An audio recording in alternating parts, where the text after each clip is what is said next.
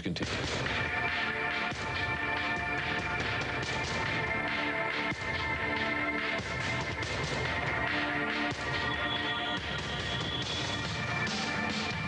Deliberate and deadly attacks which were carried out yesterday against our country were more than acts of terror. They were acts of war.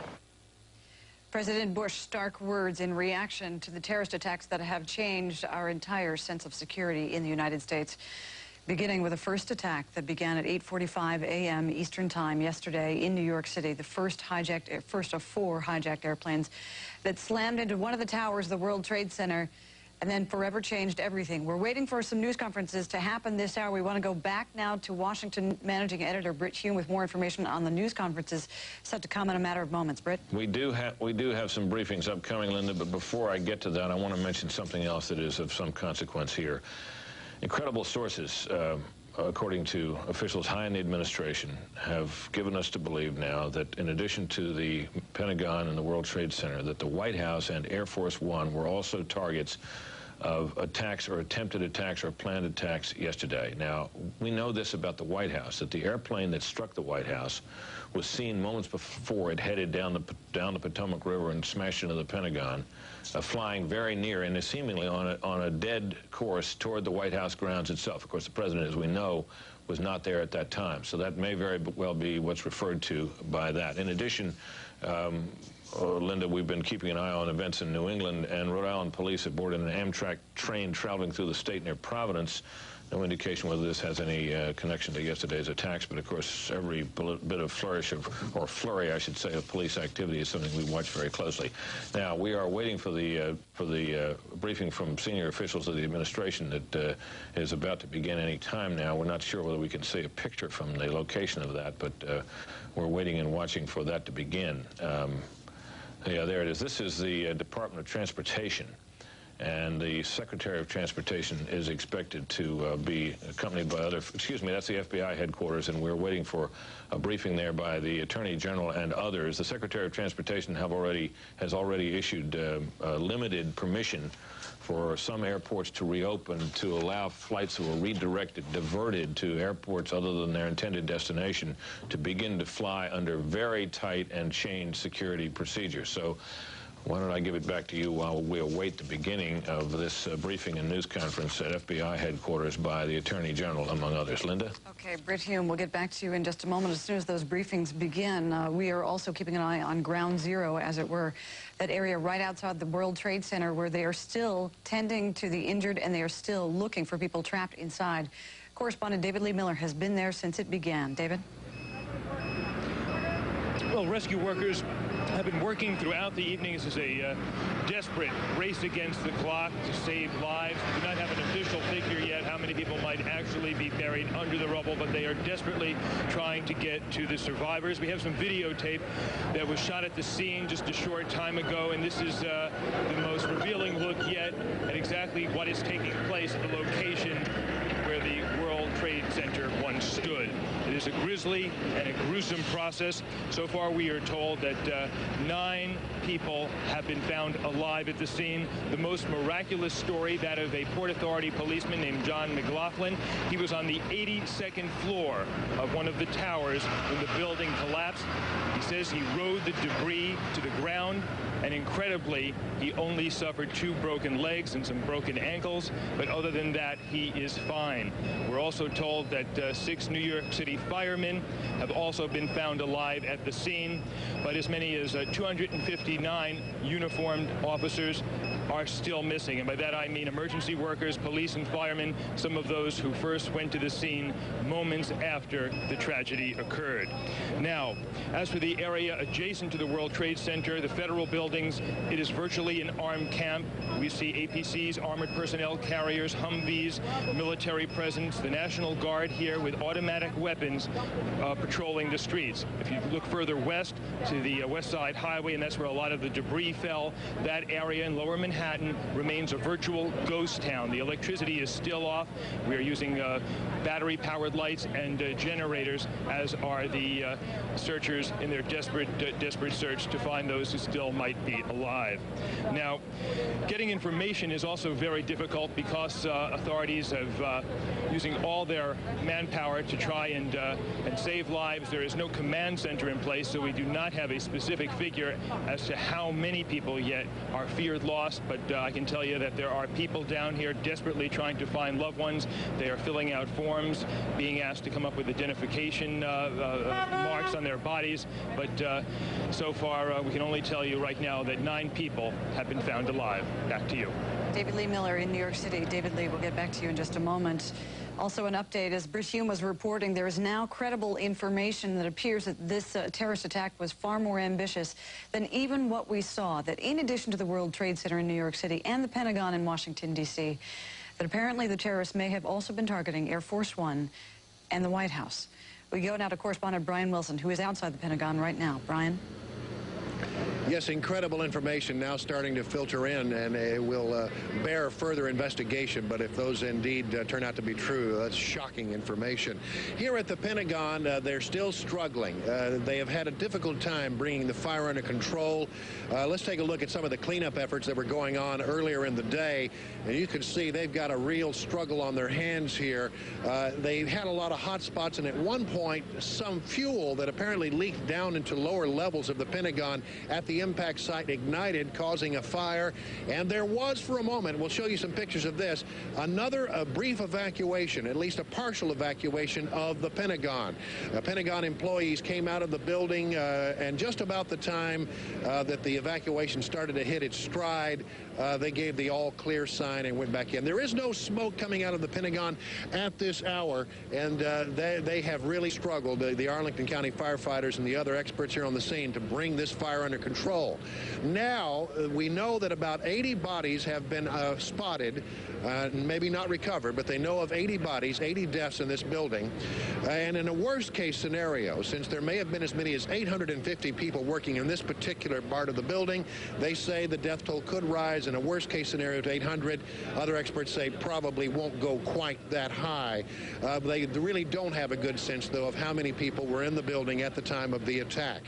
We also should tell you that the structure you see behind me, and this is complicating things greatly here at the Pentagon, is very, very unstable. Now, since they now believe that there probably are no other people alive inside this particular area, they say that the chance that someone survived the fire, the smoke, the impact, the collision is very, very slim. They don't want to risk other lives at this time by putting firefighters in a very unstable building. So they are reluctant to go in and try to get some kind of demolition done that makes this whole structure a bit more secure. So here at the Pentagon, we are standing by. We are told that at 3:15, we will hear a briefing from Secretary of Defense Donald Rumsfeld. That's new information, and perhaps we'll get some more information about what they are beginning to learn at the Pentagon about the events of Tuesday. Back to you. Brian Wilson, also this, 2 very serious pieces of news coming in. One of them from Chief Political Correspondent Carl Cameron.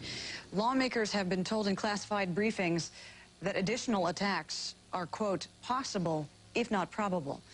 They should not assume a false sense of security. They are being told this message has been conveyed with a very deliberate and serious level of magnitude. Now, we do not want to be alarmist here, but we want to let you know what is being told to the leaders on Capitol Hill. Also this, apparently authorities in Providence, Rhode Island, or just outside, have stopped an Amtrak train. AP reporting this, this train having left Boston. Someone on board local stations reporting that authorities boarded this train just 1 stop shy of Providence after it left Boston, and that they have taken off at least 3 people. It is not confirmed that this was connected to the terrorist attacks. It is believed, however, that it may have been. We have with us Boston reporter Bill Rapley. He is in downtown Boston, has more information on the arrest going on there. Bill? Linda, what has happened here? I'm in Copley Square in the heart of the tourist district in Boston, and on the corner is the Westin Hotel. Now, the Boston Globe website is reporting that 3 men were arrested at the Westin Hotel late this morning for using a credit card that was associated with the terrorists who took off out of Logan Airport yesterday morning in those 767s that ultimately plowed into the World Trade Center. Now, after the 3 arrests were made, the Boston bomb squad went into the building, and the entire hotel was evacuated. At that point, the crime scene tape went up, and a huge lunchtime crowd was attracted here in Copley Square as we saw the bomb squad go in. Bill FBI Rapley, we need to interrupt agents. here. We need to take it back to New York City. The mayor is once again giving a briefing about the rescue efforts going on at this hour. We just finished a 1-hour briefing to go over all of the things that we need to get done today, try to get completed before tomorrow. I want to thank Governor Pataki for his strong support and all the assistance the state of New York is giving us. Also, Governor DeFrancesco attended the meeting, and the help of the state of New Jersey has been enormously valuable to us. We have over 2,000 people that we sent to New Jersey who were described as walking wounded, but many of them have ended up in New Jersey hospitals. The New Jersey police, the state police, some of the local police departments in New Jersey, fire departments are there on the scene helping us and supporting us, and their assistance has been enormously important and very, very valuable. And I thank you very much, Governor. It's been really terrific. And that's really been true of everyone. They've all come to our assistance and our aid and our help. And New Yorkers who are strong and very resilient and should also know that they have lots of support, lots of people from around the state, from neighboring states like New Jersey, and all over the country that want to help us, want to support us. The president has made certain that the military is deployed in such a way as to keep us as safe as we possibly can be, given the times that we live in. And the New York Police Department and the other agencies are doing everything that they can to assure us as much safety as is possible. And people should know that they're not alone, but there are a lot of people suffering with them, there to help them and support them. I apologize to the families of people that are lost right now. We have lots of families seeking information about who was in the World Trade Center. Did they get out? Didn't they get out? Are we able to recover them? Aren't we able to recover them? And we don't know the answers to all those questions yet. We so far have a body count of 55 people as of about a half hour ago. We were able to take out another person about 3 hours ago, 3 hours ago, a woman who was found still alive, taken to the hospital. So now there are at least 4 people that we've been able to take out.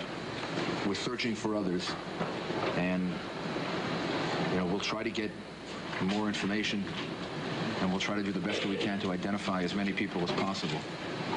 But I really think this is the situation we're going to be living with for a while, which is we'll only know whether we save someone or recover someone's body when that actually happens. But we'll try to get as much information as possible. We have the airline manifests now. They're being kept by the police department. But if people check with us, the police department and the FBI can check the manifest, and we can get the information for you about whether someone's on the airplane.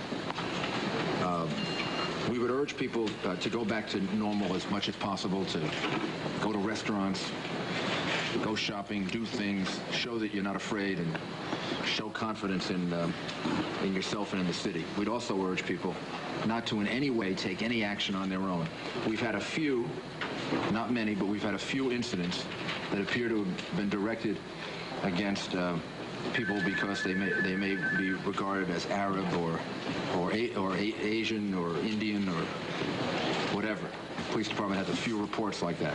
I emphasize not many, and there was only one situation of anybody trying to steal anything last night. So we haven't had looting, which we're going to certainly do everything we can to stop. But nobody should attack anyone else for racial, religious, ethnic reasons or any other reasons. That's what we're dealing with right now. We're dealing with the insane, sick hatred of people for another group of people because they fit into some kind of group mentality. It would be really horrible if New Yorkers practiced any form of that. So the police department will be in those parts of the city and give the ultimate protection that we can give to people who may be in that situation. One other thing, the generosity of people is really enormous. We have thousands of volunteers. We have people volunteering to give blood. They're lined up on the street in front of Bellevue Hospital and all over the rest of the city. Also, some of our corporate citizens have already made major donations for the benefit of the families of the police officers, the firefighters, the EMS workers who will turn out to have lost their lives in this situation. GE, the CEO of GE, Jeff Imhoff, told us that he is going to donate $10 million to a fund for the families of the police, fire, and other emergency workers that tragically turn out to have lost their lives in this situation. The Cisco Corporation has also offered a donation of $4 million for similar purposes, and we will organize a charitable organization that can be accountable and can make sure that all this money gets in the hands that it's intended to get to, meaning to the children and the families that turn out to be the most direct victims of this tragedy. And again, I thank GE and I thank Cisco and all the others who have come forward in their own way and helped us. Governor? Mayor, thank you. Let me join with you in thanking Governor DeFrancisco for being here and for the extraordinary help we've gotten from New Jersey and the cooperation we've had with the Port Authority. It's been just tremendous, and we appreciate that help. And the mayor referred to us as coming out of a one-hour briefing, but it's really not a briefing. It's a work session. And it's a work session where decisions are made and steps taken to try to alleviate the suffering and do everything we can for those who might still be alive. And I want to commend the mayor for his leadership and for the leadership of his team in these meetings, because it is extraordinary how well everyone works together and how serious everyone is in putting one agenda first and foremost and exclusively, and that is the interest of the people of New York State. So, Mayor, to you and your team, you deserve enormous credit for that leadership. It's not just the leadership, it's also the individual heroes who are out there. And just this afternoon, I was at Bellevue visiting a fallen firefighter who had been hospitalized, and I went up and congratulated him. And he got this smile on his face, and he looked at me, and it was like a line out of a movie. And he said in this thick accent, "What'd you expect? I'm a New Yorker." That's the spirit that is allowing us to get through this tragedy. And it's also the heart, because right after that, he got tears in his eyes and talked about his partner in the fire department who was missing, who had 10 kids. And I told him we would stand with him, we would stand with his partner, the city, the state, the country, to make sure that their heroism was recognized and protected. We have to, in honor of them, get back to business, make sure the states and city and country runs and that people go about their lives. And to that end, tomorrow afternoon, we are going to be holding a special extraordinary joint session of the state legislature in the state capitol, where we'll be having remarks and a memorial for those who, a moment of silence for those who have lost their lives.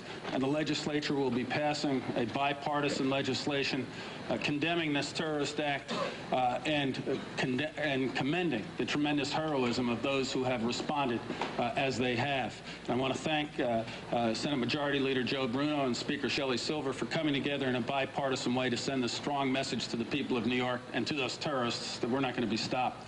Also, to help get back to business as usual, beginning tomorrow, our Empire State Development Corporation will be making available on the 32nd floor of our office at 633 3rd Avenue, all state agencies and authorities in one place, where companies, businesses, industries that need emergency economic assistance can come and find out what assistance is available so that we can look to provide, whether it's office space or help with power or lighting, that type of support. This is an incident that was going to remain in our minds throughout our lives. But it's an incident that we can overcome. put behind us and move forward in protecting our freedom and the future of our city, state, and country, we are going to do that. Mayor, again, thank you for your leadership. Thank you, Governor. Thank you. Governor? If I could, there are a couple of reasons why Thank you very much. I was able why I wanted to be here was, first of all, to tell the both of you that you've exercised great leadership during this very difficult time. I express my sorrow for the many, many people that we've lost, but also our support. Really, we're here to tell you that we support you in any way possible. We don't want to be in your way, but we want to bring support ranging from the state police to the National Guard or to the volunteers and many thousands of people that want to do something to help New Yorkers who have done just a fabulous job. Your city and state workers, your fire department, your police personnel, your emergency management people, your emergency medical services people have all, based on what we've seen, done an outstanding job. We were prepared to handle many, many people who were injured, and we still are. But the New York people have just done a fabulous job in dealing with that issue, and I congratulated everybody, but I do express my tremendous sympathies on behalf of the state to all of you for the losses you've incurred. And thank you very much for having me. Thank you, Governor. Thank you. Thank you, Governor. Mr. Speaker, thank you so much for your help and Thank you, support. Mr. Mayor. Thank you, Governor. I just want to say on behalf of all of the council members and really the people of the city that during a terrible, terrible time of crisis, I can't think of the better leadership that we've had, probably the finest hour I've ever seen, with Mayor Giuliani and with the governor standing next to me. You know, it's during a time of crisis you know who your friends are. It's during a time of crisis you know the people that really are able to help. This is like being in a foxhole together. They've responded to the greatest horror in my life, probably all Americans' lives. Can't imagine anything worse, but I can't imagine anything finer than to see how New Yorkers have risen up to this challenge. And I guarantee everyone that New York will rise from the ashes, be much better than it ever was before, and that those responsible for this are going to realize they picked on the wrong city. Also want to thank Congressman Nadler for joining us and for his support and for his help. And as I said, we'll be counting on him and the members of the delegation for the help and support we're going to need in the future. Thank you very much, Congressman. Commissioner Stern, can you talk a little bit about some of the incidents that have happened around the city? New York City Mayor Rudy Giuliani, the Governor George Pataki, and Speaker of the City Council of New York in what is clearly one of New York's most darkest hours, as now the city rallies together, find support in each other, and get the rebuilding going on and try and locate some people who may have survived somehow in the midst of all that chaos. We're expecting Defense Secretary Donald Rumsfeld to speak in just a matter of seconds. And as we wait for him to walk through the door there, I can give you this from NATO in Brussels, Belgium, which has just put out an announcement that NATO considers this terror attack, these terror attacks in the United States, an attack on the entire NATO alliance. This could be significant as we move on. Early indications are here that should something be in the offing, NATO would clearly not be opposed. So NATO with word that the terror attacks in the United States can be considered a terror attack on all of NATO. Should we quickly go to Bill Rappley while we wait? Now let's keep it in the doubles and go to Bill Rappley, who's in Boston with some brand new info. What's that? He's not with us at the moment. I'll bring you the information that I have then. The Boston Globe now reporting that not only were there arrests in the city of Boston today, people who are suspected at least of playing a part in all of this, but that there were numerous arrests. In fact, the Boston Globe is reporting that there were 3 arrested. This coming to us from the Boston Globe and its website. 3 people arrested this afternoon at the Westin Copley Hotel in Boston, a place we took you live a short time ago through the services of our network news service affiliate, WBZ in Boston. These arrests after federal authorities linked them to the credit card, which was reportedly used to purchase tickets on the flights involved in Tuesday's World Trade Center attack. This, according to a source close to the investigation, a source of the Boston Globe's. 3 arrested through a credit card receipt for tickets bought to board that plane. The 3 people, according to the Globe, taken from 3 rooms on the 16th floor of this hotel, which is located in the center of one of Boston's leading shopping districts. They are in the custody of federal authorities now. It's not known what their relationship is to the bombing. Federal authorities were assisted by the Boston police team. WHDH-TV, the NBC station in Boston, has reported that the agents were wearing bulletproof vests and carrying shields, and our correspondents on scene have said exactly the same thing. So the arrests are coming in. We also know that there is an attachment here to Embry-Riddle University down in Florida. Correspondent Orlando Salinas there. Orlando, it would appear the arrests are coming pretty quickly now. Now here, Shep, federal agents as well as local police are still going through records, loads of information here at Embry-Riddle Aeronautical University in Daytona Beach, Florida. They have recently, just as really a few hours ago, been serving search warrants here on this campus and or around homes or apartments in this area. Now, a good chunk of that focus, we've got some video to show you that we shot earlier of the campus here in Daytona Beach. A good chunk of that focus centered on a 20-year-old Embry-Riddle student, Ali Mohammed Al-Darmaki. Now, yesterday, his red Camaro was seized. It's still not completely clear why, except that Darmaki from the United Arab Emirates had a picture of what appeared to be Osama bin Laden on the window of his car a short while ago. Local police here in Daytona Beach told us that they did indeed clear him of any involvement in yesterday's attacks at all, any involvement. Now, we've heard from some foreign students here on this campus who say foreign flight students and foreigners in general are now being targeted for questioning at random. Now, there still may be a second student at this school who is right now being searched for. Investigators would like to speak possibly to that second student. Also, Shepard, we're told that about 90 minutes ago or so at another flight training school in Vero Beach here in Florida, 2 hours south of here, we understand that about 5 or 6 government cars filled with federal agents began going through the records at the Flight Safety International School. That is the same school where JFK Jr. trained at. Lots of attention right now also being focused on Venice, Florida.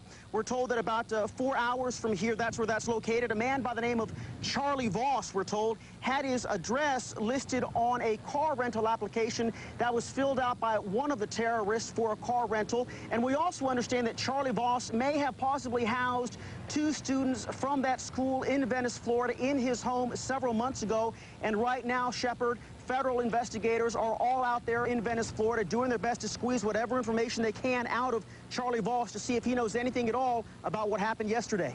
Shepard. Orlando Salinas live for us on the campus of Embry-Riddle University in Florida, one of the foremost training grounds for jet pilots, and a place on American soil where it's now believed that some of those who may have been responsible for this may well have been trained. Here comes Rumsfeld.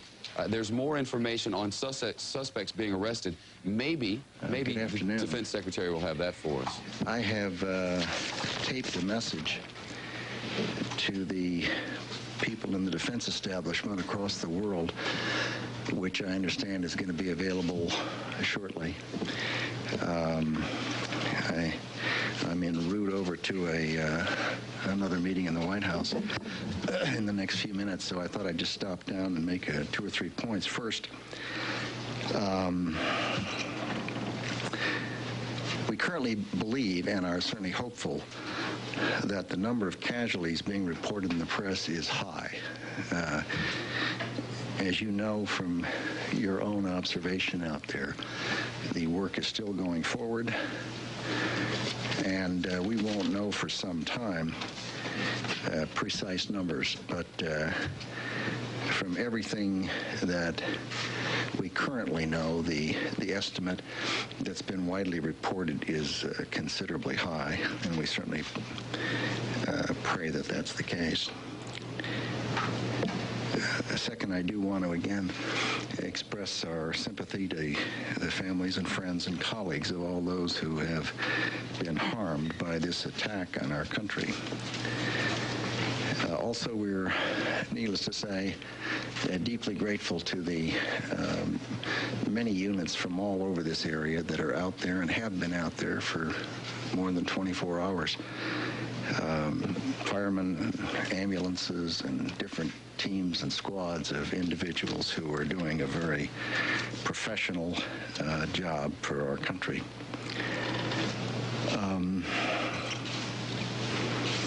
We are, in a sense, seeing the definition of a new battlefield in the world, a 21st century battlefield. And it is a different kind of conflict, It is something that is not unique to this century, to be sure, but it is, given our geography and given our circumstance, it is, in a major sense, new for this country. Finally, I'd like to say a word or two to the men and women in the defense establishment, most of whom deal with classified information. Since the end of the Cold War, there's been a relaxation of tension, and it's had a lot of effects. It's led to proliferation. It's led to the gravitating movement towards asymmetrical threats as opposed to more conventional threats. One of the other effects has been it has had an effect on how people handle classified information. And it seems to me that it's important to underline that when people deal with intelligence information and make it available to people who are not cleared for that classified information, the effect is to reduce the chances that the United States government has to track down and deal with the people who have perpetrated the attacks on the United States and killed so many Americans. Second, when classified information dealing with operations is provided to people who are not cleared for that classified information, the inevitable effect is that the lives of men and women in uniform are put at risk, because they are the ones who will be carrying out those prospective operations. And this is a message really for all the men and women in the United States government who have access to classified information. It seems to me that when they see or learn of someone who is handling classified information in a way that is going to put the lives of the men and women in uniform at risk, they ought to register exactly what kind of a person that is. It's a person who's willing to violate federal criminal statutes and willing to frustrate our efforts to track down and deal with terrorists, and willing to reveal information that could cause the lives of men and women in uniform. I think it's time for all who deal with that information to treat it with the care and respect that it merits.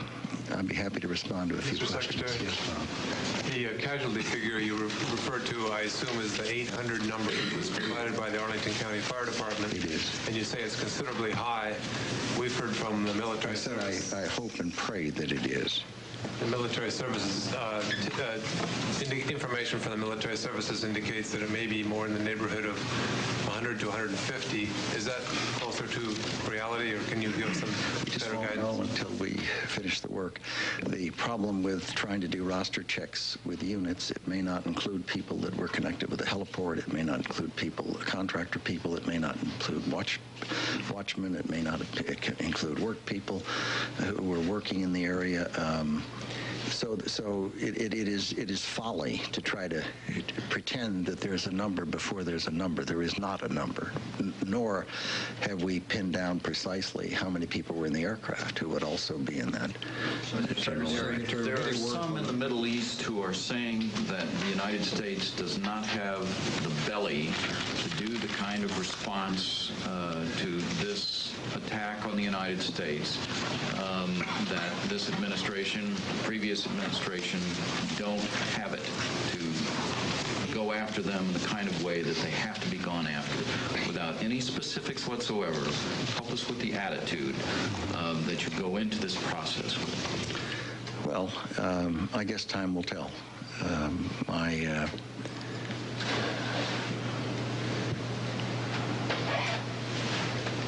I guess I'm kind of old-fashioned. I'm inclined to think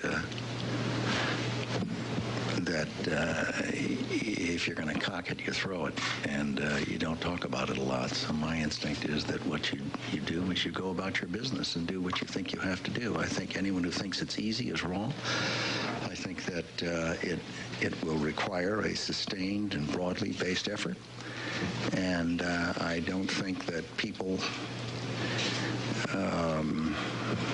ought to judge outcomes until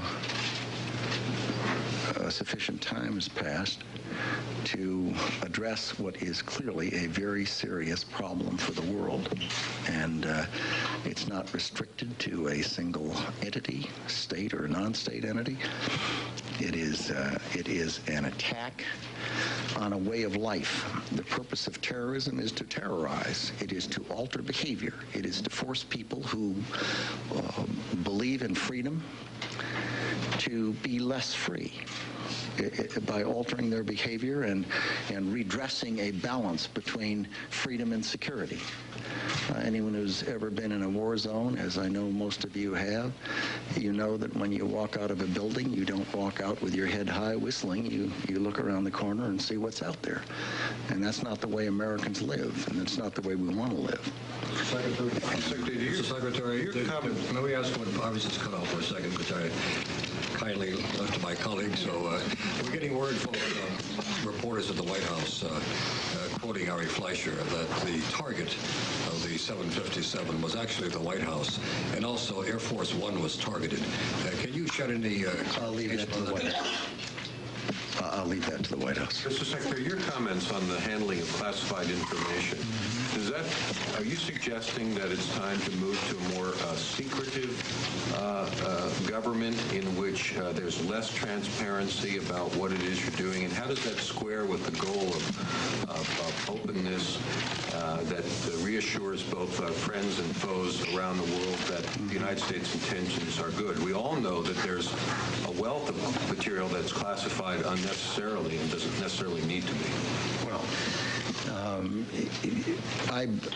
as I'm sure you've discovered, I do believe in openness, and I think it's enormously important in a free system with a free press and a democratic underpinning to our wonderful success as a country that we recognize that and respect it. I also know that you're quite right. There are things that get classified that ought not to be classified. But what I said is enormously important, and that is that when classified information is compromised by people who ought to know better because they're unprofessional or uncaring and perfectly willing to violate federal criminal law and seemingly willing to put people's lives at risk, their colleagues and their neighbors and their friends, I think it's something that should stop. Yes. Secretary, Jim's question, folks, he needs to leave. We need to get you across the river. Last question. Was sloppy handling of classified information, did that play some role in the attacks?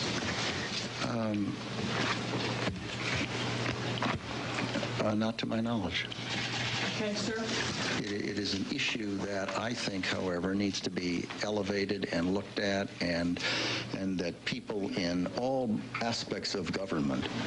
What's the catalyst? Why are you raising that today? Yeah, has it happened in the aftermath? It has been happening daily. Sir. Thank you, sir. Thank you.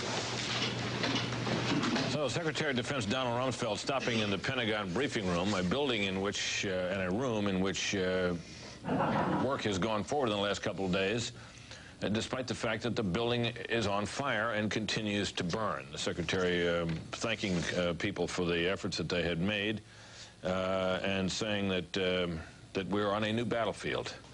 And issuing a warning to military personnel everywhere, and Pentagon personnel, and as he put it, the military establishment, which would include, of course, a number of people who have security clearances who are outside military service and are indeed civilians who work for military contractors, that the time has come now to be very careful about classified information. And when he said leaks of this kind of information occur daily, a function, he said, of the fact that the Cold War is over and that the atmosphere has relaxed, and so apparently has people's attention and carefulness about classified information. He was quick to say, however, when asked, that he did not have reason to believe that a leak of classified information was related to the terrorist attack on the United States, on the Pentagon. He left to the White House, by the way, a confirmation of reports that we now have based on authoritative sources that the White House believes that the White House building itself was a target of attack yesterday, probably by the plane that ended up hitting the Pentagon, because it was actually seen. Eyewitnesses saw a plane, a large plane, that presumably that 757, in the air at a very low altitude,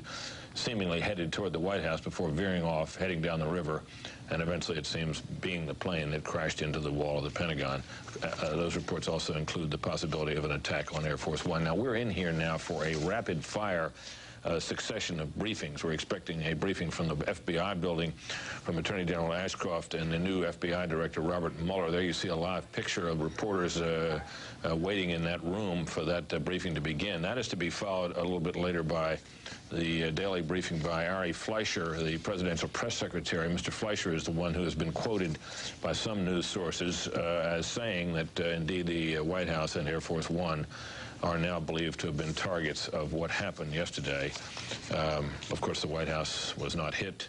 Air Force One was not. There you see the live picture of the White House briefing room where people are waiting around, as they do much of every day, for the briefings there to begin. And that, I believe, is at the Department of Transportation, where Secretary Norman Mineta is expected to come out about 4:30.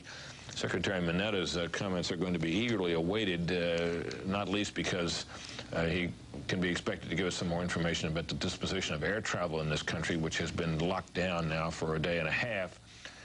Some limited flights are now beginning to be allowed by the Secretary under very strict security conditions. Those, of course, are the flights that had been diverted to airports other than the ones they were intended to go to, and are going to be now allowed to fly as soon as certain security precautions have been taken and security conditions have been met. We can perhaps expect from Secretary Mineta some further word on the rest of the U.S. transportation system, at least air transportation system. This is of considerable worry, of course, to the airlines themselves, which are terribly concerned that as a result of what has happened here, there will be a steep and sudden fall-off in air travel and of the kind that could cost them enormous loss of business and losses. Some losses, of course, can also be contemplated from the insurance business. That was the woman at the podium there was Mindy Tucker, who is a spokeswoman for John Ashcroft, the Secretary General. I wasn't quite able to hear what she said, but perhaps we will know in a minute. I suspect that she was letting the reporters there know that that briefing is soon to begin. In any case, a series of briefings here in Washington soon to begin. First, we'll hear from the Attorney General John Ashcroft, together with FBI Director Robert Mueller. That to be followed at 4 o'clock or thereabouts by the White House briefing by Ari Fleischer, the President's press secretary. And then after that, we will be taking you live as well to the Department of Transportation, while Transportation Secretary Norman Mineta will be heard. In the meantime, as we await what we expect is the imminent arrival of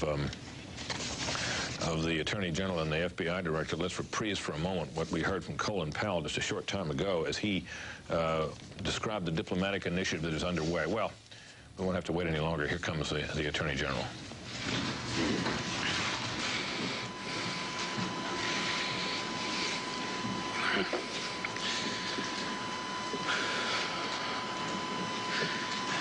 This investigation and recovery is a highly coordinated effort.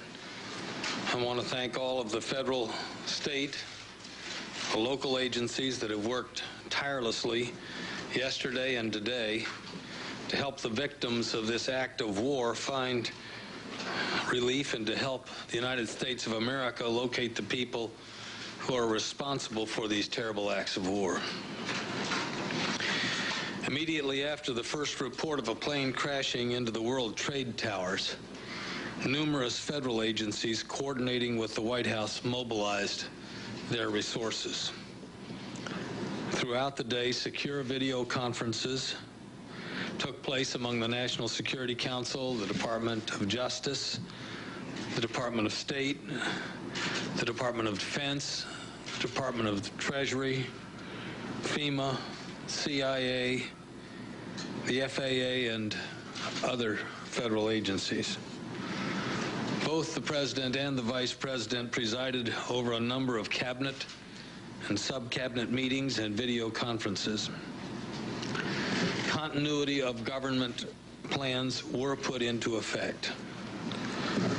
Within the Department of Justice, our full resources were put into operation immediately. As I will explain in greater detail in a few moments, these resources have been deployed both to investigate this act of war and to assist victim survivors and victim families. But let me stress that this is not simply a Department of Justice effort. The response of the federal government across the board has been, I believe, from the President of the United States to the rescue workers, magnificent. I'll now turn to the information that the response we have been making has developed. I'll give you the information that we can give you. However, we will give you only facts that we can confirm.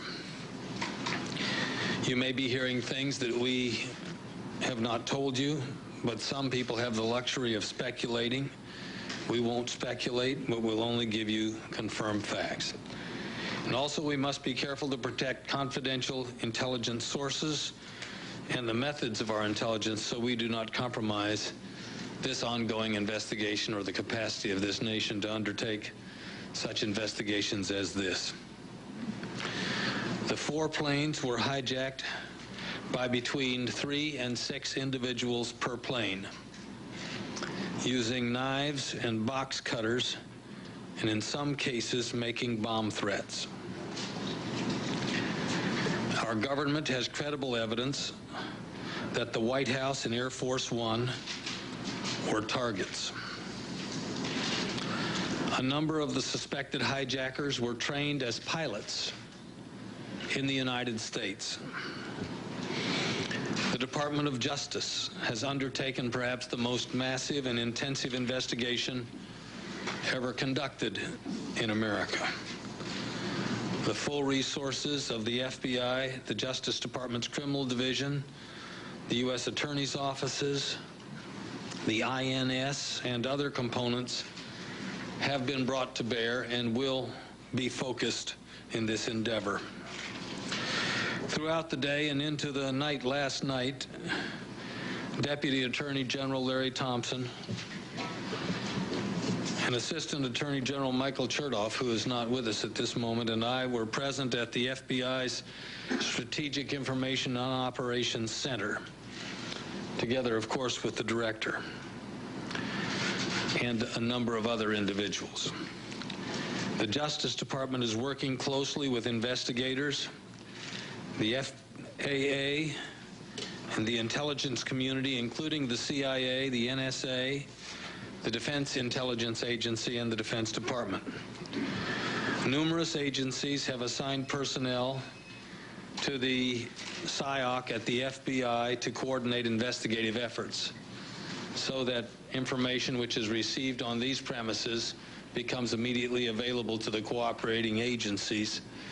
And I might add that we reciprocate with similar deployments in a variety of other settings.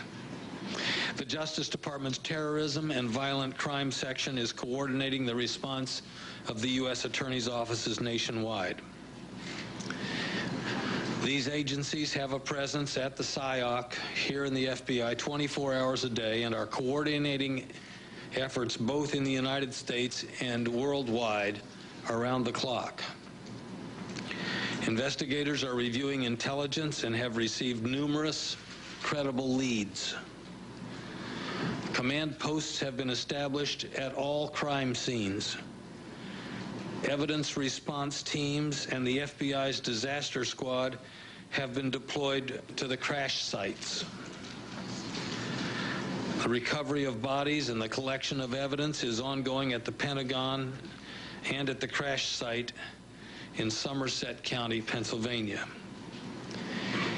Investigators are working with the National Transportation Safety Board to recover the black boxes from the crash sites. The crime scene at the WTC has been secured, but is not yet a crime scene accessible to investigators.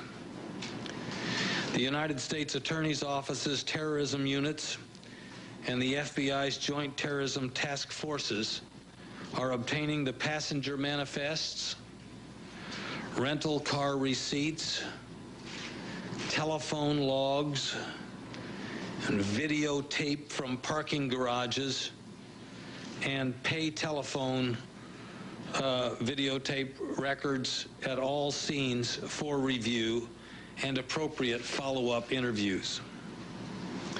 All investigative resources of the FBI's laboratory and crisis response capabilities have been mobilized. Now let me turn this podium over to FBI Director Bob Mueller to talk more about the investigation itself. Thank you, Mr. Attorney General. I want to start by saying that the men and women of the FBI join the nation in expressing our deep sympathies for the victims of these horrific tragedies and their families. And we, all of us in the FBI, pledge to those directly affected by these attacks that we will leave no stone unturned in our quest to help find those responsible and to bring those individuals to justice. Let me turn, if I could, for a moment to the effort that we have undertaken at the FBI to investigate these tragedies. Early after the planes started to fall yesterday, as soon as we heard that there was a particular city that was either a city of origin for a flight or a city such as New York where a flight went in, we established command posts. We have at those command posts and at a number of offices around the country where there are leads, more than 4,000 special agents who are assigned to assist this investigation, 4,000 special agents and 3,000 support personnel. We have over 400 of our laboratory personnel deployed at the crime scenes in New York City, south of Johnstown in Pennsylvania, and at the Pentagon. And we anticipate this level of resource commitment will continue for the immediate future. In the last 24 hours, we have been addressing two objectives.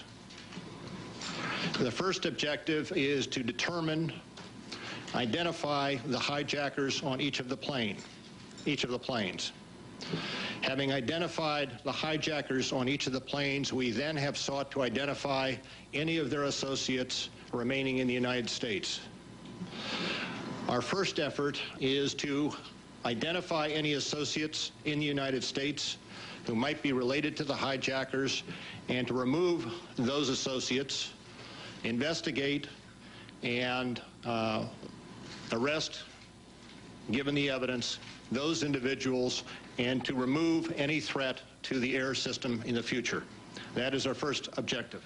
The second objective is to gather any and all evidence we have as to whom assisted the hijackers, and not only in this country, but also overseas. We have, in the last 24 hours, taken the manifests and used those as an evidentiary base, and have talked to many of the families of the victims, and have successfully, I believe, identified many of the hijackers on each of the 4 flights that went down.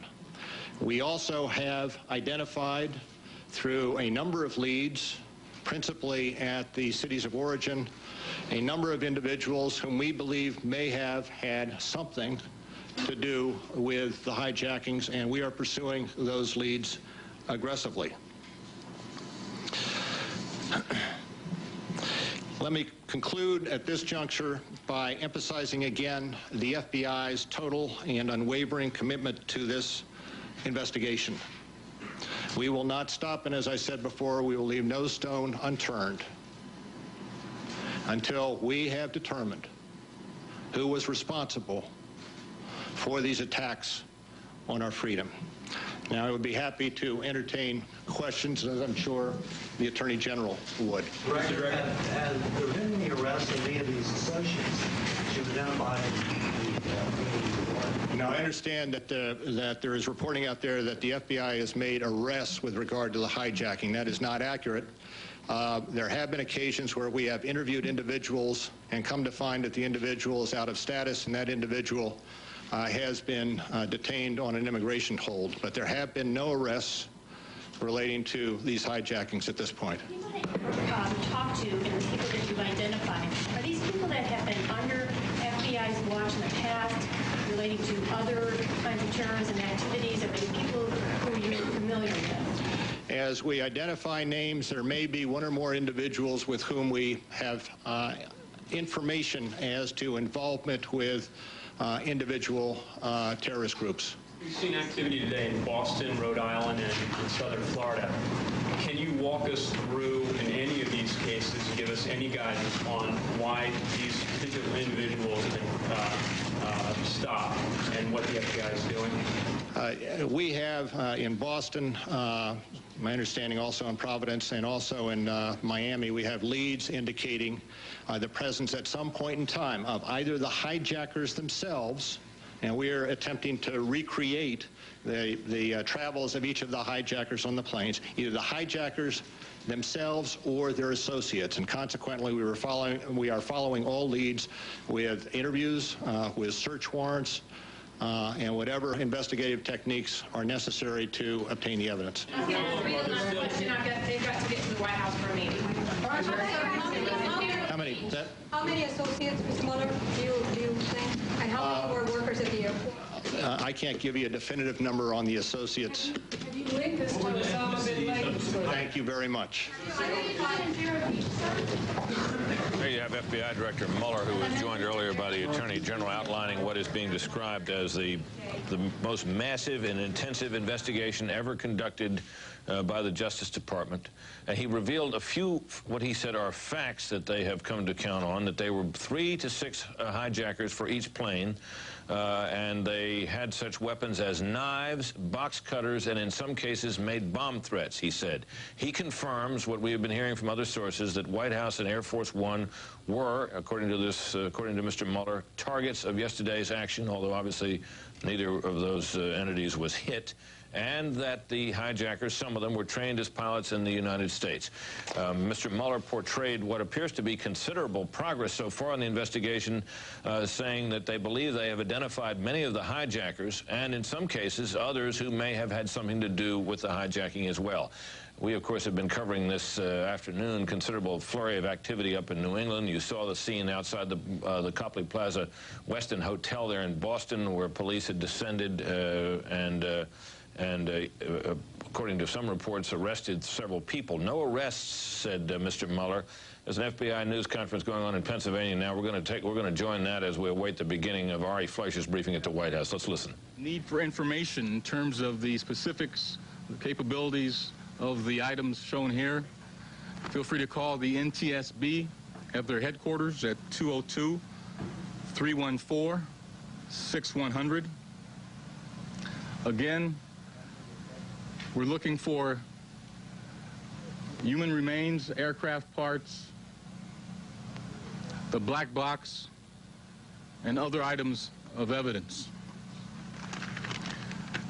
I want to take some time to express our gratitude to representatives of the Salvation Army and the American Red Cross, as well as other organizations who provided us with support here on site.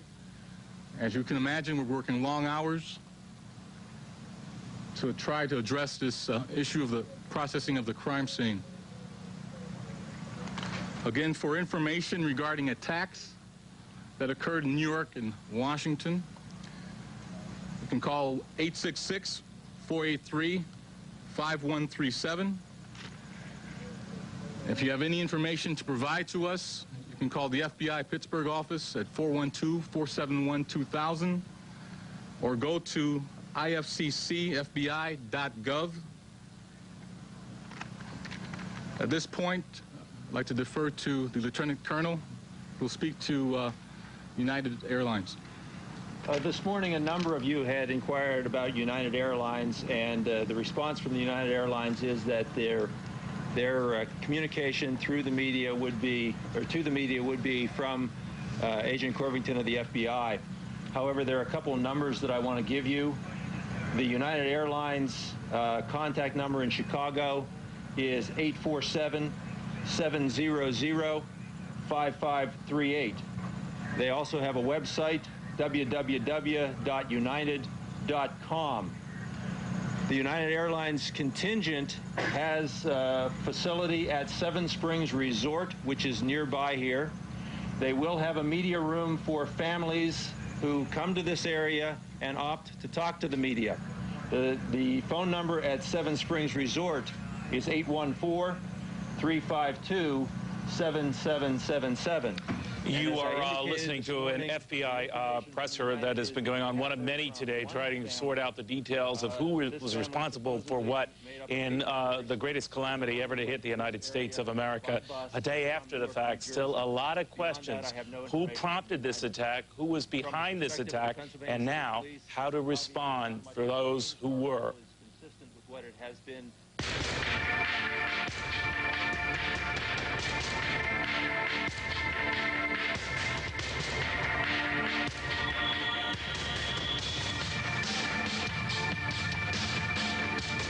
Welcome back, everybody. Neil Cavuto here as we continue another hour trying to ascertain exactly what happened yesterday and who is responsible for it. You've been going back and forth to a number of press conferences as we plan to continue to do that right now.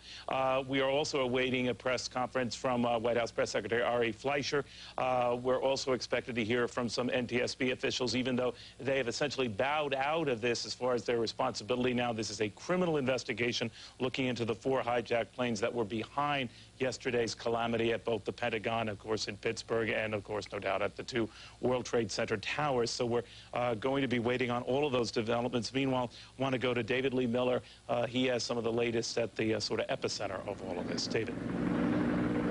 Neil, authorities at this hour are in a race against the clock to get to the survivors trapped under the rubble that was once the World Trade Center.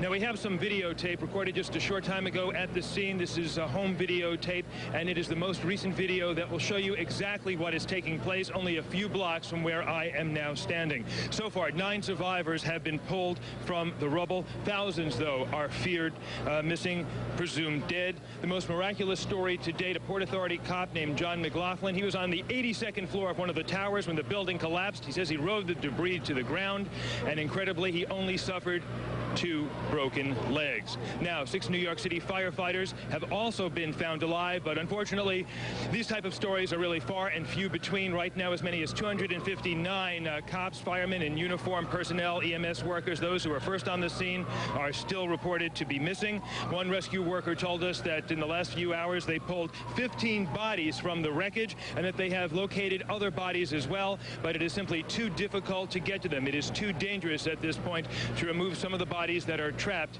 at the World Trade Center. And to give you some idea how difficult and grisly that this type of undertaking is, they have brought to the scene cranes, heavy equipment, tractors, all types of equipment. They have welders on the scene who are actually cutting into the steel girders of the World Trade Center to try and dismantle the structure. Then by hand, the workers are actually removing the debris from the scene, hand by hand, taking what was left of the World Trade Center, placing the debris in trucks, those dump trucks, if you will, then making their way up Church Street, where we are now standing, and then they're taking the debris to 59th Street, where there is a dump.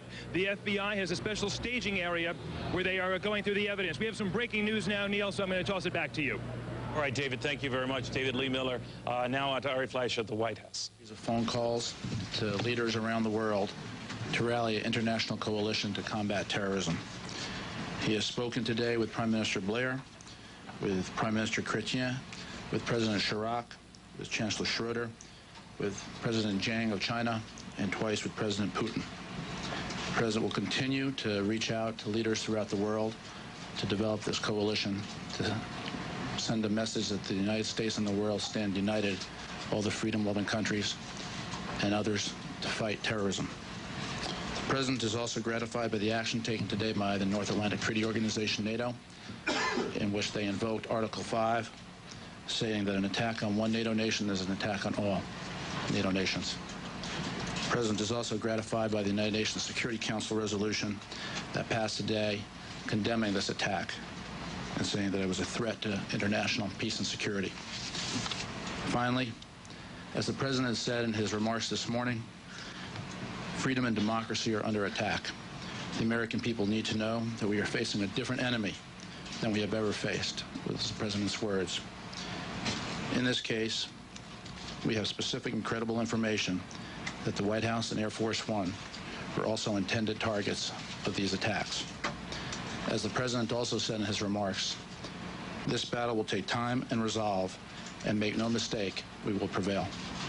I'm happy to take questions. In terms of this specific threat that you talk about against the White House and Air Force One, we have heard from administration officials that the plane that went into the Pentagon may have originally been targeted at the White House. What can you tell us about that? John, we have real and credible information that the airplane that landed at the Pentagon was originally intended to hit the White House. Can you tell us about the nature of that evidence? No, of course I cannot. Any questions relating to how we have obtained any of this information, sources and methods, I will of course not answer. Why it changed course, or why it went to the Pentagon and not the White House? We really do not know the answer to that, but we are aware of what we have. Why did Vice President Cheney remain in the building? The Vice President was removed to a secure area at the White House. We were told he was working out of the Situation Room in Condoleezza Rice. The Vice President worked out of several locations, and the White House has sufficient secure locations in events such as this. And this follows a regular plan that the White House has in case of any such incidents. Campbell? Some reports, though, that the plane flew over the Pentagon and passed over the U.S. Capitol. If the White House was indeed a target, there have been military sources who say I've not heard that report. I've not heard that report. Are you threat against Air Force One? Kelly? All right, then you have credible information that the plane that crashed in Pennsylvania was intended for Air Force One. Do not have any information about that, about that plane. If Air Force One happened to be a target, isn't it true that when the President went to Louisiana, at that point, once he took off from Louisiana, there were no flights in U.S. airspace? No, at that moment, there were still reports of airplanes that had not yet been identified as to the whereabouts. That's another reason that the White House and the President operated in the secure manner that they did. At that moment, when the President had left Florida and was on his way to a base that no one knew where the President was heading to, there were still reports of planes that had not yet been brought onto the ground per the FAA's order. But I can follow up, though, but when Air Force One left Louisiana and headed to Nebraska, I believe at that time there were no U.S. planes or any planes still in U.S. airspace. So then why did the President go to Nebraska and not back here to the White House? Because the information that we had was real and credible about Air Force One, and the manner in which Air Force One operated maintained the security of Air Force One at all times, and that also is one of the reasons why Air Force One did not come back to Andrews, where some people may have thought it would. If we can make the connection here, that would suggest, Ari, that the threat against Air Force One came in the form of another aircraft? No, I'm not indicating what form it came in, John.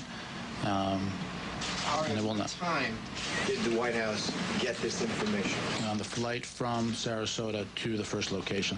So did the evacuation of the White House come as a result of that information? That's a detail that I'm not going to get into, Terry, but all appropriate security precautions were taken. And then on the subject of rallying this international coalition, does that indicate that the President would wait or try to get the support, either operational support or political support of other nations before responding to these attacks? Well, I'm not going to indicate anything about, speculate about any type of response. You've heard what the President said, and his words speak for themselves about America's resolve. However, as I indicated in my opening statement, the President is very heartened as a result of the world reaction and the solidarity that the world is showing at all levels in so many nations toward what has happened. And the President is going to continue to talk to leaders around the world as he builds his coalition. Did the President secure the support of President Jung and President Putin in those phone calls? Let me try to give you a little more specific information on each of those phone calls. The President, as I indicated, spoke twice with President Putin, once for 5 minutes, the second time for 7 minutes. The President thanked President Putin for his call and for the message of condolence that President Putin sent yesterday. President Putin informed President Bush that he had signed a decree that there be a moment of silence at Russia and throughout Russia at noon tomorrow, with flags at half-mast to express the outrage and solidarity of the Russian people with the American people. The two presidents agreed that they would work closely together in the coming weeks to fight those responsible for yesterday's acts of terrorism. The president's phone call with President Chiang of China lasted for approximately 10 minutes. President Bush thanked President Chiang for his condolences and concern for the American people as well, and the two agreed to work together also to combat terrorism, which is another indication, as I mentioned, of the coalition the president is seeking to form as the world unites in the fight against terrorism. All right, will that coalition look at all like the Persian Gulf Coalition, see reaching out to Arab nations as well? The president's going to continue to have conversations throughout the world, and as you know, Secretary Powell has too, talked to many people, and I will try to keep you informed of the conversations the president has. But is it right that the president has not yet reached out to any Arab nation leaders? I'm going to try to do my best to keep you informed, but this is a process, and the president is going to continue to make phone calls. The president is, as you know, he has a meeting this afternoon with the security team. Following his meeting with the congressional leaders late this morning, the president had lunch with the vice president. He made additional phone calls. He has a meeting with the security team today, and we're going to keep you informed of all the information we can about the president's phone calls and activities. Given the scale and the level of killing in these attacks yesterday, can the president assure the American people that the response will be commensurate with that? I'm just not going to speculate about the response. You have what the president said about how the United States will prevail. But I'm not going to go beyond that. I'm not going to speculate. And I leave it at that. Can you say how close the U.S. is to knowing who is responsible for the attacks? The United States is in the process of gathering all the facts about this matter. The full resources of the federal government at all levels have been dedicated to this, and we will continue to gather those facts and ascertain all the information available. Follow-up, has there been at least early consideration of possible U.S. responses, or is the U.S. government not at that point yet? Again, I'm not going to speculate on that. Jim? Yeah, what is the practical effect of invoking Article 5 of NATO that's an attack against the entire alliance? It is a message of solidarity with NATO, and I'm not going to go beyond that in terms of anything else that has a practical effect. It is highly unusual, if not unprecedented, for NATO to have taken this step. It does suggest a unified military response, though. I think it suggests a unified response, and again, anything dealing with anything military, I'm not going to speculate about. But Ari, when you talk about coalition, it implies that you're looking for some sort of tangible support from other nations, not just words of support. Is that a way to look at it? Well, this is a moment for the world to stand up to terrorism, and President Bush is very pleased with the reactions of leaders around the world.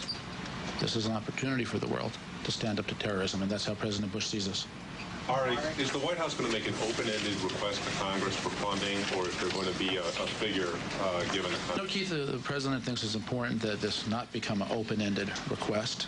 The president, and by the way, the meeting with the congressional leaders today, bipartisan congressional leaders, was a very important and stirring meeting of patriotism. The outpouring of support, shoulder to shoulder, regardless of anybody's political party, was wonderful, it was impressive, and it should make every American proud. The president will continue to work with Congress, but he does not think that it should be an open-ended commitment. So just to follow up, is there going to be a specific request given to Congress today or tomorrow for a specific amount of funding? Yeah, we're going to work with Congress on the specifics of it, and as soon as we have something to announce, I will announce it or provide the information to you. Given NATO's decision today and the kind words from so many, or supportive words from so many foreign leaders, does the president feel that at this point he has the international support he needs if he decides to strike, if one decides to strike? Again, I understand that you're trying to determine what may or may not come next, but it is just an area that I'm not going to speculate about, and I'm sure you can appreciate the reason why. Can I just go back to the threat on Air Force One? I mean, at the time the 4 planes were hijacked, the president was in Florida. If you have a threat to Air Force One, it seems as though you're raising an additional threat that perhaps we don't know about. I'm sorry? Raising an additional threat that you don't know about? Some other action that was going on. I mean, obviously the 4 planes that we know were hijacked, clearly, I mean, were no threat to Air Force One. There was real and credible information that came into the White House, and that is the reason why the White House, Air Force One, took the actions that it took in accordance with all existing plans.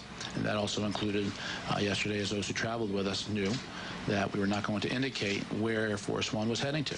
All right, involving one of those planes, one of those 4 planes, Ari, is that where the credible threat, or can you say, are we talking about something totally different? You're asking me, in essence, what the source of information is, and I think the American people... Have we accounted for those 4 planes and what their targets were? Is there, which, by deduction, you would assume there is something else that we're talking about targeting Air Force One. Can we make that assumption? I'm not going to lead you any further as to speculating about what was the nature of the threat to Air Force One. But as I indicated, and I'll say it again, it was real, it was credible. Planes that we have accounted for. I'm just not going to speculate about the nature of it. All right, can I ask you this question? Was the President's original destination upon departure from Sarasota Andrews Air Force Base? Again, I'm just not going to get into those type of details about Air Force One's operations and its locations in this context. If it was your intention to return to Washington, but suffice it to say, if people suspected that the likely location of a return of Air Force One would be to Andrews Air Force Base if the President were returning to Washington, it would be wise in the interest of the country for Air Force One not to return to a location that would have been predictable. All the fingers are being pointed at Osama bin Laden in Afghanistan. He's being helped by or supported by Taliban and bases in Pakistan. So are we talking about now going against Afghanistan or Pakistan? And if it happened, then it is all in the name of Islam. So is it time now for the United States not to wait anymore, that more innocent people will be killed in the name of... I was asked earlier about who we believe is the source of this, and I indicated that the United States continues to gather the facts about that information, and so your question presupposes the answer, and I'm not prepared to do that. Jim? Surely investigators have uncovered reams of credible information that you've chosen not to release. Why did you decide to release this information to us today? Because just as the President said in his remarks this morning, and I'm quoting from the President, the American people need to know that we are facing a different enemy than we have ever faced. And the President, having said that, thought it was appropriate to let the American people know the lengths to which those who perpetrated these terrorist acts were prepared to go in an attack on our nation. Were there any other targets that we don't know about? These are the only ones that I'm aware of, Cam. In terms of the President's language... Terry, and then we'll come back to John. Is the President satisfied, and should the American people be satisfied with the performance of the intelligence community in this country, given what happened yesterday? The President believes that the intelligence community and the nation's military are the best in the world. And clearly, something yesterday took place in New York that was not foreseen, that we had no specific information about. But the President's focus right now is on helping those who have the families of those who have lost their lives and those who are suffering in this tragedy, and then on taking whatever the appropriate next steps should be. Does he want to know what went wrong? Has he asked to find out where the gaps were? I think at the appropriate time, the President will ask all appropriate questions, but the President is focused now on getting help to those who need help in New York, here at the Pentagon, and on to talking with his national security team about any appropriate actions. Ari, in terms of the President's statement this morning that this was an act of war, was it the realization that both the White House and Air Force One were targeted that elevated his language to talk about an act of war? Was it a threat against the head of this country that elevated it to that level? John, I think that the actions against the soil of the United States are what led the President to say that this was an act of war against the United States. But why not use the word war last night in his televised address to the nation? What changed overnight to ratchet up that rhetoric? I think that you're just going to continue to hear the President speak out on a regular basis, and the President will share his thoughts with you as his thoughts develop as a result of the conversations he has with his security team, and as he thinks this matter through in his mind and shares information with the public. How much money are you talking about in this spending request? You know, are we correct to assume it's in the billions of dollars? That's a correct assumption. And again, once we have specific information, more specific than that, I will get it to you. But the president made it clear that there should not be an open-ended commitment. We'll have as soon as the information is better developed in our conversation with the Congress. I'm going to do my best to provide it to you in specificity. Go ahead. What are you hearing from the President's financial working group about a possible timetable to reopen the markets? And how important is that to not only investors in this country, but to the global economy? Well, first of all, on the first part of your question, the Security and Exchange Commission as well as Department of Treasury are looking at that matter, and so I'm going to leave that answer up to them. But obviously, as the President said today, that the federal government and all our agencies are conducting business, but it's not business as usual. So the President is cognizant of the fact that it's important to get as much back online as quickly as is possible, and all the agencies of the government are tasked with doing so. All right. Given the President's language today, is there any discussion here of asking Congress for a declaration of war? You know, again, as the President said, there were acts of war that were carried out against our country, and the President will continue to work with Congress on any appropriate measures at the appropriate time. But, you know, this is also a different situation from situations our nation has faced in the past, and the President is cognizant of that. You know, as the President indicated, in this case, as we ascertain information, we are dealing, at least at this point, with nameless, faceless people. And it is a different type of war than it was, say, when you knew the capital of the country that attacked you. So we will continue to work with the Congress on appropriate language at the appropriate time. Just try to understand your answer. Given what you said, since it is unclear who has done this, or officially unclear who has done this at this point, is it less likely that there will be a request for a declaration of war? No, I didn't indicate one way or another. I said that the President will continue to work with Congress on appropriate language at the appropriate time. Not ruling it out. I've answered the question. Are you planning a major expansion of the Sky Marshals program? Jim, that's a question that you need to talk to the Department of Transportation about. They'll be addressing all issues dealing with airline safety. Go ahead, Olivia. What is the President's mood right now, his state of mind? How's he continuing through the day? You know, I gave you some indication about the meeting with members of Congress, and I really have to say that it was a striking meeting in that the leaders of our nation, in the Congress, regardless of party, and in the White House, are resolute and are shoulder to shoulder, and that is the President's mood. I indicated yesterday that the President is determined, and I think that is still a fitting description of the President. There are administration officials who are describing him as more angry than they've ever seen him. Do you see that? I see him as determined. There's no question that the President has strong thoughts and strong feelings. But the President also is focused on this matter in a way that, you know, again, I just go back to the meeting he had with the members of Congress. He is focused on rallying our nation, on helping those who need help at this time in New York and at the Pentagon, expressing his sorrow to the families involved, and on ascertaining all facts and all information so that the United States can and will do the right thing. Ari, has he heard from or reached out to former presidents for advice, for counsel, for support? I don't have any information, Kelly, about any former presidents that he's talked to beyond what I indicated yesterday. As to the meeting with the leaders of Congress today, does the President come out of that thinking he has carte blanche in response, et cetera? No, the President does not think that. The President is going to continue to consult. The President is going to continue to lead. But the President understands that at all times it's important to work with Congress, but it's particularly important now to consult with the Congress.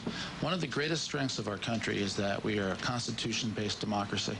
Our Constitution and our nation have survived acts of terror and attacks on our nation before. And the President knows that the strength of our nation comes from that Constitution, which gives an important role to Congress. And he will continue to consult closely with Congress and its leaders. Ron? Threat to Air Force One, are you really saying that this was an assassination plot that either went awry or was thwarted by our reaction to U.S. reaction? Ron, I'm not going to speculate about that. I'm just going to share the information that I shared about what the targets were, and I think you can draw your own conclusions. Let me ask you about the idea of a willingness to attack those who host terrorism. Is this a change in the U.S. policy for how we treat these countries who may not have participated in the act, but may have known that these terrorists were in country? Is this a change in U.S. policy, and if so, where does it come from? Well, you know, I don't know if this is a change or not. Of course, given the fact that President Bush has been in office now for 9 months. This is, I think, an example of how President Bush is going to address this in a resolute manner. The president's words speak for themselves about what he said and why he said it, and everyone should be clear about what the president said. Go ahead. The president's outspoken about his religious faith. Can you tell us if he's had any conversations with pastors or religious leaders over the course of events the last 2 days? Yeah, I have not asked him that, so I do not know. He quoted the Bible in the speech last night. Right. Is it safe to assume that his religious faith is sustaining him during the crisis? I think it's fair to say that in all things, the president's religious faith sustains him, particularly at a time like now. Go ahead, and I'll come back on. Before this occurred, the Congress and the president were at odds about the budget and about spending this year.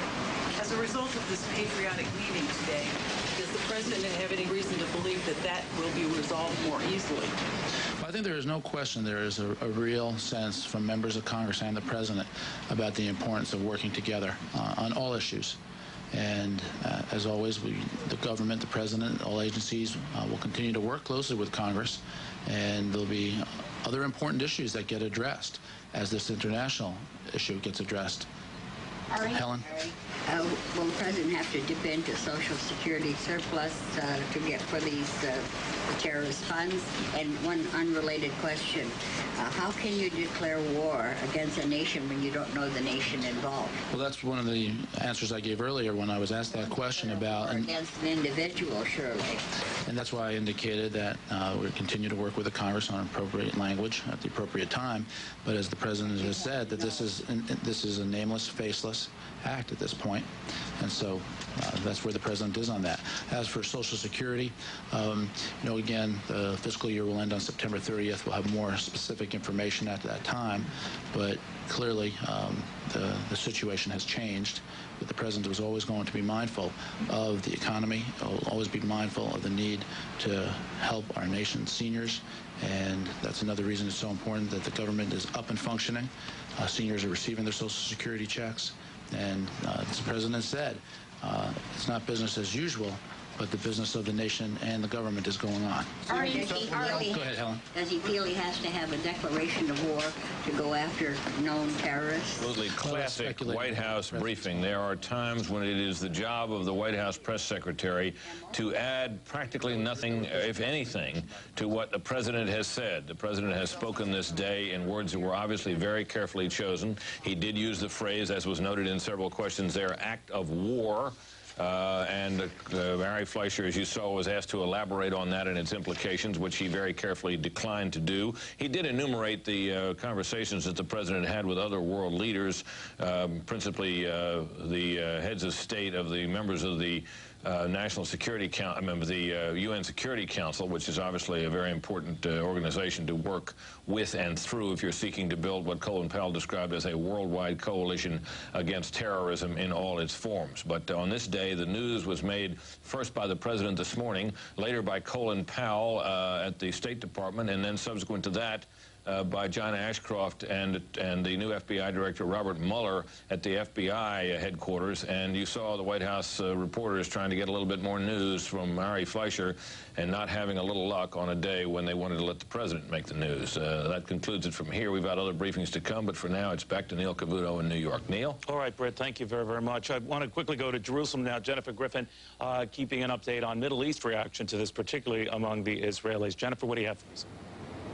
Hi, Neil. It's been a day of mourning here in Israel. The Israeli government called the day of mourning to show solidarity with the American people. They also have taken very serious security measures. They closed their borders, and only El Al, the national airline flights, are allowed into the country. The pictures you're seeing now are of Palestinians celebrating yesterday in the streets after hearing news of the attack on America.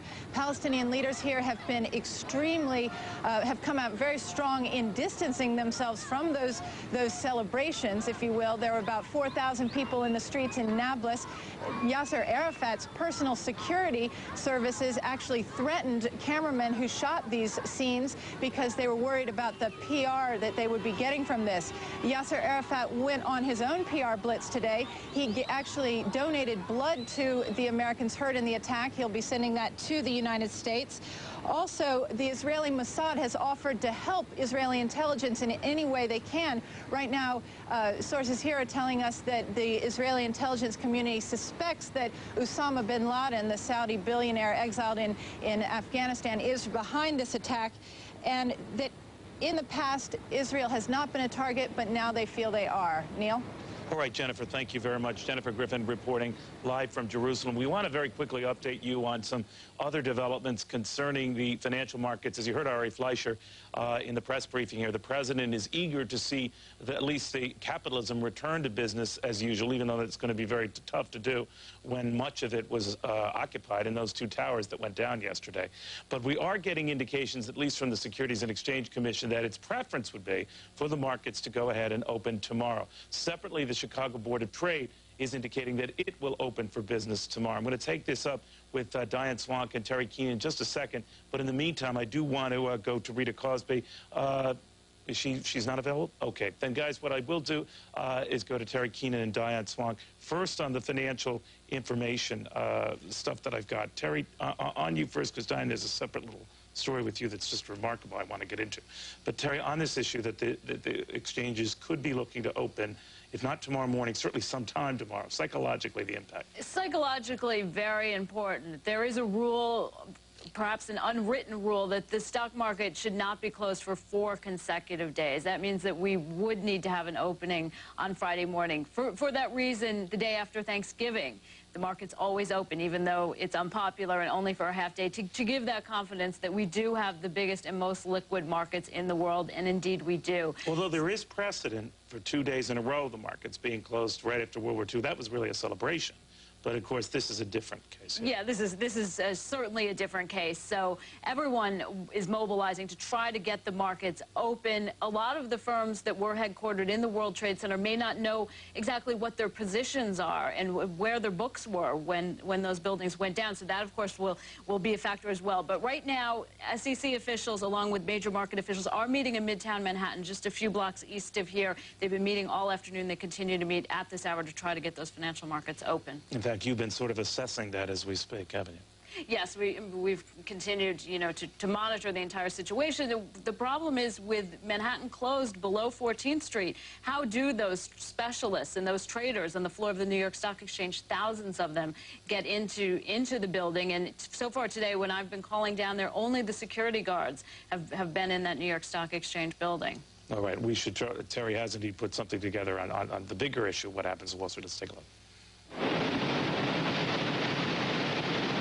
As fear grips a nation still in horror, will that fear also tip the economy into a recession?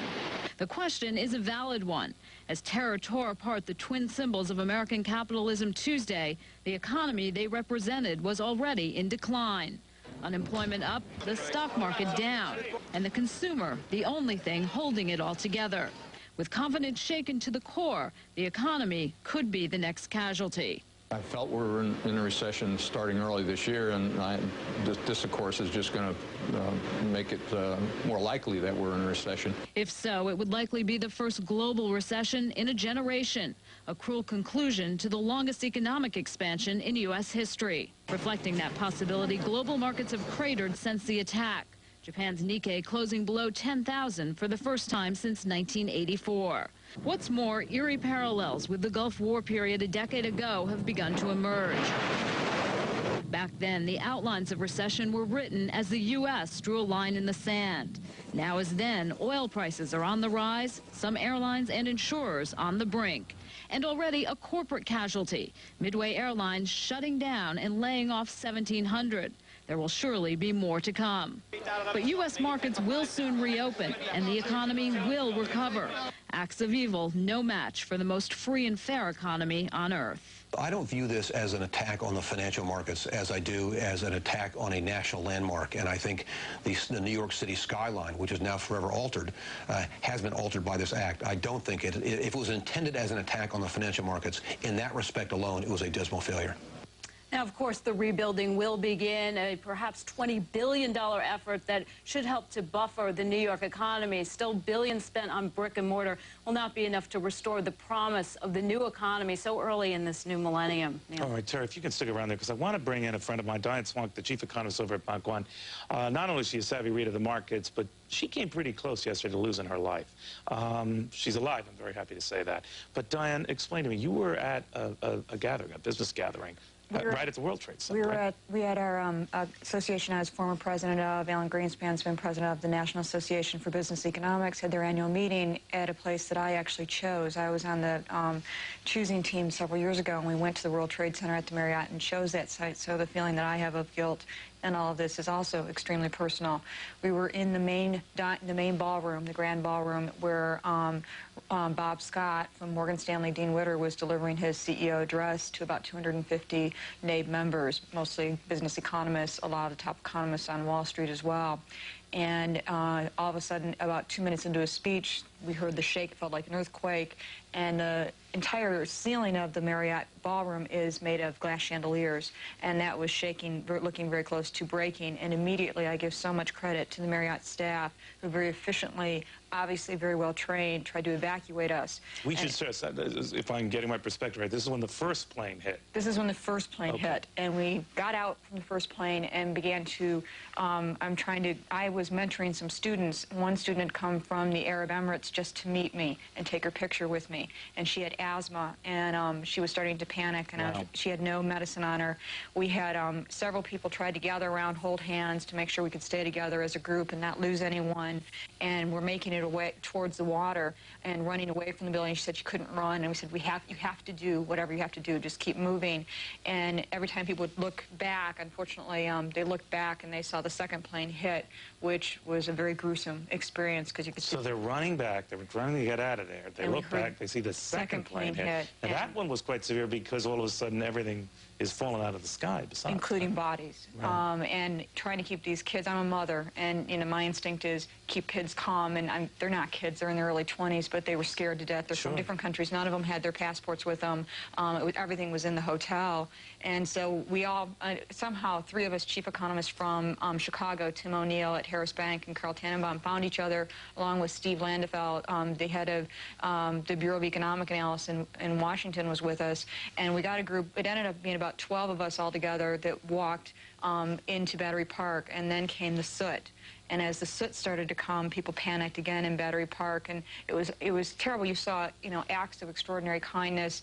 In our group, I saw a woman who was walking with a crutch, and people said, "Walk faster," and we're trying to almost trample her.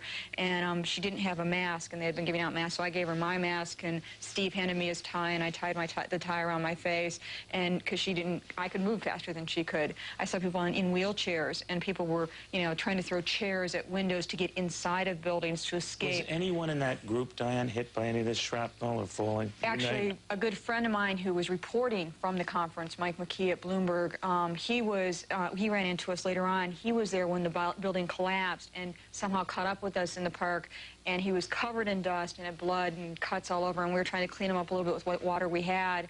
And then he ended up having a truck came by that he recognized the people in, and he got in it, and I got contact with him later, and he was okay. But as far as I know, everyone got out of the hotel, but there's still people that, my friends, that we couldn't track down. We sort of set up, at Bank One, we set up a main space. They had food for us when I got there. I was in contact with the chairman's office. They were making phone calls from Jamie Dimon's office around the country to anyone I met that I could get a line out, just because no one could get any lines out of New York. They're making phone calls to assure people.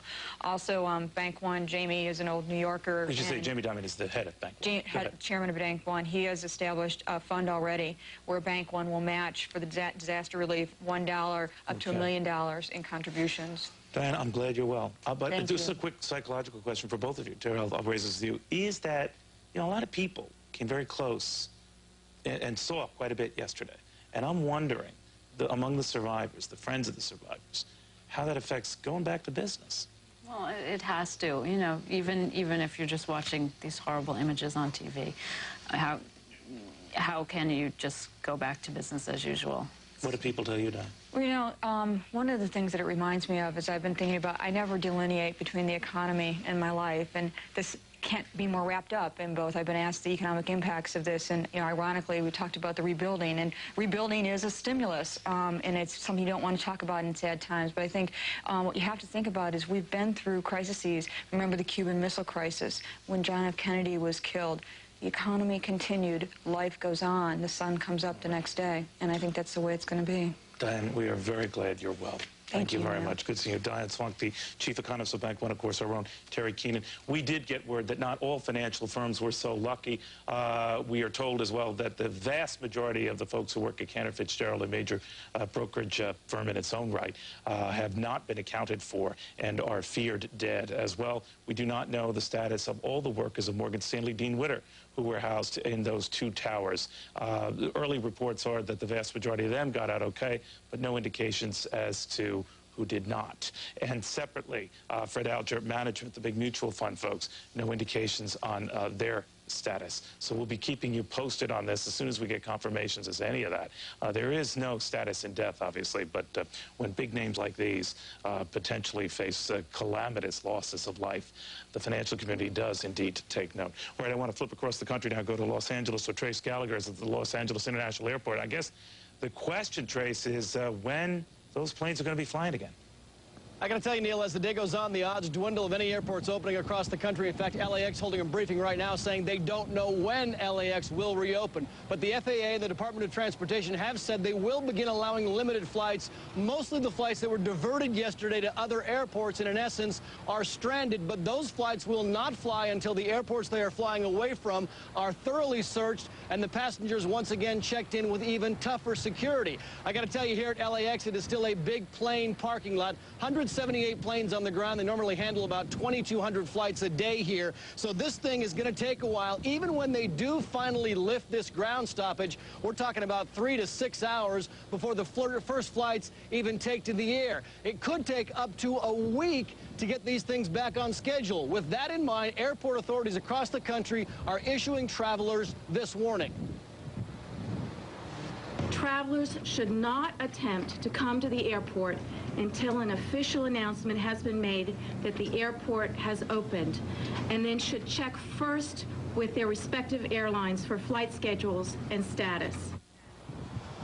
That applies, by the way, to travelers across the country. This will forever change the way we fly. There'll be no more curbside check-in, a lot more security checks. In fact, they'll have random ID checks. The security checkpoints will be stiffer, and no more knives allowed on flights. Previously, they'd allowed knives up to 4 inches long. Now they're not even going to sell them in the gift shops. And as airport to airport goes, they'll even have some tougher parking standards and parking garage standards. 3 of the 4 hijacked flights were coming here to Los Angeles. The families of the victims yesterday were all gathered up, taken to local hotels. They were greeted by, of course, grief counselors and clergy. The airlines have offered the families $25,000 initially. That is money to pay for their initial payments. And then, of course, traditionally, the airlines will then take those families at some point in time to the various crash sites so they can then grieve there and hold their memorial services. The last flight that left Los Angeles International Airport was yesterday. It was a 747 Life flight filled with blood and medicine and medical workers bound for New York City. And Los Angeles still has some military flights patrolling the skies. Neil, back to you. Trace, do you know anything about a federal plan to make sure either a member of the military, the Coast Guard, National Guard, is seated on each and every plane that eventually flies in the next couple of days? That would be obviously a Herculean task, but have you heard anything about that?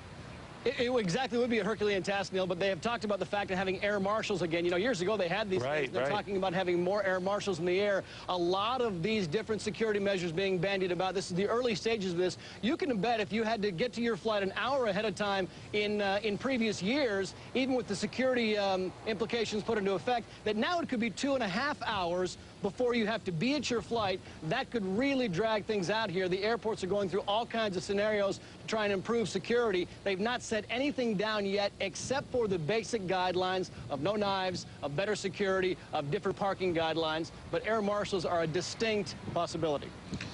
You know, we talk about the airline industry, Trace, and it's a big moneymaker for this economy. By some accounts, it accounts for $1 out of $10, in fact, that go into it. So the fear is that if this drags on much longer, this is going to have an economic impact. Are you beginning to notice a lot of folks looking at nothing more than that these days, that this is severe as far as the economy is concerned? And I think it's already having an economic impact. I mean, let's face it, we're talking about this thing is going to be a week before it gets back on schedule. If you wanted to fly somewhere tomorrow, even if the airport's open late tonight or tomorrow morning, if Neil Cavuto wanted to jump on a plane tomorrow afternoon, good luck. They've got people that are stranded, people who have been kicked off and bumped off flights. It's going to take them a couple of days to get back in the swing of things. So we're talking, I mean, when they shut things down for weather alone, Neil, for a major storm, there are major dollar losses. When they shut the whole country down for 2, 3, 4 days, you're talking about incrementally going up to the nth power. All right. Trace, thank you so much. I appreciate it, buddy. Trace Gallagher at the Los Angeles International Airport. All right, we are getting word from Dick Grasso, now the man who runs the New York Stock Exchange, that they do eventually plan to reopen, but any of you who thought that it would happen as soon as tomorrow, think again. Mr. Grasso indicating that he would like to open before the end of the week. If it's not tomorrow, it's got to be Friday.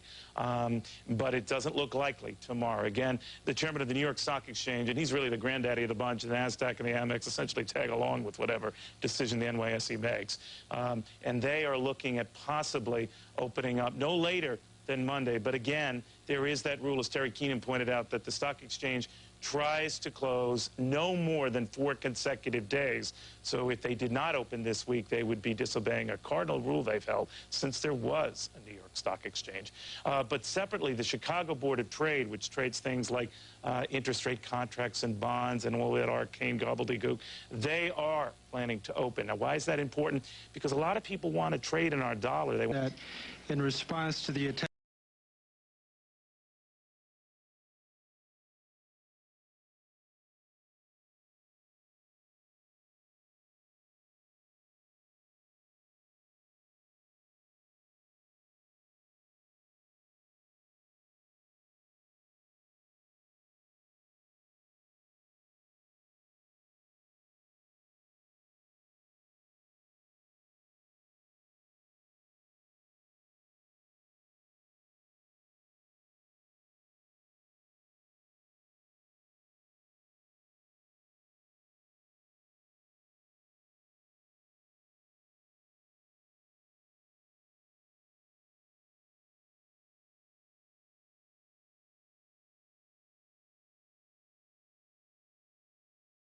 The front lines to defend our country. But we saw that, and we're seeing it. And all of America, from everything we're told and the response that we're getting, understands that. And I believe that America will be behind New York in a way that will send a message to anyone near and far that, you know, New York is America, and America stands ready to defend what we care about, and that's this city and its people. And I thank everyone who's really been doing the hard work of trying to save lives, and we have to continue it, and we have to do everything possible to make sure that every life is that's possibly can be saved is. Thank you. Okay, why don't we, before we call the governor and Joe, Charlie Rangel's the dean of our delegation and representing our delegation. Let Charlie say a few words. Thank you. What we're watching there on the roof of the Pentagon is rescue workers unfurling a large American flag. Now let's go back and listen to Congressman Charlie Rangel. The whole House has become a delegation in support of our country. I've been in combat, but I've never seen the type of heroism that I've seen with the New York City Police Department, our firefighters, our emergency medical service, and the leadership provided by our mayor and our governor. And so, like with any family, they've hit us, they've stabbed us in the back, they're cowards in what they've done, but it's going to really test the will of our country. And our strong Congress is there, the House and the Senate, to say, as we have in any war, we're not only going to come back, but we're going to win, and to make certain that this type of thing, that people will know that you just don't do it to us as Americans. And again, from all communities, people know that if they don't know, or if they haven't had a personal loss in their family, that they feel a loss as Americans. And we dedicate ourselves to the families and the kin and the children to treat those that we lost as heroes and do the best we can in trying to bring some type of normality to their lives. Along with our All right, the news conference going on in New York. We've heard from Senators Schumer and Clinton and, of course, Congressman Charlie Rangel. While that continues, we'll keep an eye on it. But let me go now to Senator Kay Bailey Hutchinson of Texas, who is in D.C. and is concerned with the whole issue of airline security. Senator, I'm just reading a wire story. Midway Airlines out of Raleigh, North Carolina, went out of business today. Just plain out of business because people won't book reservations and are calling for refunds. They don't want to be on planes for a while, and they're worried about security, and they ought to be. Is it time for us to go to the El Al model, back to the old days of the Sky Marshals, and put people on the planes who will protect us from razor blade wielding terrorist hijackers? I think we do have to have some Sky Marshals on certain flights, not maybe every flight, but I would let the FAA have the discretion to do that on a much more numerous basis than we have now. There are a few Sky Marshals now, but I think we need to beef it up. I think El Al has set a good example. You don't have an El Al flight internationally that doesn't have a Sky Marshal on it, a person who is trained to deal with this kind of terrorism, and particularly on a flight where there are people that have a record of being a part of a terrorist cell, which I think some of these probably were. You know, Senator Hutchinson, one of the things that happened here, and we know it from our friend Barbara Olson, who died in that plane that crashed into the Pentagon, was the attackers were using simple weapons that can pass through security to attack the flight attendants and draw the crew out of the flight deck so a hijacker could take over the flight deck. Are we coming to the point where the pilot and the co-pilot have to be virtually sealed in, and if something's going to go on in the passenger cabin, it just goes on? Well, I think we should look at having peace officers on the flight, the Sky Marshals, to take care of anything that might happen in the back of the airplane. But the kind of knives that apparently were being used were the small ones that are allowed, which have now been absolutely disallowed. The FAA has today said there will be no even pen knives or cardboard cutters. So that's a new regulation or ruling that I think is absolutely correct. We just can't take that kind of chance anymore, and I think there are some other areas where we're going to have to crack down, and it's going to mean probably longer waits to get onto an airplane. You're not going to be able to run in and get on an airplane in 15 minutes before the takeoff time, but I think people are willing to have that kind of delay in order to have better safety. You know, I should tell people, Senator Hutchinson, that while we're talking, down near the World Trade Center, or that wreckage, that is inside the lobby of one of the towers. The One Liberty Plaza building, which is in the general area, it's a 40-story building, is now said to be in danger of collapse. And I'm getting a note from my colleague David Asman that the Millennium Building is buckling, according to one workers. I'll get corrected here in a moment. Those may be the same building, but in any case, there's still a lot of damage down there. What level, Senator Hutchinson, what level of inconvenience or, I don't know, annoyance do you think Americans will now accept in order to get on airplanes and feel secure? I think they will accept more inconvenience. I think that they will accept the waiting, because I think people understand when there are flight delays that they want to be safe because they don't want to go in bad weather.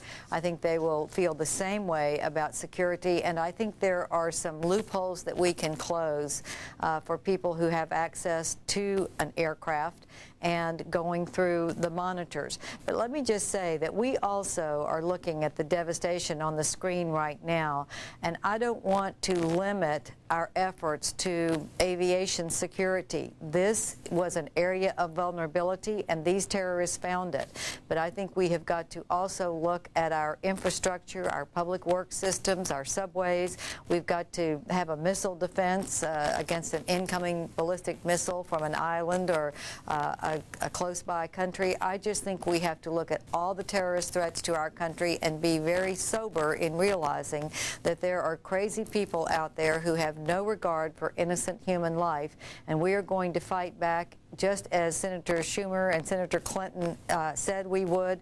We are united in the United States Senate on this issue, and not only do we want to retaliate, we want to protect our citizens better. You know, Senator Hutchison, there's one other thing, and if you'll allow me to play connect the dots, which I've been interested in doing in this thing. United Airlines Flight 93 from Newark to Los Angeles was turned around, hijacked almost as it got to Cleveland, and apparently the hijackers were making their way back to Washington to crash into the White House or Air Force One or Camp David or something. This is the one of these efforts that failed. This is the one that crashed in the field near Pittsburgh and where they're getting so much information. We're also learning now from the mother of a passenger that the passenger called his mother and said, "We're being hijacked. There's a few of us here who are going to do something about it." And evidently, they rose up in a, hijack-E mutiny and tried to take over the plane. And if it was going to go down, it was just going to go down. But they weren't going to. They'd heard about the Trade Center. Do Americans now have to say to themselves, when you get on a plane, I may have to get out of my seat and attack somebody? Well, we don't want Americans to have to say that. That's why I'm introducing legislation tomorrow to add sky marshals and try to beef up the security on the aircraft so that people will feel secure and so they will not feel that they have to go into a protection mode when they get on an airplane. That's ridiculous, and people wouldn't travel. Just like you said earlier in the newscast, an airline is going to go out of business because people are not flying. Well, we want people to fly, and we want people to feel safe, and I think we can do that. We're up to the task. We can close these loopholes. I think sky marshals are one way. I also think we can limit access more severely for anyone that can go on an aircraft. They should be certified and they should have criminal background checks. And I think we need to check baggage more carefully, which we can do. I think there's some simple things that can make people feel safer and be safer. Kay Bailey Hutchison of Texas, Senator from Texas, thanks very much for your ideas, and we will be looking for your ideas as they work their way through Congress, because I think a lot of Americans are interested too. We're looking at the Pentagon. Let's go now to Rick Leventhal down by the World Trade Center.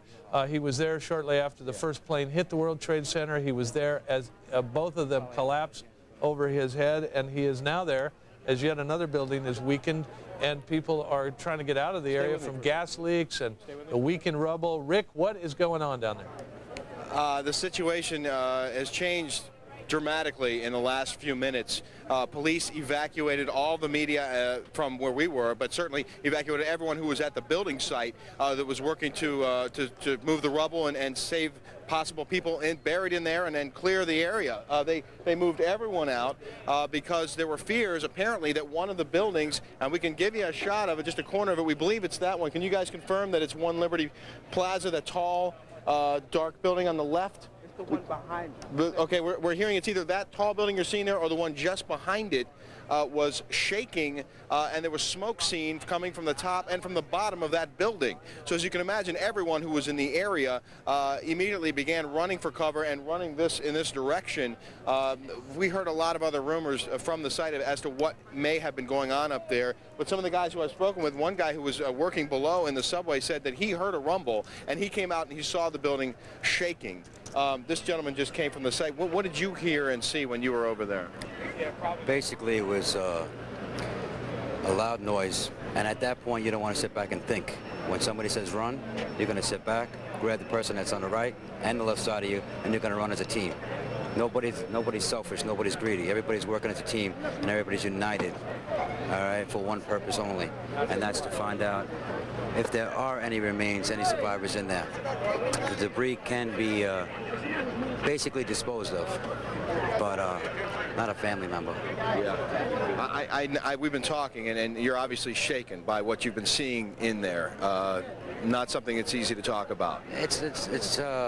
You cannot sit back and put any kind of horrific scene into words. I mean, you're dealing with something that's really disturbing mentally and emotionally, all right? And then when you sit back and you're busting your buns and try and help them physically, I mean, the only thing you have going right now is spiritually. Well, you also have a danger apparently looming above you, and I'm guessing under your feet as well, because the conditions in there are not stable. Let's put it like this: when you're supporting the next person, you always put them before yourself.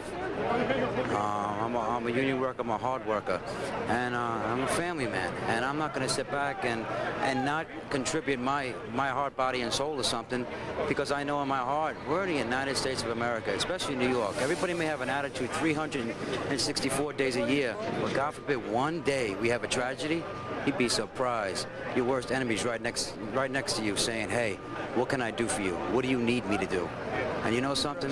That makes this place worth really, caring about for. Stay with me. I want to talk to you after I'm done here, okay? But just to bring you back up to speed, Rick, let me just ask you. Go ahead. Let me ask you very quickly. We have a report also that the Millennium Hotel building is buckling, as well as One Liberty Plaza. Tell me what you know about other buildings down there that have been weakened.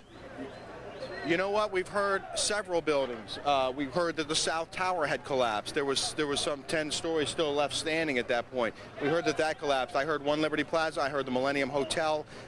It's tough getting, the same answer from different people, because everyone's hearing different things. There's a lot of chaos out here. I also heard gas leak was the reason for the evacuation, and I heard there was a bomb in there. These are all rumors. None of it confirmed. But as far as what people have told me, they saw one of those buildings shaking, a very tall building, and the fear was that it would come crashing down. All right, Rick Leventhal is down there in the rescue area as they continue to work. We see some flames, actually, in the area where rescue workers were trying to set aside rubble.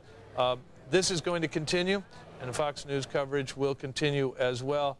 Britt Hume will join us momentarily to continue Fox News' continuous coverage of terrorism in America. We've been struck in Washington and here in New York, and we will be back momentarily with more with Britt.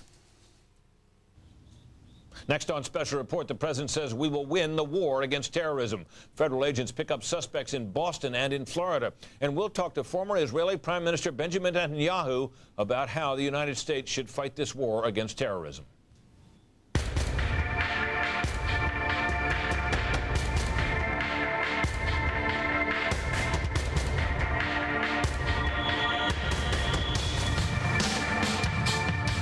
Deliberate and deadly attacks which were carried out yesterday against our country were more than acts of terror. They were acts of war. Welcome to Washington. I'm Britt Hume. That was the president, of course, expressing the thoughts of many Americans this day that the attacks at the World Trade Center and at the Pentagon were acts of war. The latest now in the investigation. There is now credible evidence that the White House and Air Force One were planned targets of the terrorists. Federal agents in Boston searched hotels for suspects and evidence pertaining to Tuesday's hijackings. At least some of the hijackers have been identified, according to the U.S. government. Transportation Secretary Norman Mineta has reopened U.S. airspace on a limited basis, with flights diverted yesterday being allowed to resume to their original destinations. Otherwise, commercial flight traffic is still grounded. The FAA is warning carriers about potential follow-up attacks. NATO, meanwhile, says the terrorism against the U.S., it says this by resolution, is considered an act against the entire alliance.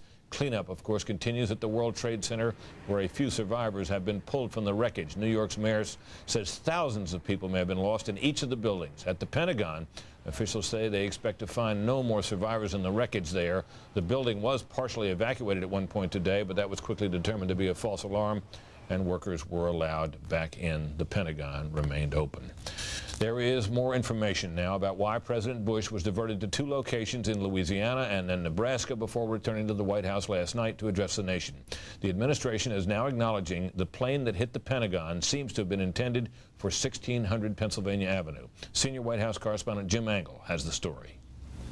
After the president held a round of meetings with members of Congress and national security officials, the White House made a startling disclosure. We have specific and credible information that the White House and Air Force One were also intended targets of these attacks. In other words, terrorists sought to assassinate the American president. That explains why military fighter jets escorted Air Force One Monday as it flew from one military installation to another before returning to Washington. The threat to the White House, officials believe, came from the plane that hit the Pentagon. Real and credible information that the airplane that landed at the Pentagon was originally intended to hit the White House. That matches eyewitness accounts that a plane was seen headed for the White House before it veered off toward the Pentagon. President Bush met with his national security team as he contemplated the nation's response to the worst attack on the United States in half a century. This battle will take time and resolve, but make no mistake about it, we will win. The president, seeking to steel the nation for whatever may come next, warned that the nation is facing a different enemy than ever before. This is an enemy who preys on innocent and unsuspecting people, then runs for cover. But it won't be able to run for cover forever. The administration is also worried about additional attacks. The Federal Aviation Administration, in issuing new rules eliminating curbside check-in and other security precautions, also sent the airlines a sobering message. The FAA is warning U.S. air carriers of the potential for follow-on terrorist attacks, it said. Anti-U.S. terrorist levels during the past 7 months suggest that extremist groups are actively targeting U.S. interests. The directive goes on to say that terrorists retain a capability to conduct airline bombings, hijackings, suicide attacks, and possess surface-to-air missiles. But in spite of that and the determination to respond forcefully, officials said the U.S. will not be cowed by terrorists. On a bipartisan basis, I think it is accurate to say that we literally and figuratively stand shoulder to shoulder. We cannot be a people who are afraid to live. We cannot be a people who will move away from a relatively open society. We cannot be a people who walk around terrified. We're Americans. We don't walk around terrified. The NATO allies are also standing shoulder to shoulder with the U.S. NATO said today that the terrorist attacks on the U.S. are considered an attack on the entire alliance. Secretary of State Powell says that doesn't necessarily mean using NATO troops in any retaliation, but it does help the U.S. with its key approach of trying to build an international coalition, much like the one Mr. Bush's father built for the Persian Gulf War. One other point, Britt, President Bush has gone to the Pentagon late this day to visit rescue workers, thank them for their efforts, and talk with Pentagon workers. Britt? Jim, I would now assume that this debate we've been having over the disposition of the Social Security surplus and whether it could be used for any purpose other than paying down the national debt, is that over? I believe that debate is finished, Britt, and that is certainly the indication from some members of Congress. You know, Mr. Bush had said there were 3 reasons that you could dip into Social Security, and 3 reasons only: recession, war, or, he added recently, a severe emergency. Asked today if this qualifies as a severe emergency, White House spokesman Ari Fleischer said this is the definition of a severe emergency. And when you talk to members of Congress, they are all saying that they are willing to do something without regard for what it costs. Money, the White House says, is not a consideration. They are talking about a supplemental, which you'll hear more about later, but obviously at this point, money is not the question. Yeah, right? The supplemental, they're talking about anywhere from $10 to $20 billion for just the fiscal year that ends in a couple of weeks. That's right. More money presumably to come after that. I would expect so, Britt. All right, Jim Angle, thank you very much. Senior correspondent Rita Cosby now has the latest on the search for suspects and on those taken into custody in Boston and in Florida. Rita? Heavily armed agents, along with a bomb squad team, searched this Boston hotel, and law enforcement sources say they found a vacant room where a man believed to have hijacked one of the U.S. airliners once stayed. Government officials say they have identified almost all the hijackers and some details of how they took over the planes. The 4 planes were hijacked by between 3 and 6 individuals per plane, using knives and box cutters, and in some cases making bomb threats. Sources say they got the names of the hijackers with help from the plane manifests and intercepted cell phone calls. Fox News has learned that at least one hijacker was previously known to authorities as a supporter of Osama bin Laden. Sources also say the hijackers were mainly Egyptian and Saudi nationals, the two groups that comprise a good portion of bin Laden's followers. The FBI says those that assisted the hijackers are now aggressively being sought. Our first effort is to identify any associates in the United States who might be related to the hijackers and to remove those associates, investigate, and arrest. Law enforcement sources tell Fox News several people have been taken into custody in South Florida, Providence, Rhode Island, and Boston on various charges ranging from immigration offenses to weapons violations, all in an effort to thwart what authorities say may be future attacks. In Boston, sources say 3 people were arrested. They were tracked down by the credit card numbers used to buy the hijackers' tickets. In Providence, at least 3 Middle Eastern men were taken off an Amtrak train and taken into custody. Some of the first leads came from Logan Airport in Boston, where the FBI located a car filled with various paperwork, including a flight manual. The car apparently transported some of the terrorists.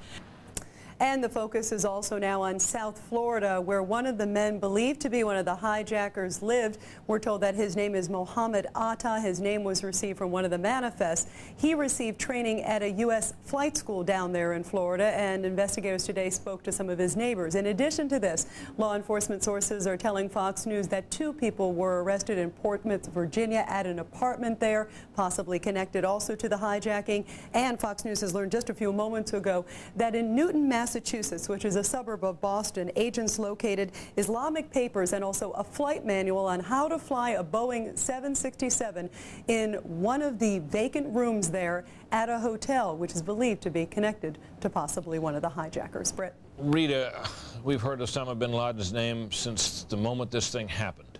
How certain are officials now, as far as you can tell, that he is indeed the mastermind of this? Britt, I've talked to a lot of senior U.S. officials today. In fact, one just a few moments ago who is telling me that he is almost 99.9% certain that bin Laden is behind this. He said all the markings are there, and in addition to that, they continue to get what they are describing as concrete evidence, i.e. these individuals directly tied to him, and also different variations from the cell phone calls that they intercepted, and also some other paperwork that they're retrieving from hotel rooms now all over the country. What they are finding out is this is the same sort of pattern that has happened from bin Laden in the past, that these are tentacles. These are not directly people who necessarily report to him, but maybe 3 or 4 different groups removed, which is often the case. And often one group doesn't know what the other group is doing. The key is to keep going up the ladder and try to point it to at least some of his directors, and they believe that they're not too far away from doing that. And of course, to try to identify countries or other larger entities that may be supporting or protecting him. And that's one of the other things that they are looking at. Officials cannot rule out that there may be some form of state sponsorship. One of the people and one of the countries, rather, that they are looking at, Iran, Iraq, Syria, a number of these countries that have had some alliances with bin Laden in the past. At this point, they are wondering how he got some of the finances, how he got some of the mastery to be able to carry out such a highly calculated attack. All right, Rita Cosby, thank you very much. Lawmakers on Capitol Hill have put aside partisan differences and seem united in the quest to hold responsible those who committed the deadliest acts of terrorism in American history. Members of Congress have condemned the violence, and as chief political correspondent Carl Cameron tells us, politicians are worried there could be more to come. After classified briefings, lawmakers said they had been sternly warned that more terror attacks in the United States are, quote, likely if not probable, and that investigators have mounting evidence pointing to Osama bin Laden sympathizers from Saudi Arabia and Egypt. They are beginning now to see a pattern of travel of the 15 or so people that were involved, and they certainly know that some of the passports are from certain countries. Lawmakers unanimously condemned the attacks, grieved, and demanded justice for what they repeatedly denounced as an act of war. These were not just crimes, they were acts of war, and have aroused in this great nation a controlled fury and unity of purpose, not just to punish, but vanquish. I say to our enemies, we are coming. God may show you mercy, we will not. First the Senate, then the House unanimously passed a resolution of condemnation that, among other things, thanked U.S. allies for their willingness to, quote, stand with the United States in the war against international terrorism. And they promised that Congress would, quote, support increased resources in the war to eradicate terrorism. Make no mistake, this was an act of war against the United States and all of our people. And we will not be divided. When the U.S. retaliates for the attacks in this country, lawmakers warned that Americans must be braced for civilian casualties in other countries because they said governments that harbor terrorism will face reprisals too. If they are being harbored or sheltered in any way, people need to understand that we're not going to let that, hold back our taking actions, even if it could mean collateral damage. Congress also wants the president to push U.S. allies like France and Germany to sever all economic ties with nations that have tolerated or fostered terrorism in the past, like Iran or Iraq. Meanwhile, in the House, budget writers have already begun work on an emergency supplemental spending bill that could easily top $20 billion. It would pay for such things as rebuilding the Pentagon, the rescue and cleanup efforts, increased airport security nationwide, boosting intelligence gathering at the CIA, FBI, and the Defense Department, potential costs not covered by insurance in New York, and more money for the super-secret National Security Agency to speed up a 5-year improvement program that's already underway in its eavesdropping and surveillance efforts. The full resources of our government will be brought to bear in aiding the search and rescue and in hunting down those responsible and those who may have aided or harbored them. And investigators say already a number of nations worldwide have begun to help the United States in its investigative efforts, including, they note, Russia, which has provided some important information, investigators say, as to Osama bin Laden and some of his spin-off terrorist cells. In addition, on Capitol Hill, a debate is now emerging over just what level of national security steps should be taken domestically. Some Democrats are suggesting that proposals for flight marshals, armed security people on commercial airlines, and a variety of other steps that would give the FBI and other law enforcement agencies increased authority to investigate might be an infringement on U.S. civil liberties, thereby changing the quality of American life and handing terrorists a moral victory. Republicans say under circumstances such as this, where the United States is facing attacks and all but a warlike status, tough sacrifices should be made and such security measures should be seriously considered. Brett? Carl, I have to ask this question about the spending that may be available. Does this change the equation at all on missile defense, which had been a presidential priority? Obviously, this was not a missile attack, a devastating attack nonetheless. How does this play out on that issue? Well, Democrats are suggesting that this shows to them that there has been too much emphasis on missile defense and that the United States is vulnerable to a variety of other attacks, and that perhaps the missile defense proposal advocated by the president and a number of congressional Republicans and a few Democrats should be put on the back burner. Republicans conversely and perhaps not unpredictably say this proves that the United States should spare no amount of money to increase its national defense and security measures, including a missile defense, because it shows that if the terrorists are capable of orchestrating such a coordinated attack using hijacked jets, they could certainly come up with some way to launch a missile at the United States. Brett? All right, Carl Cameron, thank you very much. We turn now to the rescue and recovery efforts underway in Lower Manhattan, where a handful of survivors have been pulled from the wreckage of the World Trade Center today. But Mayor Rudy Giuliani says they estimate there will be a few thousand victims left in each building. Fox News correspondent Rick Leventhal has details on the search efforts. The grim task of sifting through the rubble in Lower Manhattan started late last night and continued throughout the day. The once magnificent Twin Towers, now a pile of dust and debris, a shadow of what once stood. The New York City skyline altered forever. Thousands are feared dead, and more than 1,700 injuries have now been reported. Mayor Rudy Giuliani says more than 250 police and firefighters are still missing. I apologize to the families of people that are lost right now. We have lots of families seeking information about who was in the World Trade Center. Did they get out? Didn't they get out? Are we able to recover them? Aren't we able to recover them? And we don't know the answers to all of those questions yet. We'll get him out, you know? So you just stay and wait till the time comes. Hope you can get some out alive, you know? The financial center of New York and perhaps the world shut down until further notice. At last, some good news. Emergency workers rescue at least 9 survivors from the Trade Center debris. And the situation continues to change here by the minute. Just a short time ago, all of the rescue workers on site were evacuated, forced out of the area because of concerns that yet more buildings might collapse. Roberto Marrero, a volunteer ex-Marine out there. What did you see? What did you hear? Okay, we went out there to take out a lot of debris for the trucks and the other vehicles that come in and try to do their job. When things started When things started, we went inside this building for the inspectors to inspect. A big crack came out of the building, windows started to shatter, and everybody ran out of the building. Everybody ran out. And then there's another building called the One Liberty Plaza. It's also bended, leaning towards the Millennium Hotel.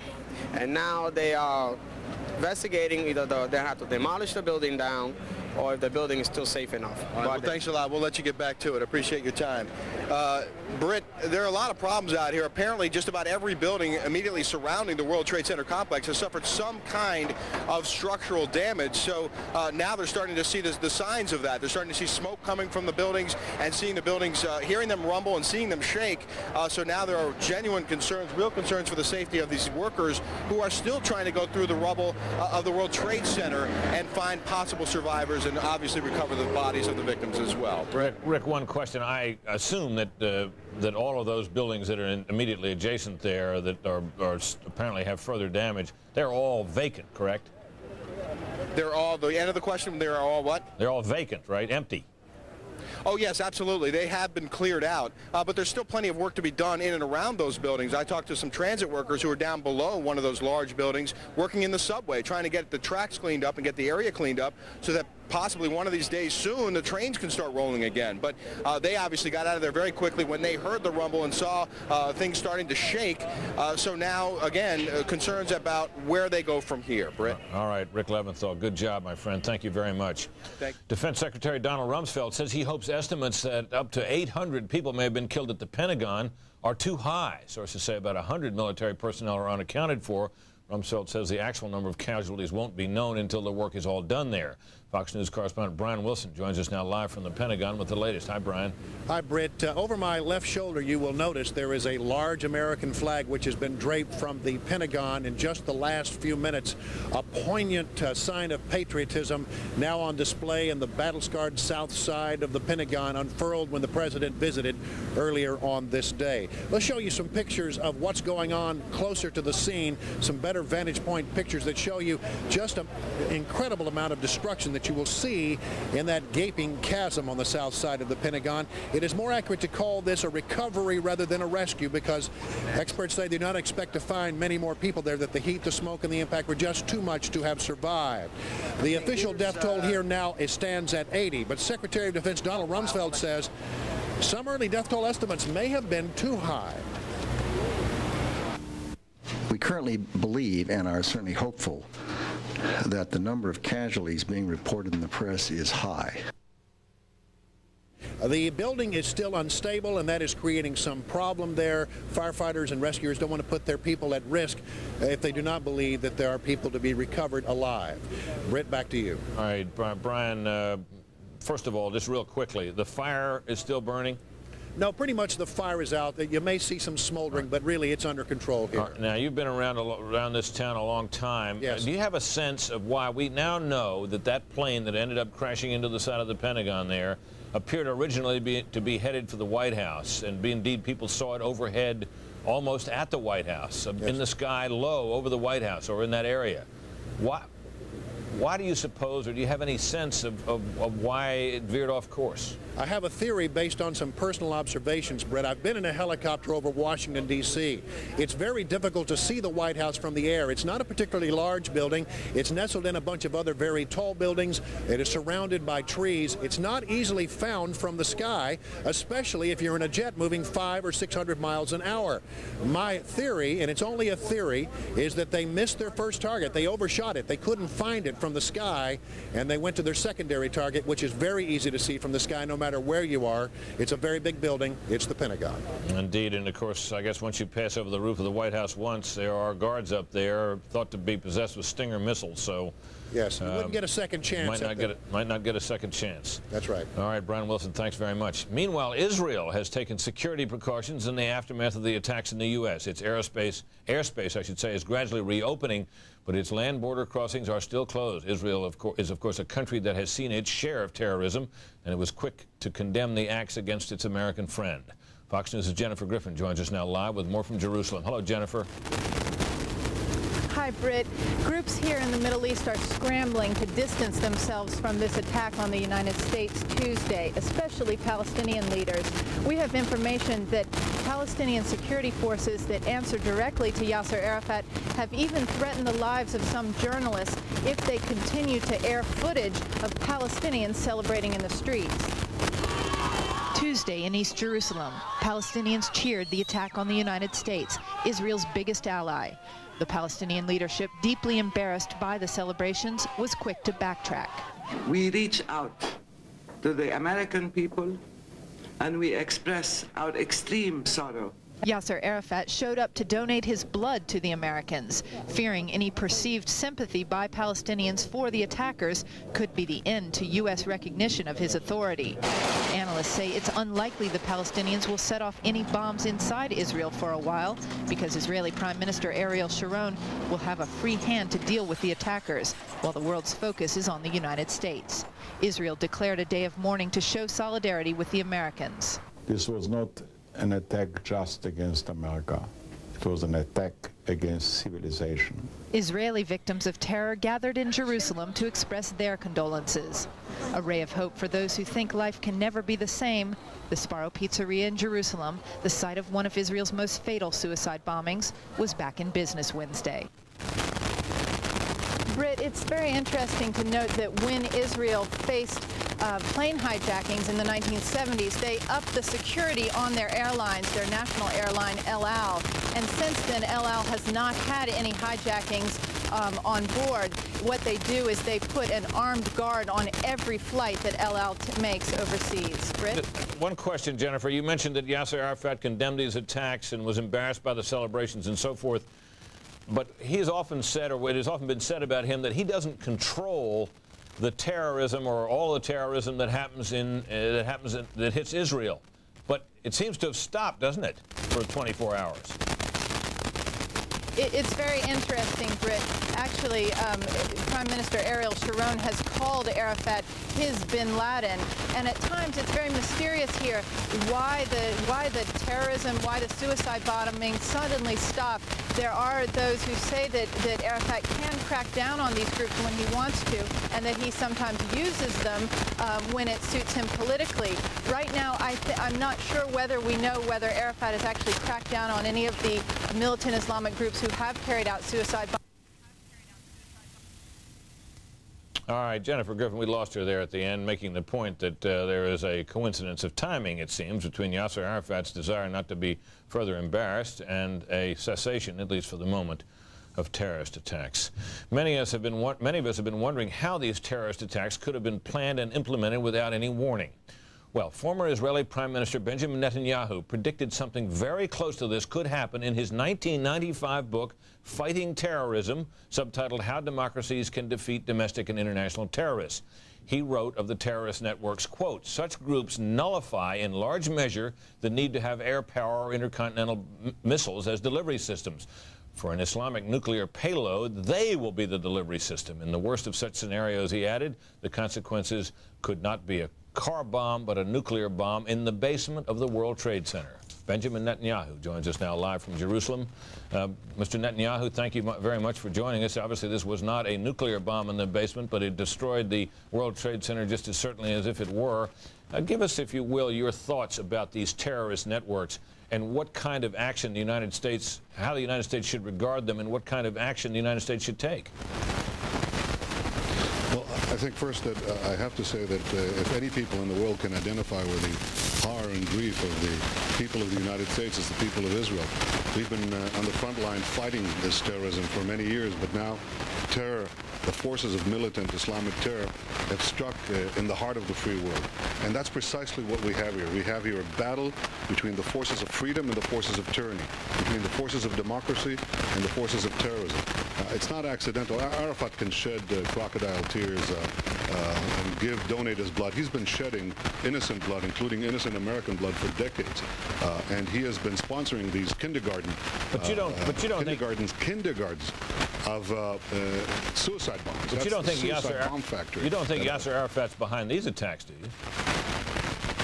I think what we have, and you alluded to this, is a network of terror. There's an empire of terror. There are fiefdoms. Arafat has his own fiefdom. Bin Laden has his own fiefdom.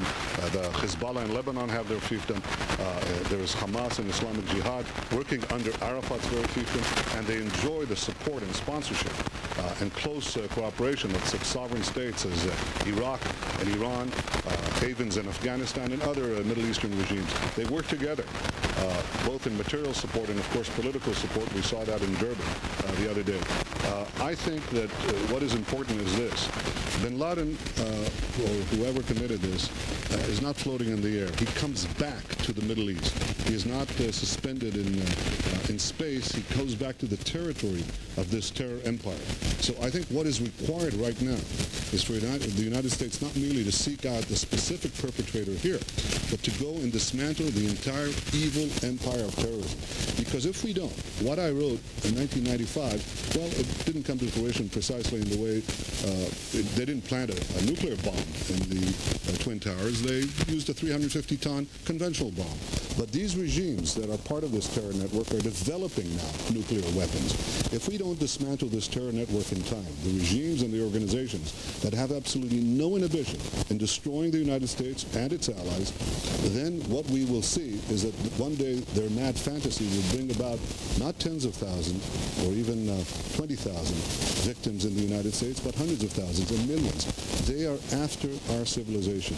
We must summon the forces of civilization and the force and the power to act against them now, when we have the power and when we still have the time to do so. Mr. Netanyahu, there will be those who will say that, well, of course Benjamin Netanyahu will react that way because, after all, it is Israel that is really at the heart, and America's support of Israel that is really the cause of all of this. He and other Israelis will be worried that America might withdraw its support for Israel, so of course he will portray this as a war that is a war on the United States. How do you react to that argument? Well, that's a common misperception. These militant Islamic terrorists don't hate America because of Israel. It's the other way around. They hate Israel because of America. They see us, by the way, correctly, as an outpost of our common values, the common values of freedom. They hate that freedom. They hate our way of life. They hate our respect for individual rights, our ideas of free choice, our free society, our free press. They think all of that is satanic. It has to be disposed of. They call you the big Satan. We're only the little Satan. Now, they could destroy the little Satan, but it doesn't get the world dominion that they want. They want to destroy America in their mad fantasies, or at the very least to bring it to its knees. That's why they're going to attack you again and again and again. And mind you, have no mistake about it.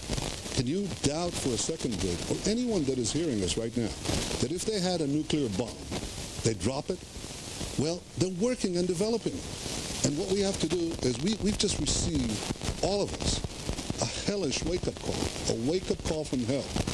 It's an enormous price to pay for such a wake-up call. And there's a terrible tragedy there. I cannot tell you. I probably have some friends there, and all of us, without friends, we still see that these are people who are part of us.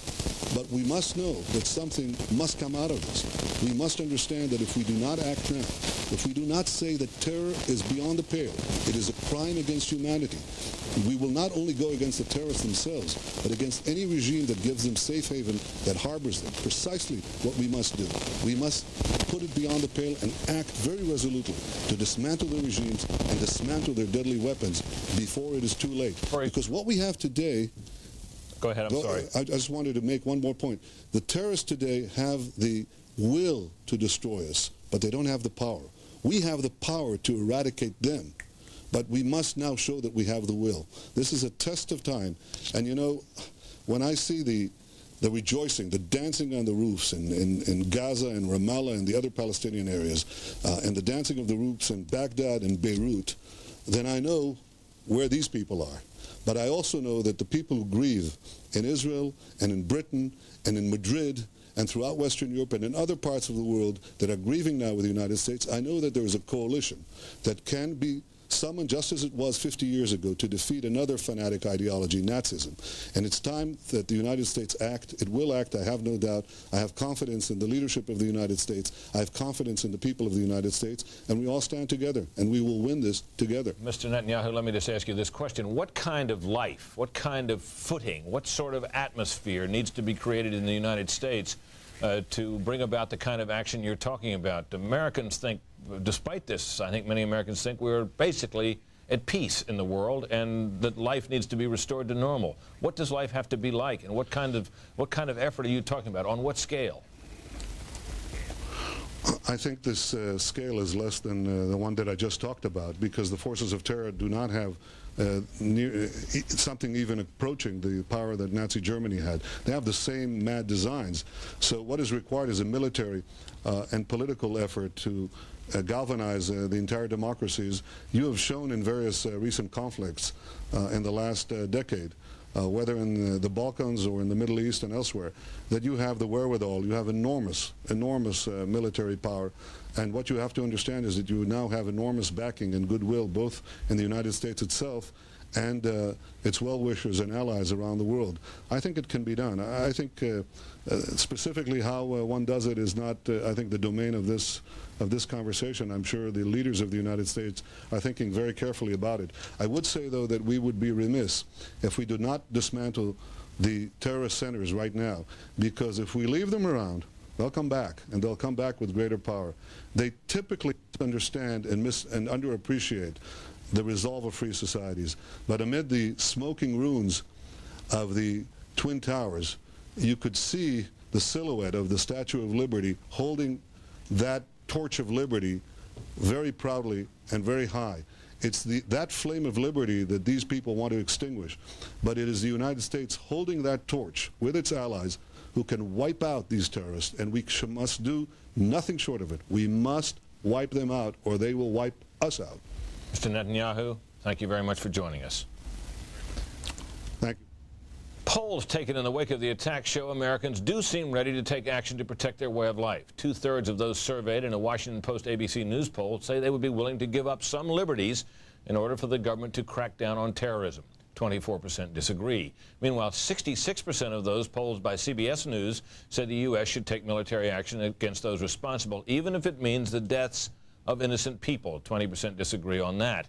And a CNN USA Today Gallup poll shows that a vast majority of Americans, 86%, would describe terrorism as an act of war against the U.S. That same poll also showed most Americans, 78%, very or somewhat confident in President Bush's ability to handle the situation.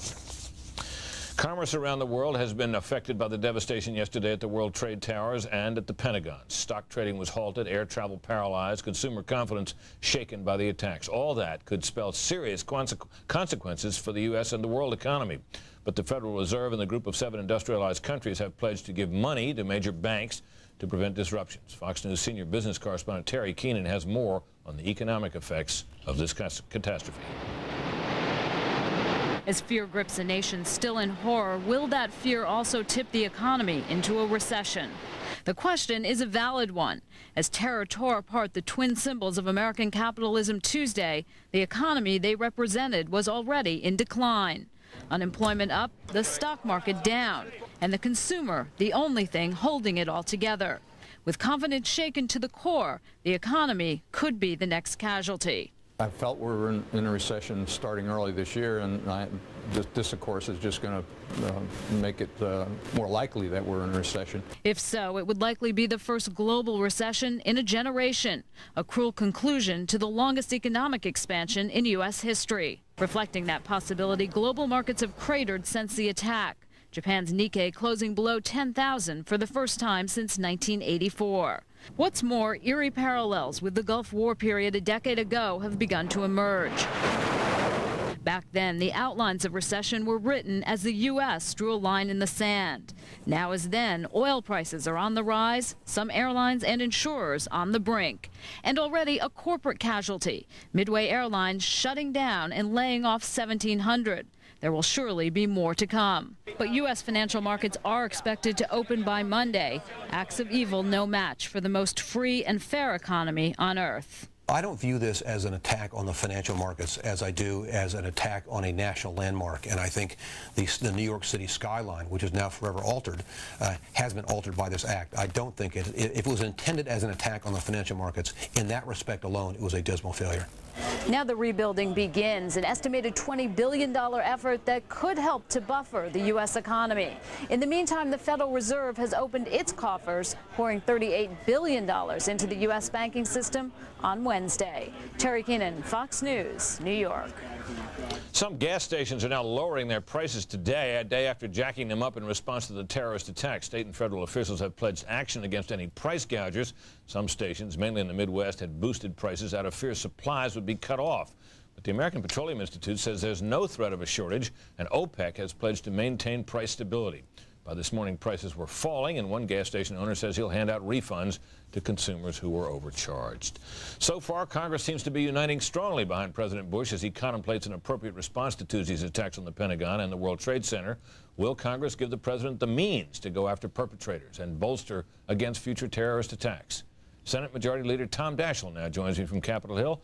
Mr. Leader, Senator, welcome. Very glad to have you. Thank you, Brett. Good to be here. Tell me, sir, we've just had an interview with Benjamin Netanyahu from Israel, and of course he came as close as anyone really did to forecasting just such an attack 6 years ago in his book when he spoke of how terrorists themselves could become the delivery systems that could, as he suggested, take a nuclear weapon to the basement of the Trade Center. Of course, this was not a nuclear attack, a conventional attack. He calls for an all-out war, a major military action to root out not just individual terrorists or individual cells, but the whole terrorist network and the nations and organizations that support them. Is the U.S. Congress ready to go along with something like that in your judgment? I think we are, Britt. I don't think there's any question we will take every action available to us. We obviously want to consult with our allies, and we want to do all that we can to make sure that it is a smart strategy, whatever it is we employ. But without a doubt, we're willing to pull out whatever stops required to take action and to punish those who have been responsible for the actions yesterday. I wonder how many people have begun to consider the implications of this. For example, we're running a large surplus in Social Security revenues. Would you be prepared? Do you regard this as the kind of emergency which would make it that would be worth using those Social Security funds? Well, we're obviously very deeply concerned about Social Security, but we also recognize we do have an emergency on our hands. If there are ways with which to pay for the actions that we must pay for, we'll find them. But we recognize as well that we've got to be expeditious. We've got to be supportive of an all-out, comprehensive plan, and we'll do all that we can, as we do in any emergency, to address those challenges. Now, based on what you've seen so far from the administration, Colin Powell, Secretary of State, outlined today what he said was an effort to mount a worldwide coalition against terrorism, not just to respond to this individual attack. I take it that is the kind of diplomatic undertaking that you're talking about as being a prelude to action. Is it a necessary prelude, or is it just something that we should do and hope works, but be prepared to go on our own if it doesn't? Well, I think it is a prelude, and it is necessary, but clearly we've got to take whatever actions to defend ourselves that we decide are in our best interest. And if it requires taking actions beyond that, supported by allies, I think we have to consider that. But clearly our first step ought to be as cohesive and as coordinated with our allies as is possible. We were encouraged in that regard that NATO took the action it did today in responding as they did, the first time ever. There's been a lot of talk about a declaration of war. The only thing, any precedent that anybody seems to be able to think of for it would be the declaration of war that was made against the Barbary pirates, who were indeed terrorists, I guess. Is a declaration of war the kind of thing you could support? Well, we passed a declaration today. We indicated without equivocation our full support of the administration. We're going to be supportive of the administration's actions, and we'll decide what further legislative action may be required later on. The point we wish to make tonight, tomorrow, and the next day, and from here on out, is that we will be there standing shoulder to shoulder with the administration, unified in our resolve and in our response. But as for a declaration of war, I realize there's a long way from between a sense of the Senate resolution and a declaration of war, a big difference legally and otherwise. How about a declaration of war? Well, I guess, Britt, we'd have to ask against whom. And how do you enact a declaration of war when you don't have a precise enemy? Who is the enemy? And what does it mean with regard to personal liberties and the kinds of actions that can come from a government which is in a state of war? So we need to work through all of that, and we're prepared, of course, to examine carefully the ramifications of a declaration. But clearly, we don't want semantics to be an impediment here. We will do what we must to ensure that we have the unified action required. How worried are you, sir, about the U.S. economy coming out of this? Things were not looking good. There had been fears of recession. Now, obviously, concerns must grow about consumer confidence and about the stock market. What is your sense of that, and what further action in terms of stimulus might Congress now be prepared to take under your leadership? Well, obviously, we have to be concerned about the tone we set with our own rhetoric, and so we need to be very careful, very wary of whatever kind of pessimistic predictions we'll make. Obviously, we're going through a difficult time. That was reported throughout the day today, and we'll recognize the difficulty in the next several days as we look at all the ramifications. You were just talking about energy prices, but we're prepared in that regard, too, to try to find ways with which to stabilize the economy, do all that we can to see that the negative effects are minimized. All right. Senate Majority Leader Tom Daschle, thank you for joining us on what must be a busy night for you, sir. My pleasure. For years, Americans have complained about airline service, but not so much about airline security. Yet in a matter of an hour yesterday, 4 U.S. planes were hijacked with disastrous results, and now it seems there have been red flags for years that American airports are too accessible. Fox News correspondent William LaJeunesse has that story. Airport security, our systems say experts, is full of holes from baggage check-in to the cockpit door. There's a small latch, but as we've seen before, that latch can be broken very easily to somebody who's serious about getting in the cockpit. It could be done with a heavy object, a blunt object. It could be done with a rope. It could be done with a small knife. So it doesn't have to carry a gun through security. That poses a tough challenge for those who screen carry-on luggage. According to reports, our weakest link.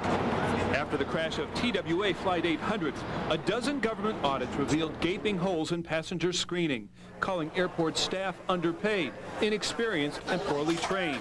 Baggage screeners earning $6 an hour with no fringe benefits. At some airports, turnover exceeded 400%, compared to 50% in Europe, where airlines typically hire ex-police. That's the key point right there, is the people who are checking the x-ray machines. Are they qualified? They know how to do the job. Are they strong enough to question people as they come through? Sorry. Another problem? Hoping to save money, some airports have outdated technology. Some airlines refuse to use bomb detection equipment because of flight delays. And while experts admit it's impossible to stop everyone in every threat, they can learn from every incident. One airport audit showed undercover agents using phony IDs and uniforms penetrating security 70% of the time. Others in plain clothes illegally boarded airplanes well before check-in. It got so bad that 2 years ago the FAA threatened to put armed agents on every plane, but backed down after the airlines complained. And next week the agency was scheduled to release mandatory tough new rules on baggage screening. In Los Angeles, William LaJeunesse, Fox News. Some insights on an extraordinary couple of days now from Fred Barnes, executive editor of the Weekly Standard, Jeff Birnbaum, Washington bureau chief of Fortune magazine, and Bill Kristol, editor-in-chief of the Weekly Standard. All are Fox News contributors. Editor-in-chief, that's too grandiose, isn't it? You're just the editor. Just editor, just Britt, the editor. just editor. I understand. You're anchor-in-chief of Fox News Channel. No, I'm not. I'm not even I just got you in trouble. I'm just managing editor here. All right. let's review where we are in all of this. Fred, the president came out today with a statement that seemed, in terms of the language he chose to use, somewhat different from the things he had said a day ago. What difference does that appear to make in terms of the U.S. approach here? I think it makes a ton of difference, Brett. I mean, you said somewhat different. It was totally different than his speech from just last night. And I think what he said today indicated that he's emerging as a war president. Now, how was it different? One, last night he said he was just reassuring the American people, you know, our businesses are fine, our economy will be okay. Today he said, we're not going to have business as usual. He used stronger language. You know, we're going to conquer terrorism. We're going to prevail over terrorism. There wasn't quite that last night either.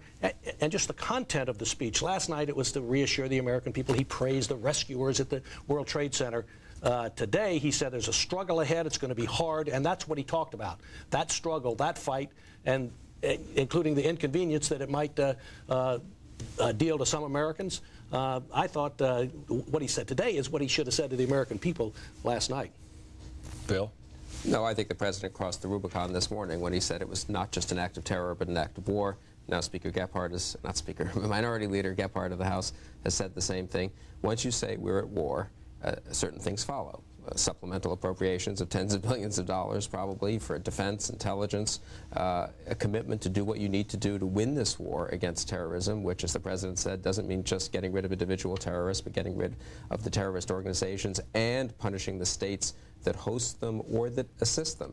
It means the president, incidentally, is going to have to follow up in the near future by explaining to the Congress and to the American people, I assume in a speech to a joint session of Congress, what our strategy is to win the war. I mean, he's going to have to explain that this will be a long war. He's going to have to explain that it might not just be cruise missiles hitting a few towns around in the Middle East. We could be talking about ground forces engaged to root out these terrorist organizations. So far, Jeff, he hasn't painted any quite so dramatic a picture, but the reaction from Capitol Hill, based on the action taken today, sense of the Congress though it was, that's all it was, and what you're hearing, for example, on this broadcast from Senator Daschle suggests that he's fine with them.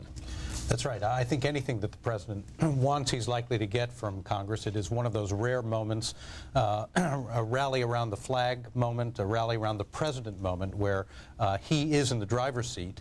At the same time, I do think it's incumbent upon him to show himself as a leader. To be a better communicator than he has been. He has given us a few very short statements of different messages on different days. I think that this is a very big challenge for him. He has to define the problem, I think, a little better than he has, and he does have to explain who the enemy is once they have made a case to explain who that enemy is, and then he has to explain the solution in a much broader, a much fuller, a much more persuasive way than he has been right now. People have doubts about his communications abilities, and they will be put to the test. You may recall that during the run-up to the Gulf War, people said the same thing about his father, who led not by rhetoric, but by actions. I'm not saying that this Bush will fail this test, but it is a test that he has not yet taken and that he must pass in order to, I think, win the hearts and minds of America. Is this a rhetoric test, Fred, or is this an action test? Well, it is well, it's an action test. It would be nice if George W. Bush were a rhetorical president. If he were a Reagan, a Churchill, we know he's not. His father wasn't. Richard Nixon. Most presidents are not that. But he can lead by his actions. Look, we heard what he said today. It was very strong. They now have the biggest federal investigation ever by the FBI and others into these bombings. Say they already know who a bunch of the terrorists are. They know who most of the terrorists are. Article 5 of NATO was invoked, I think, for the first time. That is the all for one, one for all. Exactly. An attack on one is an attack on all. That's a big step. I think a declaration of war is important for another reason. Most of the things that it would basically allow you to do, a president can do unilaterally anyway, you know, freeze the Taliban's assets if they have any anywhere. I'm not sure they do, or things like that. It gives you powers to, you know, stop neutral ships if they were shipping to your enemies. I think the president could probably do that anyway. But a declaration of war would show how deadly serious this administration and Congress are in winning over terrorism. Well, should the declaration come soon, or should the declaration come after more information is gained, more allies have been brought aboard, a clearer sense of what exactly is going to happen? Bill, what do you think? Well, I think it's might turn out to be a necessary or at least useful prerequisite to the actions that the president will feel he wants to take. I don't know that we know exactly right now. Who would you declare it on now? Well, you could declare it on the terrorist organizations and the states supporting them responsible for this action. Generally identified, or no, not no more identified than that? Right, you don't need to identify them that, and we've declared war on other nations in the past and then included in the war their allies who weren't in the original declaration of war. So it's not as if you have to specify ahead of time, I don't think. But I think, you mentioned the Gulf War. In a way, this is a continuation of the same war. I mean, I do believe Saddam Hussein, at the end of the day, is behind Osama bin Laden, or at least has certainly been an ally, a helpful, very helpful ally to Osama bin Laden. And that's a war that we engaged 10 or 11 years ago. We beat Saddam in the first round. We didn't finish him off. We now have taken casualties that begin to match up, frankly, to Saddam's casualties from 10 years ago. They'll not match up, but are pretty serious. And this, I think it is now up to George W. Bush to finish the war, and it may turn out that that means finishing off Saddam Hussein. I do not know that you can look the American people in the eye 3 years from now and say we've solved this problem of terror in the Middle East if Saddam Hussein is sitting there testing chemical and biological weapons with a professed aim to do the kinds of things that Osama bin Laden appears to have done yesterday, whether or not Saddam directly ordered Osama to do this. In other words, if you're fighting a war on terrorism, you're going to have to preempt and say we are engaged in the Middle East and we're going to clean out those people who have these kinds of intentions against the United States. I agree with this, but I'm not sure that a declaration of war is what's necessary from Congress. I believe some vote of confidence in the President and support for his actions would be a very good idea, because it would give him a mandate from the Congress and by proxy from the American people. Whether or not there's a declaration of war, I think that's a moot point. And my guess is, judging from how this president has operated before, he's not just a president of action, he's also a methodical president. If you look at his stem cell research decision as an example, he had all his ducks in a row, had a very thoroughly thought out compromise. In this case, he will also, I think, make the case to the American public, in my view, my guess is, explaining why he wants to take the actions he does in a way that will be surprising in its thoroughness. That is how he's done this. That doesn't mean he's not a rhetorical president. It's a different kind of rhetoric. It's an intellectualism that you wouldn't expect given the expectation of this president. It doesn't change public opinion right now. Those polls you showed, Brett, they show that the public is enormously on his side. And his father, during the Gulf War, without giving long speeches explaining why he was doing this, every time he did something, first sending troops, then building them up to 500,000 troops, then the air war, then the land war, the public went along with him every time, even though beforehand it looked like they might not. What was interesting about that is that there were repeated steps that he took that public opinion polls, until he took the steps, said were unpopular, then he did them, and then they became popular. Well, the facts on the ground changed. I want to change the subject just a little bit here, and that is to this question of the Middle East. It is a kind of conventional wisdom that it is U.S. support for Israel that occasions the hatred of us in parts of the Arab world, and that is really at bottom what this is all about. You heard that view contradicted by Benjamin Netanyahu, who argued instead that it is not Israel that is hated so much here. It is the U.S. and the hatred of Israel as a function of Israel's attachment to us, not our attachment to them. What about that, Bill? Well, I don't think it's exactly because we simply support Israel, but it is hatred of it is not enough just to say there are a lot of terrorists out there, they don't like the United States. Do we honestly believe that Osama bin Laden would be targeting the United States if we were not the preeminent power in the Middle East who was supporting not just Israel, but moderate Arab regimes and thwarting the hopes of the radical types in the Middle East who want to turn it into a cauldron for anti-Western sentiment generally? So Israel's only a part of it in your Israel's part of it, but it is because the U.S. is a great power and a power engaged in the Middle East. And we have to understand that as part of that is their strategy is to drive the U.S. out of the Middle East. That is what Osama bin Laden wants to do. It's what Saddam Hussein wants to do. They then will pursue the rest of their agenda in the Middle East. I think that's why it's very important for us to now indicate that we'll not be driven out of the Middle East, that we stand by our allies and friends in the Middle East, and that we will punish those in the Middle East who harbor and assist our enemies who have inflicted all this damage on us, which means being tough with some regimes in the Middle East that we've, for other reasons, tried to be very nice to, and we've turned a blind eye to certain things. I don't think we can do that anymore. President Bush made the case today that this was a fight between good and evil, and our Arab enemies, to the extent we have them there, have made the fight against the United States a matter of good and evil as well for a generation. That is, we are the evil in their eyes, and it's not a rational hatred of the United States. It is rational, Jeff. Well, it is. They want us out of there because we are stopping them from doing what they want to do in the Middle East, which is to destroy Israel and destroy pro-Western. What about the public passion in the streets, though? That's, right, the passion behind the effort is not rational and is a kind of brainwashing that's been going on for a generation and more. That is why the Arab nations and so many Arab citizens are backing a crazy person like Osama bin Laden. Yeah, what is it? Understand these attacks. Yeah. I hate it when I heard from a number of members of Congress when they were talking about this resolution passed by Congress today, calling these attacks senseless. They were not senseless. They were a part of this effort, a plotted, sophisticated part of the effort to drive the United States out of the Middle East, and at the same time, they'd like to eliminate Israel as well. Right. An effort but that's they been weren't going senseless. on for 30-plus years. That's right. Well, how did all this terrorism start? Well, so what adjustments, if any, should be made in American policy or the American attitude toward Israel? Should that be? Should we tip more strongly than ever toward Israel in our policy there and stand ever more shoulder to shoulder with Israel? And what should be our attitude from now on toward Yasser Arafat? Well, on Israel, it seems to be any hint that any of this terrorism deters us from standing by our friends and allies would be the worst possible thing we could do.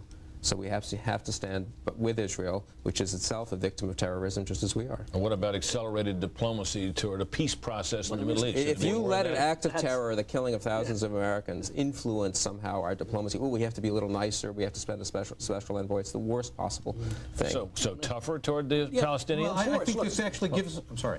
Go ahead. This actually gives us a chance, I think, to differentiate, to bring more people as friends, because being our enemy now, I think, is a very dangerous position. This may be the leverage that we've been seeking to get Arafat finally to come to terms with in peace with Israel. Well, don't hold your breath. No, but it's possible. I think seeing Arafat there donate blood to these victims of the United States was so breathtaking in its hypocrisy. I mean, I was astonished that he would have the gall to do something like that. It was so breathtaking while still teaching not only hatred of Israel, in schools, on television, but teaching hatred of the United States. I mean, there was a reason why those Palestinians were cheering the bombing of the United States, because they've been taught to hate the United States by their government, by Yasser Arafat himself. The official Palestinian Authorities newspaper, which came out a few hours after the bombing, the destruction of the World Trade Center, praised the action as a noble action. Well, I saw that. I think rather Bill was praising suicide bombers in general, because I think that was a morning paper. It came out probably before the attacks, but nonetheless, the principle is the same. Their attitude toward suicide bombers. Arafat claims to have no responsibility, to be against this sort of thing, and the organs of his organization praise it and encourage it. I think this will be the Bush administration effort for the next few days, if not few weeks, delineating who are the real enemies that we need to attack and who are bystanders. And I think the case will have to be as narrowly placed as possible in order to justify the kind of death and destruction that the U.S. will be behind. Before there is a military response of some kind, what are the intermediate steps? What do we do, for example, to deal with a country like France, who may or may not go along fully? France almost never does, at least in the early going. What about countries like Pakistan or Afghanistan itself that may be reluctant to deliver? What do you do, Fred? Afghanistan's a good place to start. As John McCain said today, we ought to immediately demand from the Afghans, from the Taliban, that they turn over Osama bin Laden and all his people. Now, whether or not he was involved in these bombings recently, we know he was involved, and he's been indicted in the United States for the 2 embassy bombings in Africa. Give them a timetable. A short one. All right. Fred Barnes gets the last word. Thanks to Fred, thanks to Bill, thanks to Jeff. That is Special Report for this time. The Fox Report with Shepard Smith is next. Please join us again next time. And in the meantime, stay tuned for news. Fair and balanced, as always. Some motivate Sergeant Chambers, sir. Appreciate you. Thank you. Turn Farrington, sir. Pleasure. Thank you, sir. Thank you. I appreciate your hard work. Thanks, sir. Thanks for your hard work. That's all done.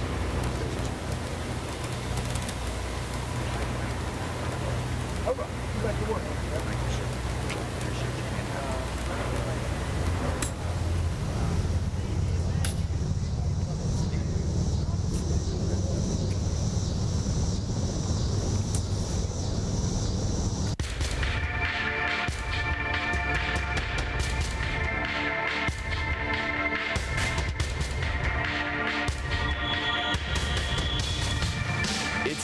o'clock in the east, 4 p.m. in the west. I'm Shepard Smith in New York. This is a special edition of the Fox Report, Terrorism Hits America. Today, yet another collapse, and right now, fears 2 more buildings are in danger. One, a 54-story building, seen shaking just minutes ago. It's called One Liberty Plaza, buckling the windows and blowing out, sending reporters scrambling, police setting up new lines, allowing everybody to get back and out of the way as folks in the middle of all that dust and smoke now believe that there is danger that 2 more buildings will fall. One, a 54-story structure, which is just around the corner from what was the World Trade Center. Today, 2 arrests in 2 American states, and word that the suicide pilots may have been trained to fly on American soil. The president's spokesman with the revelation that the White House was a target of the terrorists, and so was Air Force One. At World Trade Center yesterday morning, thousands, even tens of thousands, believed inside America's tallest buildings, and today, only a handful rescued. The latest collapse happening just about an hour and 15 minutes ago, and we have videotape to show you of that. Let's go right to it. It's the first video in A1. Workers picking through the rubble, and suddenly ordered out of the area. Within moments, the remains of the World Trade Center's South Tower, all that contained in the Strand, rumbling to the earth. One day after what the president called an act of war on the United States of America, and now the United States is fighting back. From a Boston hotel to a Florida flight school, the FBI is closing in on the men suspected of the deadliest act of terror on U.S. soil. Just how deadly remains to be seen. Thousands, 10,000 or more, 24 hours after 2 hijacked planes toppled both towers of the World Trade Center. An amazing story of survival. A police officer literally riding that tower all the way to the ground, living to tell his harrowing tale, but survivors suspected to be in the fractional minority. The mood is very grim, but determined. People are working as hard as they possibly can to pull this debris out. There are human chains of people taking piece of rubble by piece of rubble out. We're in the United States of America, especially New York. Everybody may have an attitude 364 days a year, but God forbid one day we have a tragedy, you'd be surprised. Your worst enemy's right next to you saying, hey, what can I do for you? New York's bravest, New York's finest, and the people of New York coming together this day to console and pick themselves up by the bootstraps. The leaders of this state, senators, congressmen, the mayor of the city, the governor of the state, saying we will rebuild. The United States and the city of New York will not be beaten by anyone, certainly not a terrorist, not a coward who pulled off what President Bush calls an act of war. We'll be keeping very close watch over this plaza, 54-story building, one that they believe may, in fact, fall in the minutes to come. They moved back reporters just a short time ago. I told everyone to get out of the area. In fact, our own David Lee Miller, who was waiting there to bring us a live report, has been moved backwards. Let's keep this on screen as we move forward. In D.C., investigators believe whoever's left in the Pentagon's shattered shell is now dead. The wreckage of America's military headquarters still smoldering, as Fox reports tonight. We have videotape to take you to now. Listening devices are not picking up any signs of life. The local fire chief says up to 800 people may have been killed when a hijacked plane slammed right into that building. The defense secretary says he hopes that number is way too high. And almost 100 people have been taken to nearby hospitals. 100 people in all. There are hopes now that the death toll in the city of Washington may be more like 100 or 150. But including, there was this one woman who was so badly burned but alive that after 31 years of marriage, her husband did not even recognize her. Let's go straight to Brian Wilson, who's live for us this evening at the Pentagon with the latest on the efforts, search and recovery efforts, and the latest on a brand new flag right over his left shoulder. Brian. Yeah, it is quite a beautiful sight to see on the battle-scarred south side of the Pentagon. Earlier this afternoon, they unfurled a giant flag from the roof of the Pentagon just to the right of the impact crater area. And it is a poignant sign of patriotism that is being seen all over the Washington, D.C. area. Everywhere you look, the flags are flying over overpasses and homes, and now a big flag right there by the Pentagon. This happened as the president was actually here. He came over from the White House in his motorcade to thank and visit with the workers who are on the scene here, have been working tirelessly around the clock to try to fix the problems that come when a plane slams into a building this size. The cleanup continues. It's a troublesome effort because the building is unstable. They believe this is now mostly a recovery effort, not a rescue effort. They don't believe anybody could have survived the smoke, the fire, or the impact. We know that 80 people are dead. That's the official count we have. And as you said, Shepard, the number 800 was tossed out last night by the Arlington County fire officials, but the Pentagon is saying they believe that number is high, and they are talking about 100 to 150, although they admit no one has a firm number here. So basically, that's the scene from here. One thing that's been cropping up today in Washington, why was it, if this plane was originally trying to target the White House, that it ended up here at the Pentagon? One of the theories being floated around, and I must say it makes some sense to me as someone who has flown through Washington in a helicopter many times, that it's very hard to see the White House from the air, especially hard when you're traveling 500 or 600 miles an hour. It may be, it's just a theory, but it may be that the plane missed its original target, overshot it, and then the Pentagon was the secondary target. It is, after all, very large and easy to see from the sky. Shepard? Brian, that's the first thing I've heard that makes sense about that. Have you run it by anybody?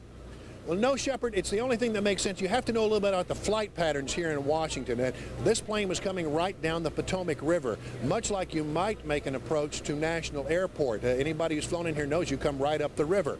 There is a point at which if you divert, you go to the White House. But if you're moving very, very fast, it's hard to see the White House from the sky at this location. It's nestled in among another bunch of buildings. It's nestled in a bunch of trees. If you're moving 500 or 600 miles, it's very hard to see that when you're moving at that speed.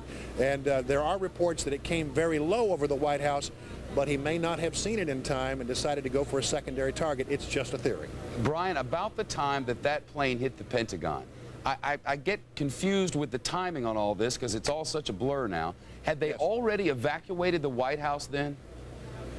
No, they did not really evacuate the White House at that time. But now the president wasn't there. Sure. Of course, he was in Florida. But I believe there were people in the White House. It was when the plane slammed into the Pentagon that this town went into action, and the White House and the Capitol were evacuated, as were many other federal buildings. The White House did confirm today. I heard Ari Fleischer say, we have credible information that the White House was the target. It is unthinkable to imagine what would have happened had they been able to see that White House and the White House was gone. That's right. It would have been a real symbol of devastation to the American people. Good grief. Brian Wilson live for us at the Pentagon, where the hope is that the death toll is not going to be nearly as bad as first feared. We'll take you back there for any updates. President Bush, an intended target of yesterday's attacks, both Air Force One and the White House were on hit list. That is confirmed. The plane that crashed into the Pentagon may have been intended for 1600 Pennsylvania, as I mentioned, and President Bush, carrying a heavy burden on his shoulders now, saying the attacks were more of an act of terror, calling them acts of war. And the president telling the American public that we are facing a new kind of enemy now, and that this enemy will pay the price.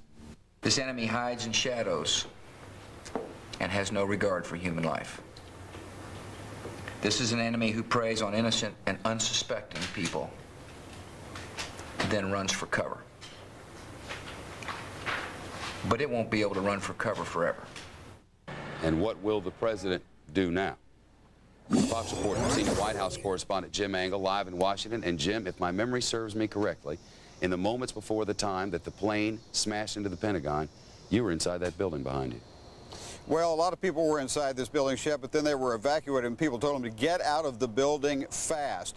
Now, the president himself, of course, was in Florida and then flew around from military to military base, so he was never in any imminent danger, Shep, in part because American officials learned at some point that, in fact, the terrorists were targeting not only Air Force One, but the White House itself. In other words, officials are suggesting the terrorists intended to assassinate an American president. Now, that's why military jets escorted Air Force One as it flew from military base to military base before eventually returning to the White House. Now, the president, of course, is meeting with his national security team to try to nail down who is responsible and how to respond.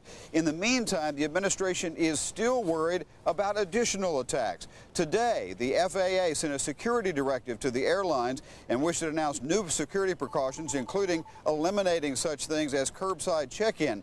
But in that security directive, it also warned the airlines, saying the FAA is warning U.S. carriers of the potential for follow-on terrorist actions. Anti-terrorist levels during the past 7 months suggest that extremist groups are actively targeting U.S. interests. The directive goes on to say that terrorists retain a capability to conduct airline bombings, hijackings, suicide attacks, and possess surface-to-air missiles. So obviously the airlines are getting a warning not to let down their guard, and security, of course, is being tightened at all the nation's airports. In addition to that, Shep, there was one other major development today, and that is that NATO invoked Article 5, which says that an attack on one nation is an attack on all the NATO allies. NATO now says it considers the terrorist attacks on the United States an attack on all of them. That will help the United States do what it hopes to do, what Secretary of State Powell hopes to do, and that is build an international coalition against terrorism, much like the international coalition that President Bush, President Bush the Elder, number 41 as they call him here, built in the Persian Gulf War back in the early 90s. Shep. Now, does this mean that right off the bat, if people were identified as having been responsible, Jim, that the whole world, for lack of a better term, would just jump in there and help us? Well, not necessarily. Secretary Powell said today, Shep, that it doesn't necessarily mean that we would use NATO troops. What it does mean is they would have full cooperation from all the NATO allies. That includes intelligence help, transportation of troops, backup, use of airspace, all of the things that are absolutely critical when you're launching a military strike far from your shores. Obviously, all the NATO allies are much closer to the United States is. That is a critical part of the entire plan. Now, the administration doesn't have any plans yet, or at least won't talk about them, for retaliation. It does seem absolutely clear that the U.S. will retaliate, and retaliate in a very forceful way, given the damage that was caused here in what is clearly the worst attack on the United States in the last half-century, Shep. Jim, we know that the president's jet was flanked by war jets or fighter jets yesterday. Is that a plan that's going to continue, do we know?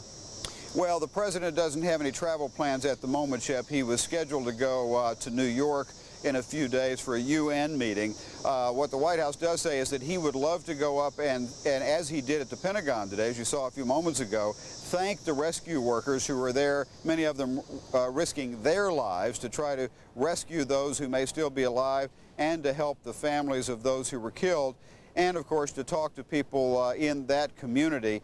But they say the president doesn't want to go up there now because, and they don't cite security concerns, but because anytime the president travels, it tends to disrupt things, and he doesn't want to do anything that would disrupt the rescue effort as it goes forward. Shep. Jim Engel, live for us at the White House. Jim, keep us updated. Thank you. I want to show you a live picture now from Remote 7 of downtown Manhattan, the lower third of Manhattan.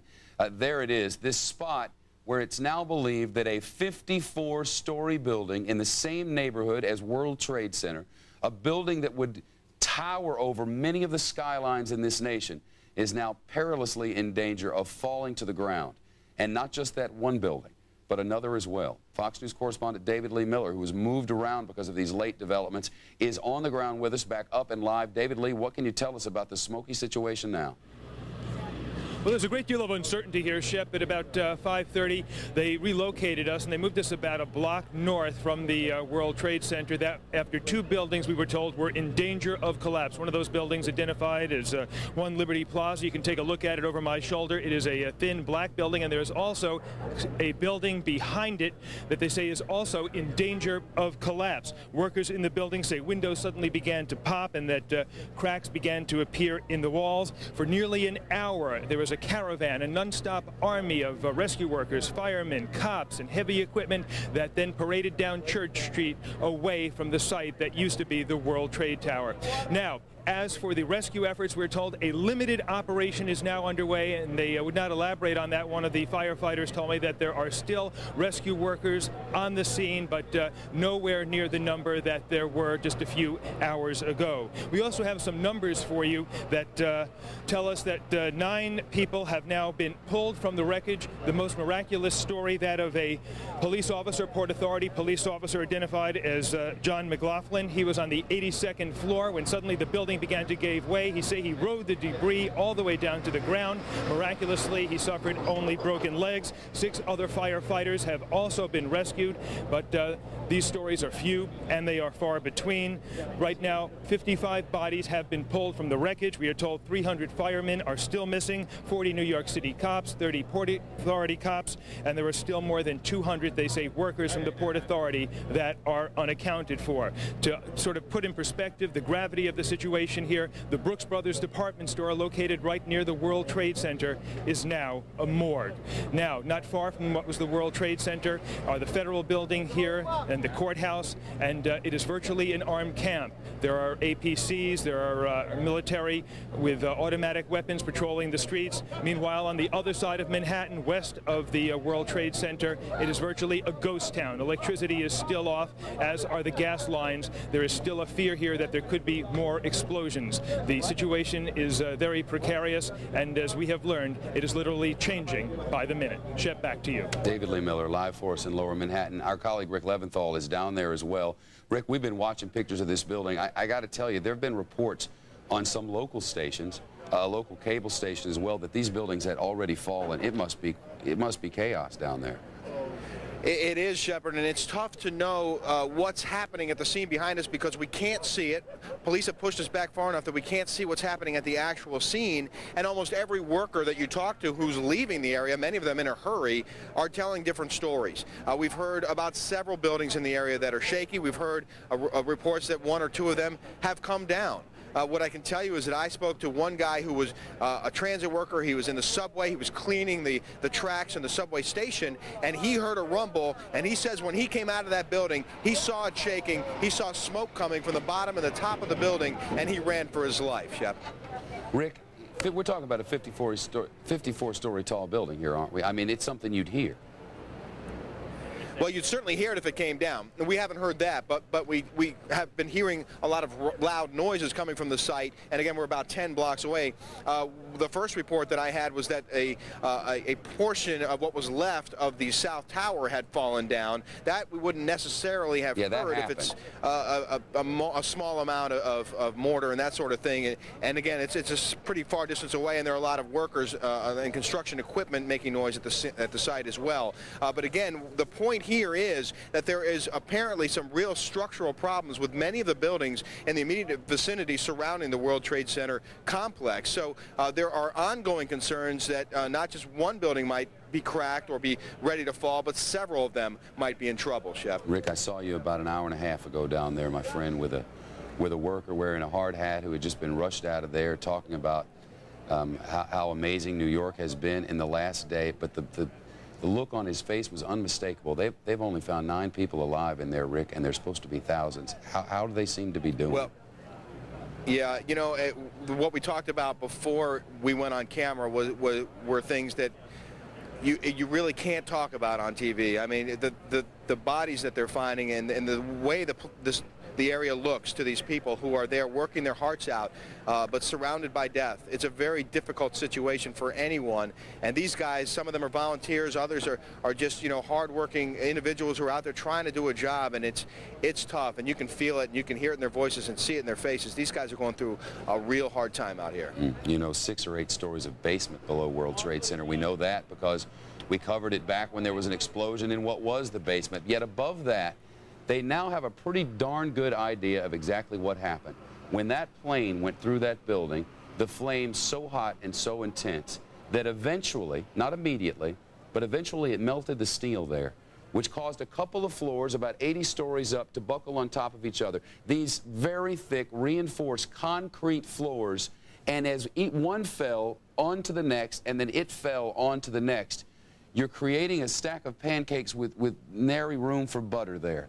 So the thought of this extrication process is mind-boggling. Yeah, and they've got all kinds of workers out here trying to get through that mess, including iron workers who have torches out there cutting through the steel that's left at the site. Huge chunks of this building that are piled on top of one another, and consider how unstable the ground is under their feet as they're trying to just get these large pieces of debris out of there. Some 120 dump trucks full of debris rolling out of here overnight, and more this morning and early this afternoon, but much of that work has now been suspended. The search operations scaled way back because of these new concerns about buildings falling down, but certainly the job itself is one that will take a very, very long time. No doubt about it. 20 minutes past the hour of 7 in New York. The sun beginning to set as the smoke drifts up toward Upper Manhattan into Midtown and covers much of this island. Rick Leventhal and David Lee Miller will stay live down there on scene, and should the worst happen, certainly they fear that a 54-story building is about to go. We'll take you right back down there. But there was some good news today. The FBI working hard. A SWAT team dressed in riot gear and bulletproof vests and helmets and shield, armed with machine guns, searching for suspects and storming a hotel in the city of Boston. 3 people detained, brought into custody in connection with those terrorist attacks. The trio linked to a credit card that was used to buy tickets for the flights that crashed into the World Trade Center. Hundreds of people getting wind of the FBI operation, coming together there on the streets. Look at that. A crowd gathering to watch and see if police were somehow able to capture someone who might have been responsible. That building evacuated during the police search. I look down, I see everybody leaving the hotel. Okay, this is not the ideal situation. So, and then an ATF agent started pounding on my door and said, "Get out." So I ran down the 18 flights, and I'm all right. So those people in custody. And another arrest today, this one in Providence, Rhode Island. Investigators say a man carrying a knife on an Amtrak train was taken into custody. Team Fox coverage of this act of war continues now. Bill Rapley live for us in Boston. And Bill, it's my understanding that they were looking in the very beginning for a few people who they thought might have gotten away from Boston and might have done so on that Amtrak train. Pick it up there if you would. Well, Shep, that's exactly what was the original intention. What happened was the train was headed from Boston to Washington, D.C. And this is a case that shows just exactly how much on edge people are, because the passengers reported that they were suspicious about 4 of the passengers on the train, 4 Arabic-looking men, 2 of whom were wearing turbans. Well, the train was stopped just outside of Providence, evacuated. Everybody was questioned. It turned out that one of the men wearing a turban was indeed carrying a knife.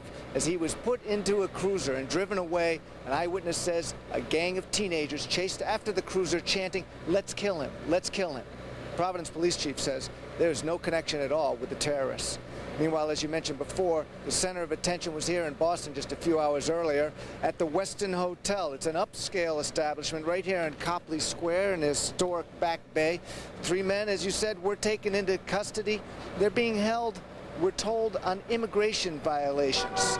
And after the 3 were taken out, the Boston bomb squad moved in along with ATF agents, FBI agents, and they evacuated the entire hotel, searched it up and down with canine dogs, sniffing for bombs, but the building was swept for explosives and none were found.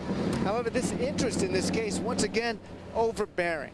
People crowded around the scene, despite the possibility of being injured by an explosion, if that's exactly what they were looking for inside the building. These people, like moths to a flame, just an irresistible pull. There was no detonation. There was no harm here. But out at Logan Airport, safety is the watchword. Right now, they are towing thousands of cars out of a parking structure that now is too close to the terminals to comply with the new FAA regulations. There'll have to be many other adjustments to the safety out there at Logan Airport before it's reopened again, and no word yet on exactly when that'll be. Live in Boston, Bill Rapley, Fox News. Bill, thanks very much. Back to the World Trade Center now, and the planes that were loaded with fuel turned out to be the weapons. Like flying bombs they were, the aircraft becoming tools of terrorism, acting as missiles heading right for their targets.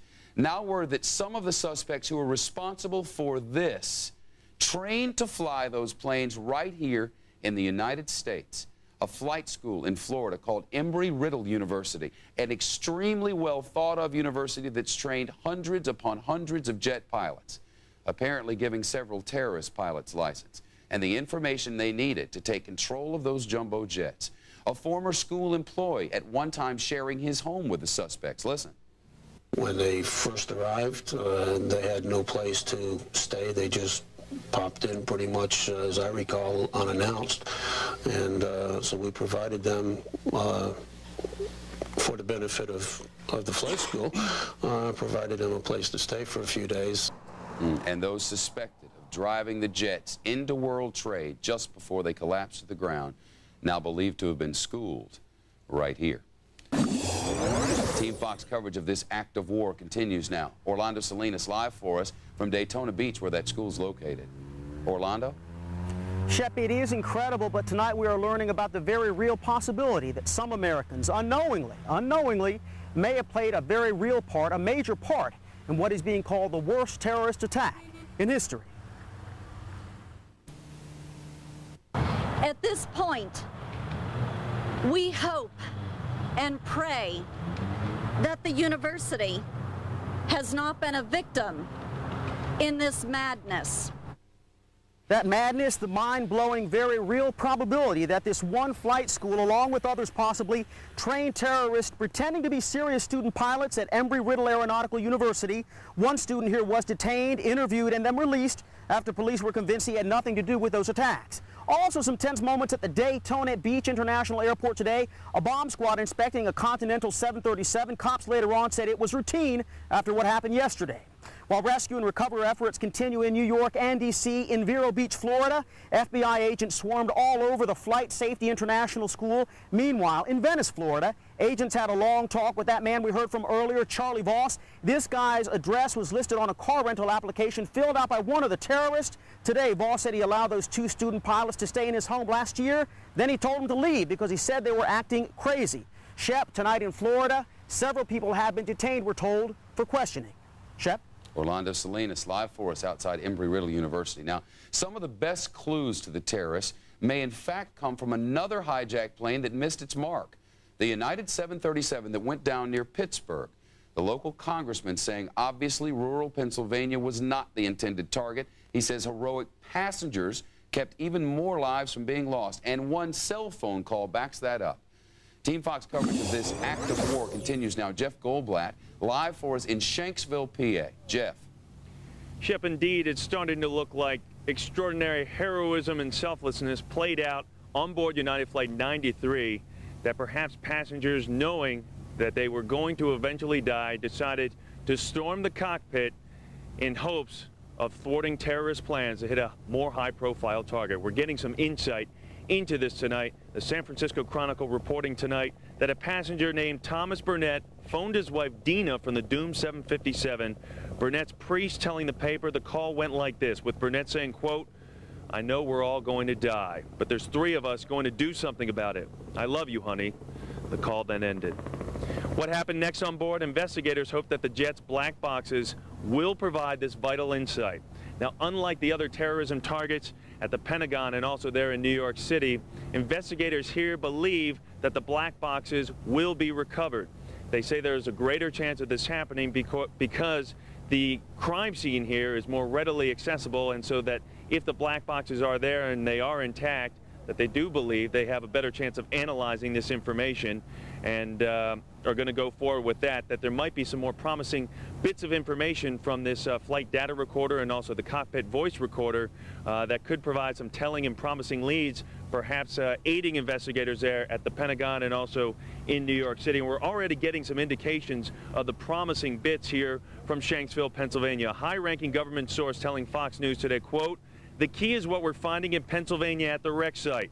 There's much there that did not burn and has been salvaged." The source added that based on materials already found here in Shanksville, Pennsylvania, that government officials do know the identifications and IDs of the hijackers on board this United flight, and that they are linked to convicted terrorist Osama bin Laden. On scene here, FBI agents, when questioned by me earlier in the day, wouldn't shed any more information or any more detail upon this information that we were told by this high-ranking source in the nation's capital. But they did tell us plenty about the investigation going on out here.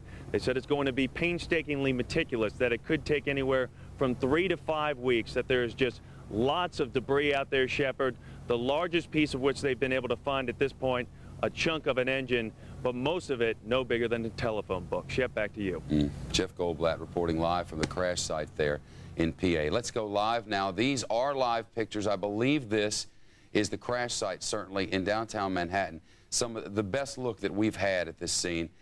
It's my understanding that there has been quite a rumbling in Lower Manhattan tonight as all of these rescue workers crowd in and around, hoping against hope to find anyone who might somehow by a miracle be alive in there.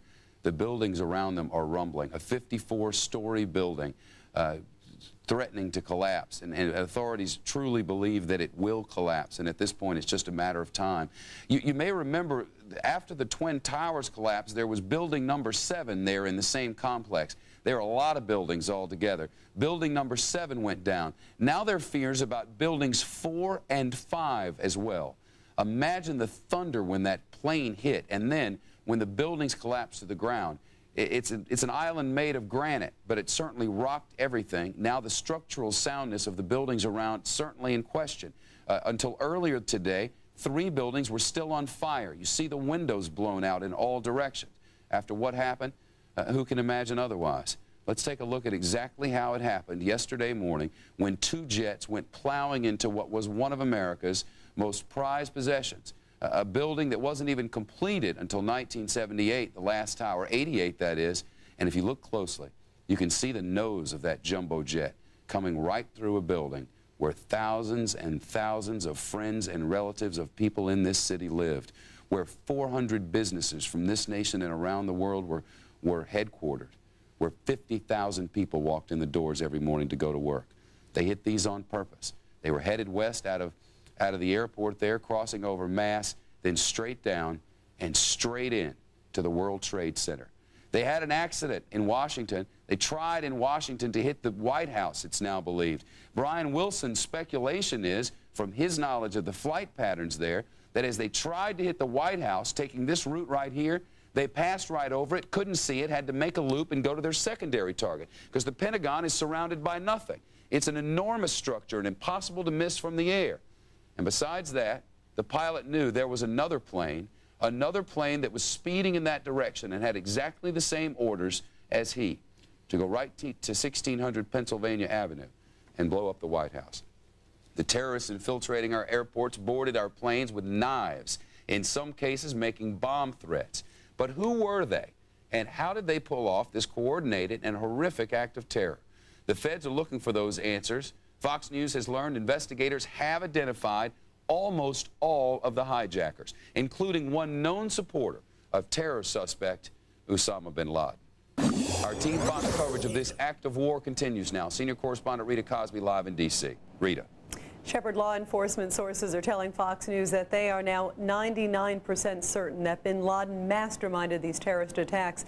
They say the key is to track down those who assisted the hijackers and work up the ladder to the ones who actually directed the attacks. They also say that they cannot rule out at this time that there may be some state sponsorship. Now, we talked about some incidents that took place in Boston today, including 3 arrests that took place there.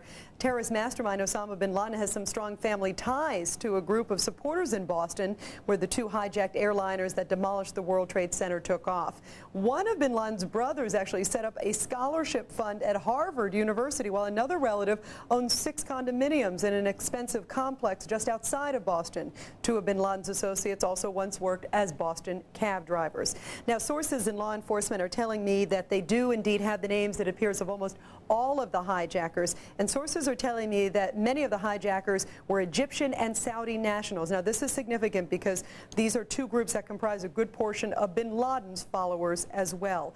As we pointed out, there were a number of arrests in Boston today, but also in Providence, where a train was actually stopped that was part of its route in Providence. It was an Amtrak train that was going from Boston to Washington, and when it had its stop in Providence, FBI agents heard it on, and at least 3 Middle Eastern men, including this one that you're seeing here, were taken off the train and taken into custody. That one man was arrested on weapons charges, but is possibly possibly believed, law enforcement sources possibly believed, to be connected to the hijacking in some shape or form. Now, in addition to all of this, and we're looking at live pictures of the scene now there from New York as well, but in addition to this, let's give you an update on the status of all the airlines. Remember, yesterday all the flights were stopped. That was a ground stop that was instituted for the first time in U.S. history. That happened minutes after the attacks took place, and there were some changes today. Today, the Transportation Secretary Norman Mineta announced that some flights will fly on a limited basis. These are bereavement flights. These are also some flights that were diverted to other destinations yesterday, and now they're being allowed to go to their original destinations. But these are the exceptions to the rule. For the most part, the ground stop is still in place. Those that will fly, obviously there'll be a lot of problems. There'll be some delays.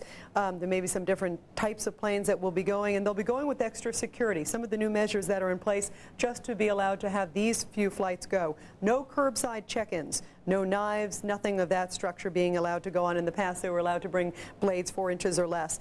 At the gates, only passengers. No family members are allowed to go there.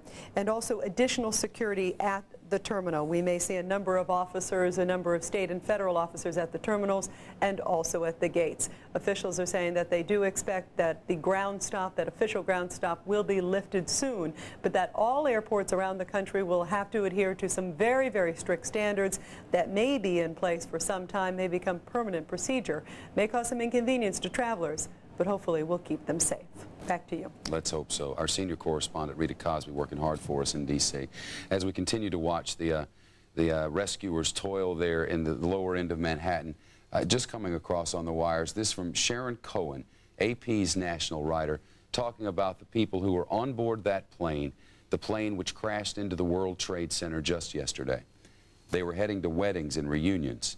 They were returning from vacations. They all had plans to see a son, to start a new job, to go to a conference. On a bright September morning, 4 planes on the East Coast took off routinely. Then everything changed in a terrible moment, and the flights veered to tragedy. Some were on the phones inside those planes at the time. Barbara Olson calling her husband.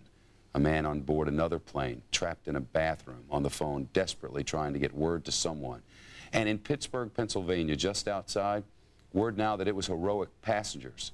Passengers who realized that there was an attack going on against the United States, against the very soul of this nation. And somehow they were able to take that plane down there instead of on top of the White House. Congress today a world away from the partisan bickering that so often marks that body. Senators from both parties putting their differences aside and pulling together, standing right behind President Bush and the new cause, the honor of yesterday's attacks and the horror thereof hitting home. Senators finding they are all vulnerable to the ordinary man on the street. New York Senator Charles Schumer is describing now his own very personal moments. He had a very difficult time when he first got to the site. It was not easy even for the senators. At the time, Mayor Rudy Giuliani was trapped underneath a building. Senator Schumer speaking out today about what happened to him. And immediately it hit me that my daughter attends high school within the shadow of the World Trade Center. Most of the pictures of the conflagration showed her high school in the background. I reached my wife, and for 2 hours we were in virtual panic about trying to locate her and see how she was, and then, praise God, she called. So will Congress be doing in the next few days what it's been doing in the last?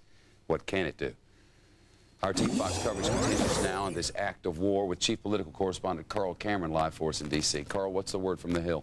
Well, Shepard, there's really something quite historic happening. Despite all of the tragedy and the very, very dramatic and heartrending stories that are taking place in Pennsylvania and in New York and just across the river in Virginia at the Pentagon, what's happening in Washington proper is history-making. It is the beginnings of what many believe is the U.S. war on terrorism. Virtually every hour in this city, there is another step toward dramatic new attitude relative to international terrorism. Lawmakers in the House and Senate today debating throughout the course of the day a resolution of condemnation about what had happened in the hijacked jet attacks on the World Trade Centers in New York and on the Pentagon. They are making a number of steps There are a variety of classified briefings that have occurred, and in every single one they say they're getting closer and closer to believing that Osama bin Laden was behind this, but they still say it's not quite conclusive. It's been a unified chorus echoing what the president said, that the United States has suffered an act of war. They are going to pass both the resolutions in the House and Senate unanimously condemning this.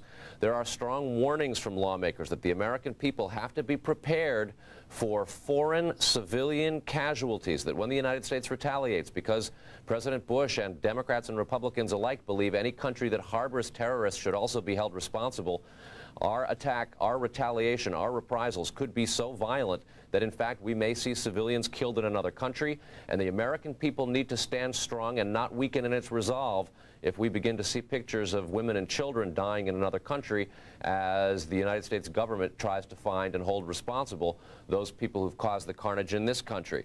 There have been dramatic links to Afghanistan, a country where Osama bin Laden is known to have spent time. Now you're looking at live pictures in the U.S. Capitol where a prayer vigil is taking place this evening. Lawmakers, dignitaries from across Washington listening to the National Marine Corps band playing, a prayer vigil which will go on throughout much of the evening. There will be tomorrow from the U.S. House of Representatives a measure passed, emergency supplemental spending, at least $20 billion that will pay for increased spending Carl? for the emergency bill, Carl. emergency spending. Yeah, go ahead, Shep. Let's listen to this.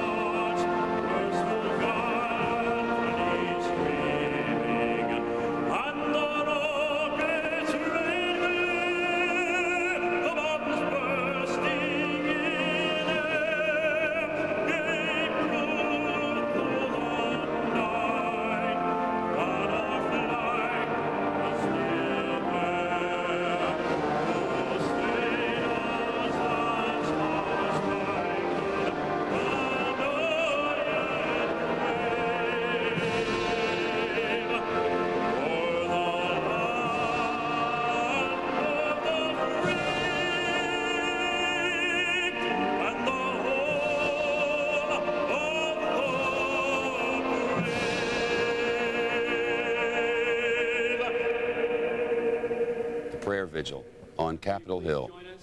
The free and the brave in Lower Manhattan still toil away.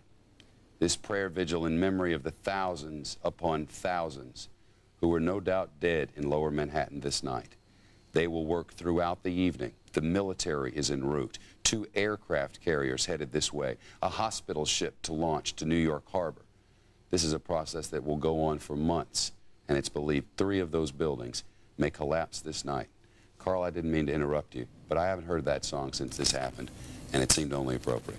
Absolutely, Shepard. There are, again, just a whole variety of steps being taken as the United States and its allies worldwide launch the beginning of a war on terrorism, more serious than any political rhetoric that's been uttered when past attacks have occurred either in this country or elsewhere, and that it brings some very important debate to this country. To what level are the American people prepared to sacrifice their personal freedoms in order to be safe? Do we want armed guards on our commercial planes? Do we want armed police around all of our national monuments? Are we prepared to take the necessary steps to stay safe as a country? Are we willing to pay the price in potential civilian casualties in other countries for the retribution and the justice that so many lawmakers want? Finally, this debate is going to require the United States to hold responsible its own allies across the globe. Look for members of Congress in the days ahead to insist that nations like France and Germany cut their economic ties to those countries in the Middle East that in the past have showed some tolerance towards terrorism. For instance, Iran and Iraq, nations that have been embargoed by the United States, but that some European countries have been working with. A lot of very serious policy decisions. A historic attack with devastating implications, history in the making every hour in Washington as a new war on terrorism unfolds. Shepard. Carl Cameron, live for us on the Hill. Carl, thanks very much. We're getting more and more information about that plane that went down in Pennsylvania. How would they have known, right? How would they have known to take that plane down. How would they have known that it wasn't just someone trying to go somewhere? Surely the terrorists didn't tell them, we're about to go crash into your White House. This now from Associated Press and from other reports. Just before Flight 93 crashed, some of these people went to their cell phones and were able to call their homes. And inside those homes, what do you think they were watching on television? They were watching the World Trade Center after 2 jets had just plowed into it. They found out about the World Trade Center when they were in the air. And some of them on the phone vowed to wrest the controls of that plane away from the hijackers and keep it from crashing into 1600 Pennsylvania Avenue or whatever the destination was. Surely they didn't know. But their relatives saw those pictures on television, and somebody acted. The 911 calls have been much talked about. Now, details of them in a Fox report from Steve Brown. As terrorists took over 4 flights Tuesday, passengers and crew members used cell phones to reach out with urgent cries for help, with information for authorities, or with last-second words of love for family members. Mark Bingham was aboard United Flight 93, which had left Newark for San Francisco. He reached family members at home. He just said, I want to let you all know that I love you very, very much in case I don't see you again. I said that the plane has been taken over by hijackers. And then I said, well, we love you very much too, Mark. Let me go get your mother. An unidentified man hiding in a bathroom aboard Flight 93 dialed 911 on his cell phone to reach a dispatcher outside Pittsburgh. We are being hijacked. We are being hijacked. This is not a joke, he said, before his phone went dead. Aboard the same flight, Lauren Grancolis, on her way home to San Francisco from her grandmother's funeral in New Jersey, was able to reach her husband, Jack. We have been hijacked, she told him. They are being kind. I love you. Flight attendant C.C. Ross of Fort Myers, Florida, put through a panicked call to her husband, Lauren Lyles, who had just gotten their 2 sons off to school. He heard screams in the background as she told him, we've been hijacked. I love you. I love the children. Still on Flight 93, Thomas Burnett called his wife Dina and told her of a final act of resistance to terror. I know we're all going to die. There's 3 of us who are going to do something about it, he said. Flight 93 was the only plane that didn't reach its target, crashing into an empty field in southern Pennsylvania. Peter Hansen of Groton, Massachusetts, was aboard United Flight 175 with his wife and their 3-year-old daughter as it left Boston for Los Angeles. He reached his father in Connecticut. Hansen told his parents he knew they were all going to die, but he tried to reassure them. Don't worry about us. It's going to be quick, Hansen told his father. United Flight 175 was the second plane to crash into the World Trade Center. Fox News commentator Barbara Olson was aboard American Airlines Flight 77 as it left Washington for Los Angeles. She was able to place 2 calls to her husband, Theodore Olson, the U.S. Solicitor General. Our plane is being hijacked. She then asked, what should I tell the pilot? The call was cut off, but she immediately called back to ask again, what should I tell the pilot? Those were her final words as minutes later, American Flight 77 became a massive missile and crashed into the Pentagon. Steve Brown, Fox News. And they're still trying to clean up at the Pentagon, though it now appears that the death toll will be much lower than previously thought. You may know by now that before this plane ran into the Pentagon, the thing had been under renovation for quite some time, and the area there at the Pentagon was largely unoccupied, but they didn't know that. In Lower Manhattan, that was not the case. It was just before 9 o'clock. So many of the businesses inside World Trade Center are financial businesses, which are open very early to get a head start on the markets. It was loaded. Though 50,000 people work in the building, it's estimated somewhere between 10 and 20 might have been in there at the time, but so many of those, it is now prayed, may have been able to get out before the thing collapsed, and a lot of them may have been saved. And we know of one woman who was on the 92nd floor of that second tower to collapse, the 92nd, and was able to walk down amid all that chaos and come to radio stations and tell her story.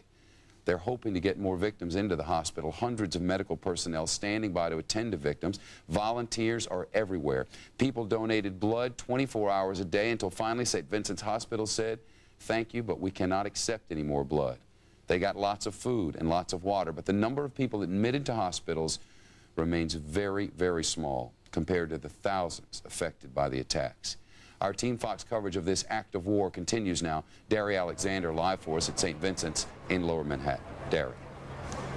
Hey, Shep, you know, we've got quite an active scene outside of the hospital, interestingly enough. Inside of the hospital, it's pretty quiet. Haven't seen many more people coming to be treated. But we've got a candlelight vigil outside of the hospital. So many strangers feeling for strangers. Just take a look over my shoulder here. You see people standing by the sidewalk, holding candles up. We saw people walking through the middle of the street with elementary-size American flags, elementary school-size American flags with huge poles on them, just walking down the street, singing America the Beautiful, people clapping. We have people standing along the sidelines here with pictures of loved ones that are missing, just looking for any kinds of answers, looking for any kind of comfort that they possibly can get. Now, at this point, we've heard that about 426 people were treated here at St. Vincent's. Of that, 73 of those people were rescue workers, cops, and firemen.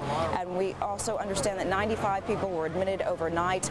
5 people did die at the scene. Something interesting, we are hearing that so many people came out to give blood that apparently area hospitals do not need blood. And also at this time, area hospitals do not need volunteers. I also heard Mayor Giuliani say earlier today that the city does not need volunteers at this point. But stay tuned.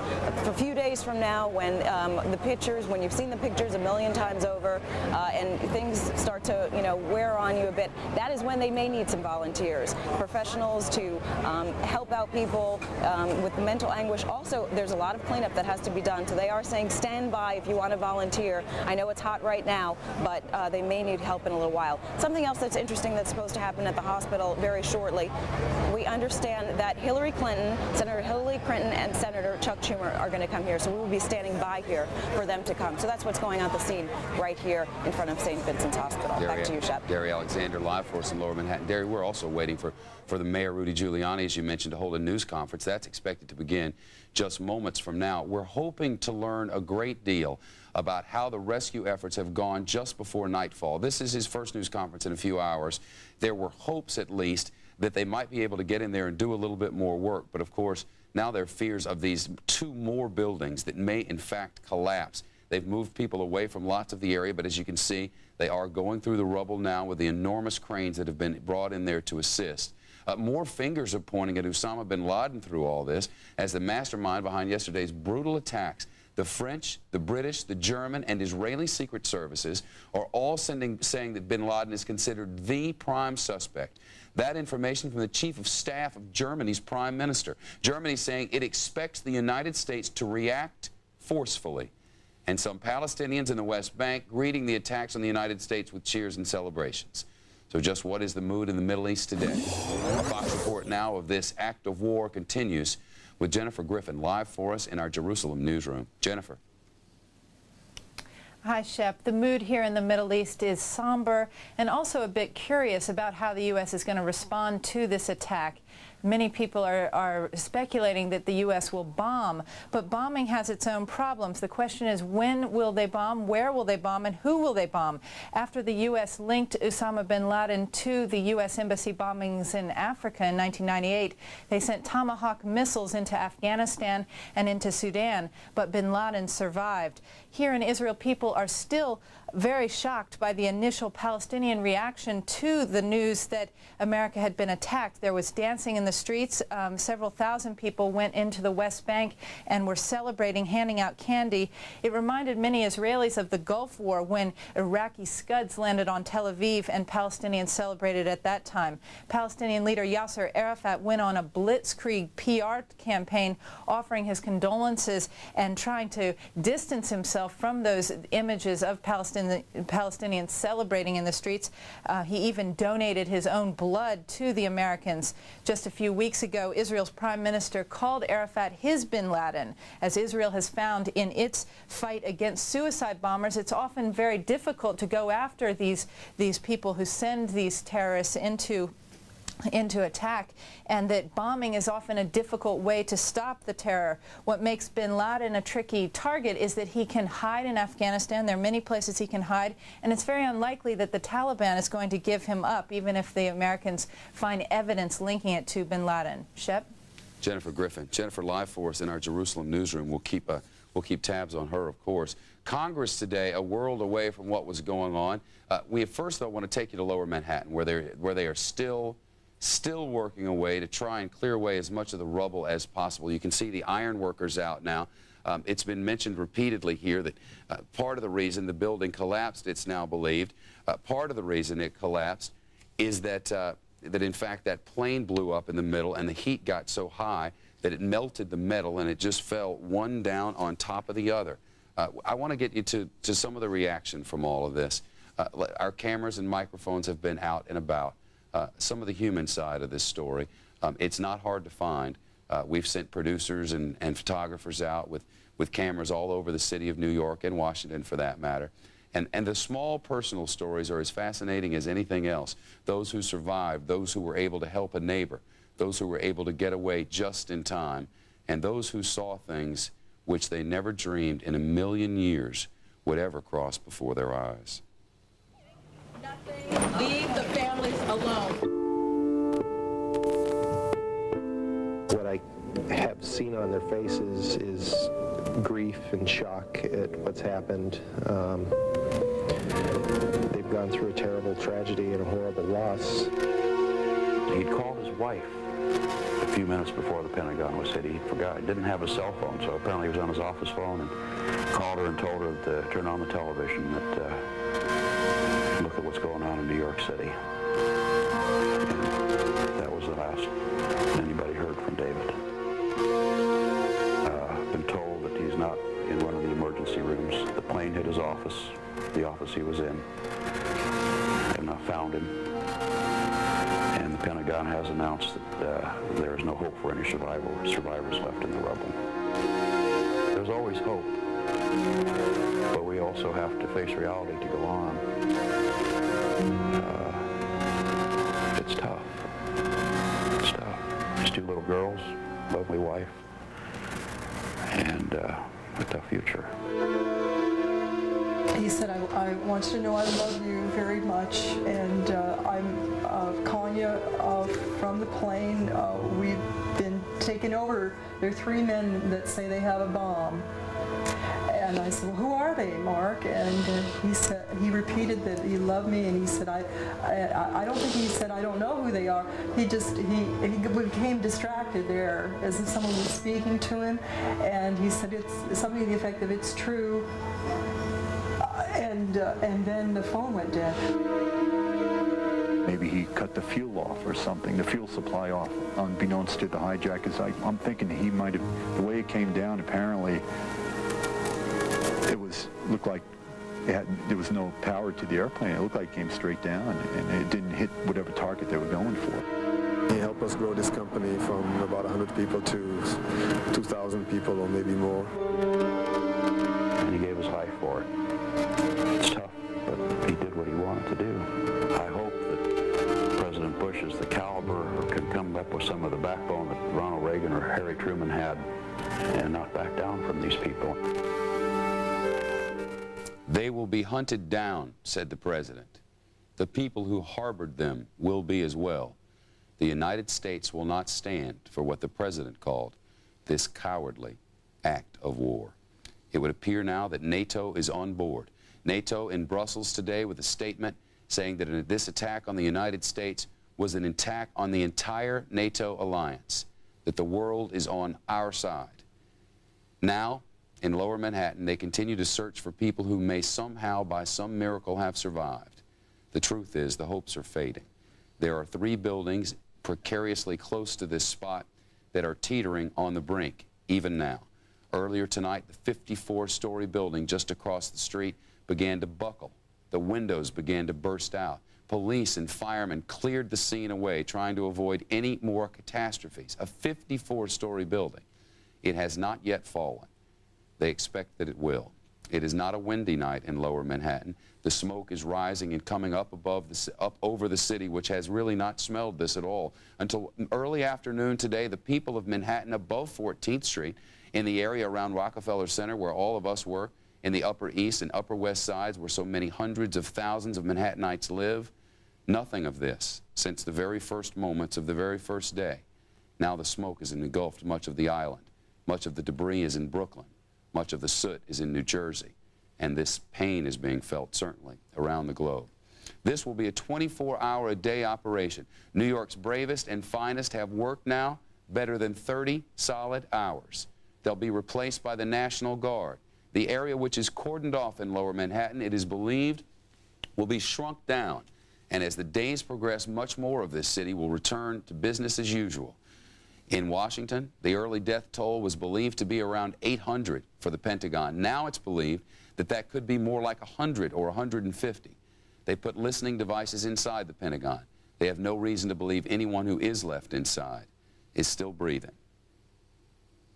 We'll have live, continuous Team Fox coverage throughout the night. The Bill O'Reilly Factor is coming up next. Bill is live in Manhattan this evening, and we'll have the latest breaking developments. Our correspondents are standing by. Linda Vester and I are back with you in an hour from now, and will be throughout the night. Old Glory flies over the construction zone in Lower Manhattan. The torches are blowing, and people are working with their bare hands to try and find a neighbor, working a bucket brigade to see if maybe there's a life in there that can be saved. I'm Shepard Smith in New York. The O'Reilly Factor begins now.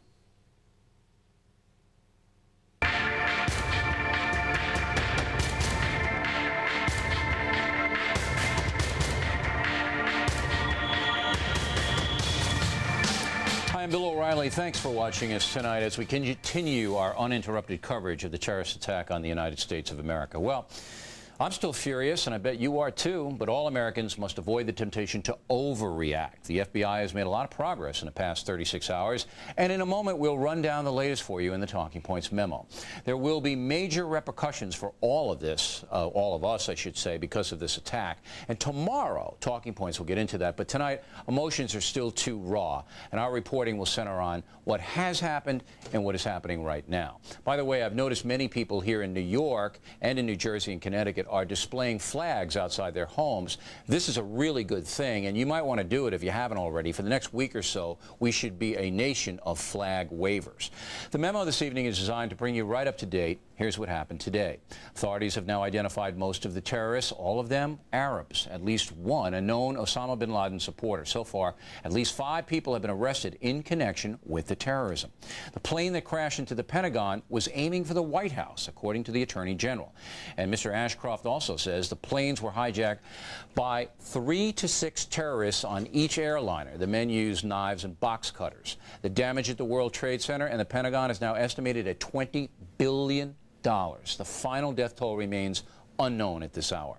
The United Nations is pulling its personnel out of Afghanistan. The stock exchange will remain closed on Thursday. And at least 9 people were pulled out of the World Trade Center rubble. Today, the search continues right now. We have correspondents everywhere, and if anything happens, we will go to them immediately. Incredible stories of survival are coming out tonight, and with us now are 2 men who are very lucky to be alive. Jeffrey Lanka, a computer programmer, was working on the 58th floor of No. 2 World Trade Center when the airplanes hit both towers, and Bill Belmont, an attorney and former police officer, was almost buried alive when the first tower collapsed. Mr. Lanka, let's go to you first. You woke up in the morning about what time? I get up actually at 3 o'clock in the morning. All right. You take, how do you get into the city? I take the LIRR in from Freeport. All right. So you're at your desk at what time? I get to my desk about 4:30. You're at 4:30 in the morning. Yeah. All right. Now this, to you, is a secure building. How long have you been sitting in a desk in this building? A year and a half. All right. So you go in, you're at your desk, right? Drinking coffee, doing your work. Mm-hmm. And 4.5 hours after you sat at your desk, right, what happens? I'm on the phone with my mom, and suddenly I hear a very loud bang. Almost immediately, I see debris flying down outside my window. I face south, and there's flaming debris and a lot, like thousands of pieces of paper. And I said, what? It must have been a bomb, and I'm thinking maybe it's propaganda. With all this paper, I couldn't understand what the paper was. All right, so you're on the phone with your mother. Exactly. All right. Did she get worried when? A little, yeah, but I told her, listen, I got to hang up with you and call my wife. All right, so right away you knew, obviously, when you're, how loud was the bang that you heard? Pretty loud. It was obvious something had gone off. All right. Unusual. So my first instinct would have been to get out of there, because I'm up, 58 floors, right, and I know what happened in 1993. Right. I'm sure you remembered that. Right. But you called your wife first. Yeah, well, we do hear loud bangs from time to time, like when there's construction going on, so it could have been something. Flaming debris? Well, that is quite unusual. But these are very big, large buildings. They're not going to fall down, or so I thought. All right, so you get on the phone with your wife. Right. She get her right away? I said, listen, check out the TV, see what's going on. She called me up.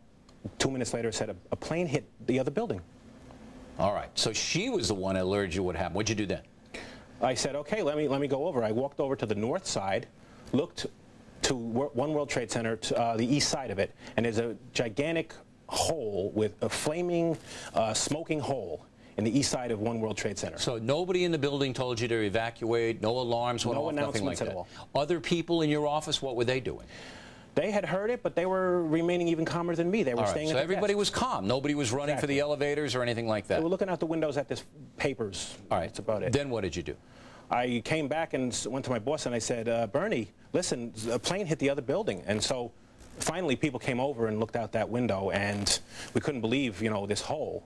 And better yet, what happened next was people actually started jumping out. And when that happened, you saw people jumping out of the World Trade Center? I saw it start to happen, and I turned around and walked back to my desk. I don't have a stomach for something like that. But they were coming out. How long did you stay in the office? Well, the first one went off about 8:50, and I stayed until there was suddenly an announcement, maybe 10 or 15 minutes later, that everything is okay with number 2. The only problem is with number 1. So you can remain where you are if you're in number 2. Really? That's what they said in the tower? The fire announcement, okay, right. That's the fire announcement. So what did you do? I stayed at my desk, and about 3 minutes after that announcement, suddenly a very loud bang, and the building moved. You could feel the building move. Trembled. Yes. And I immediately said to myself, we are under attack. This is no coincidence. So I grabbed my wallet and my keys, and I made a beeline for the stairs. So you didn't go to the elevators? No. I knew that the elevators were no place to be at this point. Did anybody, was there panic at that point now in your office? No. Luckily, there wasn't. One aside is, as I passed the freight elevator, I could hear it free-falling and people screaming. And I could hear the cables hitting the shaft. So there were people in the elevator. Freight elevator was free-falling, and I could hear screams. Free-falling down, you could hear the screams. I could hear screams. So you went down the stairs? Yes. How many people were on the stairs with you? Initially, it was very light. But after maybe 4 floors, it started getting heavy, and it was slow going. Okay, so people were they pushing or anything like that? Luckily not. No panic? No. So you're 58 floors up, you got to go 58 you know, staircases down. Right. How long did it take you to get out? About 15 or 20 minutes. Really? That long? Well, it's a slow go. There are women that are having trouble, or, you know, I'm not singling out women, but they were crying. 2 girls behind me were saying, I hate this building, I hate this building. And so some of the women who were having trouble, you know, walking were being helped by other people, and so it was very orderly in that respect, but it was very slow going, and at times it actually stopped, which was very scary, because I'm thinking, what if this never starts again? Right. Now, did you say anything to people, or were people in charge? Was there anybody trying to get these people out? There was some chatter amongst people. Some people were trying to crack a joke or two just to relieve the tension. Was there anybody panicking? No, luckily not. All right. That was very lucky. So when it stopped, nobody pushed or screamed or anything like that? No, we just waited. Finally, you got down, you say 20 minutes it took you to get out, right? Yes. All right, then you're out. Yes. What's the scene around you? The way to get out was they put us into the mall level, the lower level where the mall is, and the police pointed, you know, a route for us to go, and we exited near Borders Books on Church Street. All right, so the cops were already there when you hit the bottom. They're guiding us, and they're telling us not to run. I started to actually pick up the pace. Don't run. Immediately told not run. Okay. Still not a lot of panic, right? No, luckily. Now, you get outside. Right. Then what do you see? Well, you know, the Trade Center's behind me at this point. I'm on Church Street, and the cops say, go to Broadway. And I was like, fine. I don't want to be anywhere near here. So all right, so you're just trying to get out of there. Right. And that was pretty much the end of the ordeal for you? For me, well, I have a love for the World Trade Center. I was very excited to be working there, and it was like a friend to me. I looked back once, and I saw these smoking, flaming holes, and I was saddened greatly. So I just kept going to Broadway and headed north because I wanted to get to Penn Station and never looked back because it was just too horrifically sad to look at that building. And then you called your wife and your mom and let you know that you were okay. Finally got through on the cell phone after maybe half hour of trying because the cell phones were just not working. Were your mother and wife hysterical at that point? My wife was hysterical crying, but when she heard my voice... all right, because you have a 4-year-old boy and a 1-year-old girl. Exactly. All right, and I'm sure they were on your mind in this whole ordeal. Exactly. God. All right. Now, exactly. Mr. Bennett, You have a bandage on your head. I guess the audience can see it now. You also, just bring your hand up for a minute. I know you got hurt there. You got up in the morning at what time? What happened to you? I got up around 8, took the Long Island Railroad to Flatbush. To Flatbush, all right. My office is at 30 Wall Street, which is right down from the Exchange. I got out of the subway at Williams and Wall about 9:15. All right. When I got out, just like Jeff said, there was a lot of debris in the air, a lot of paper coming down, but there was some soot and some smoke. Someone had told me that the World Trade Centers were hit. So I went up immediately to my office. I told my secretary where I was. I work for Pinkerton. We do crisis management. I was going to go out and see if there's anything that could be done. All right, so you're an ex-policeman, so you wanted to help. Right. As so many people, New Yorkers, did. So you went toward, while Mr. Lanka was going away, you guys probably passed. You probably passed on the street, all right? You're going one way, you're going the other way into help.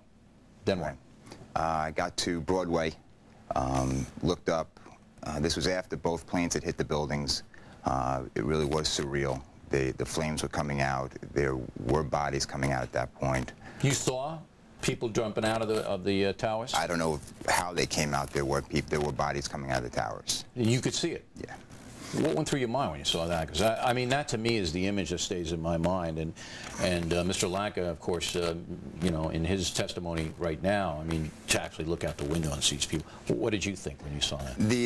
I thought it was bad. I thought for people to have to make a decision to do that, there had to be some real problems that were going on. That it was either the smoke or the heat or the flames were getting to that point.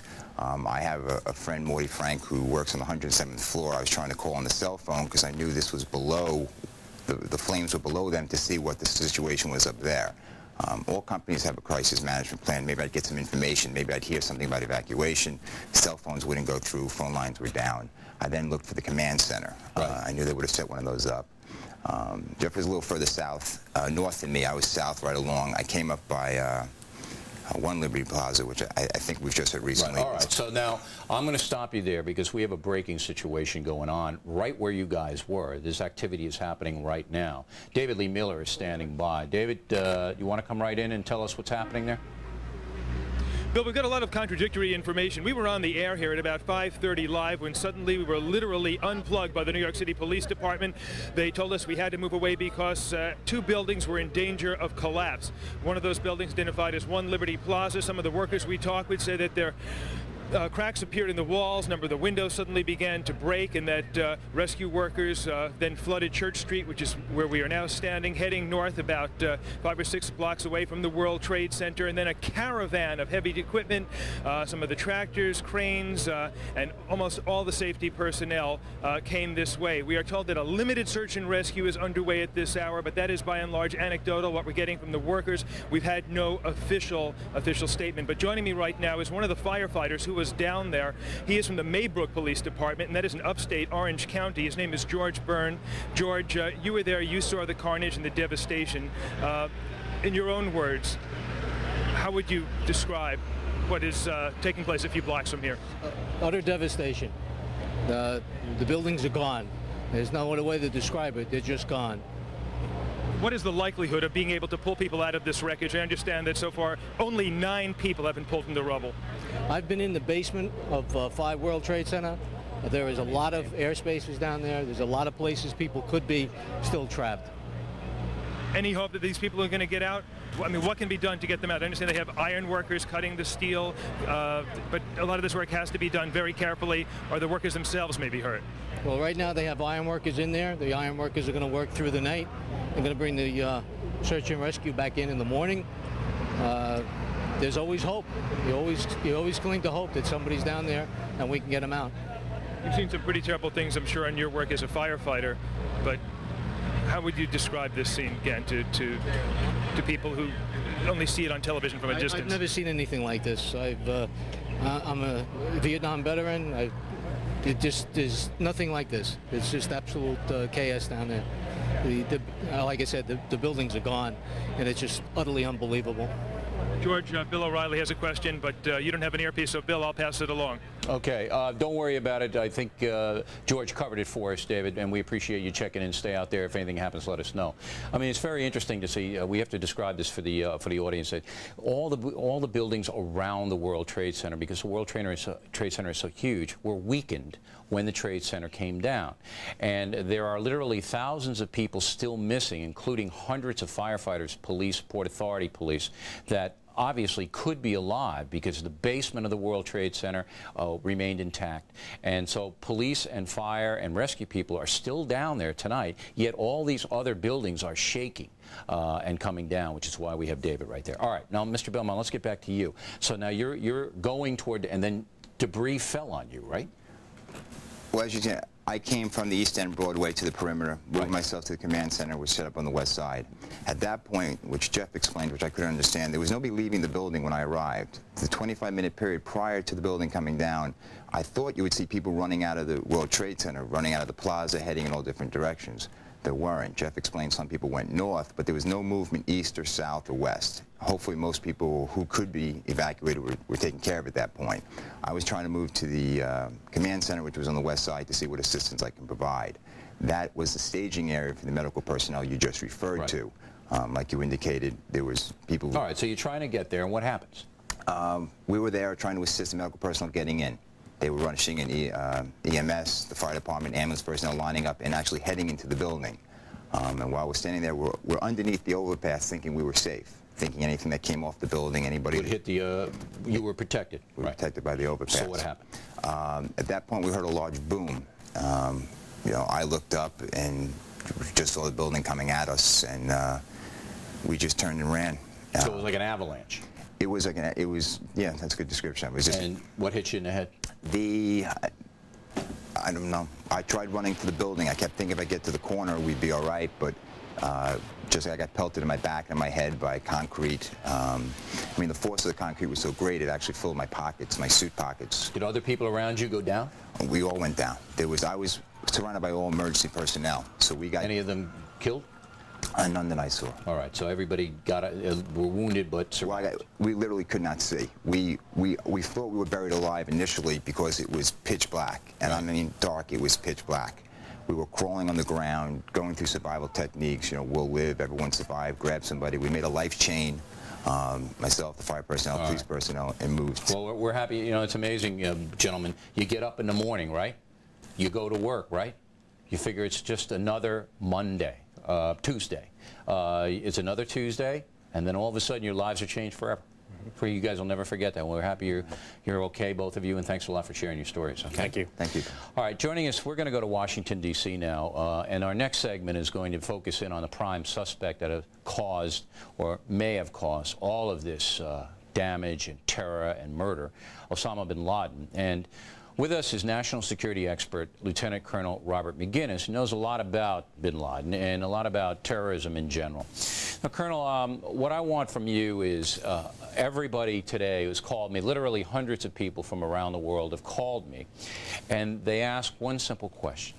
If this is a wanted man, if he's been wanted for 8 years, if we knew he blew up the coal, if we knew he was involved in the embassy bombings in Africa, why is he still free?